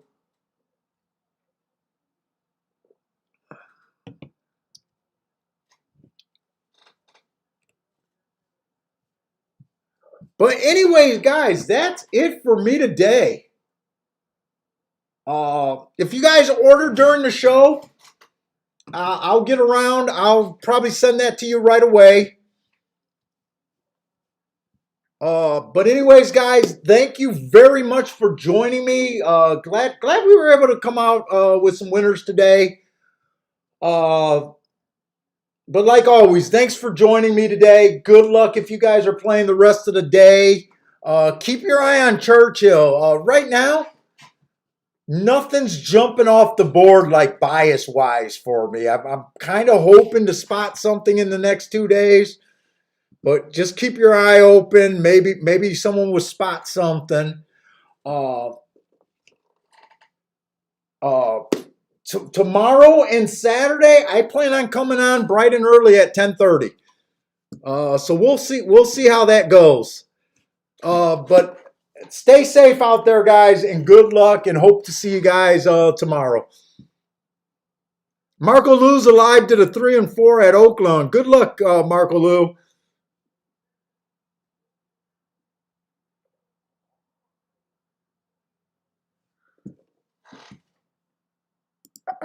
Oh man.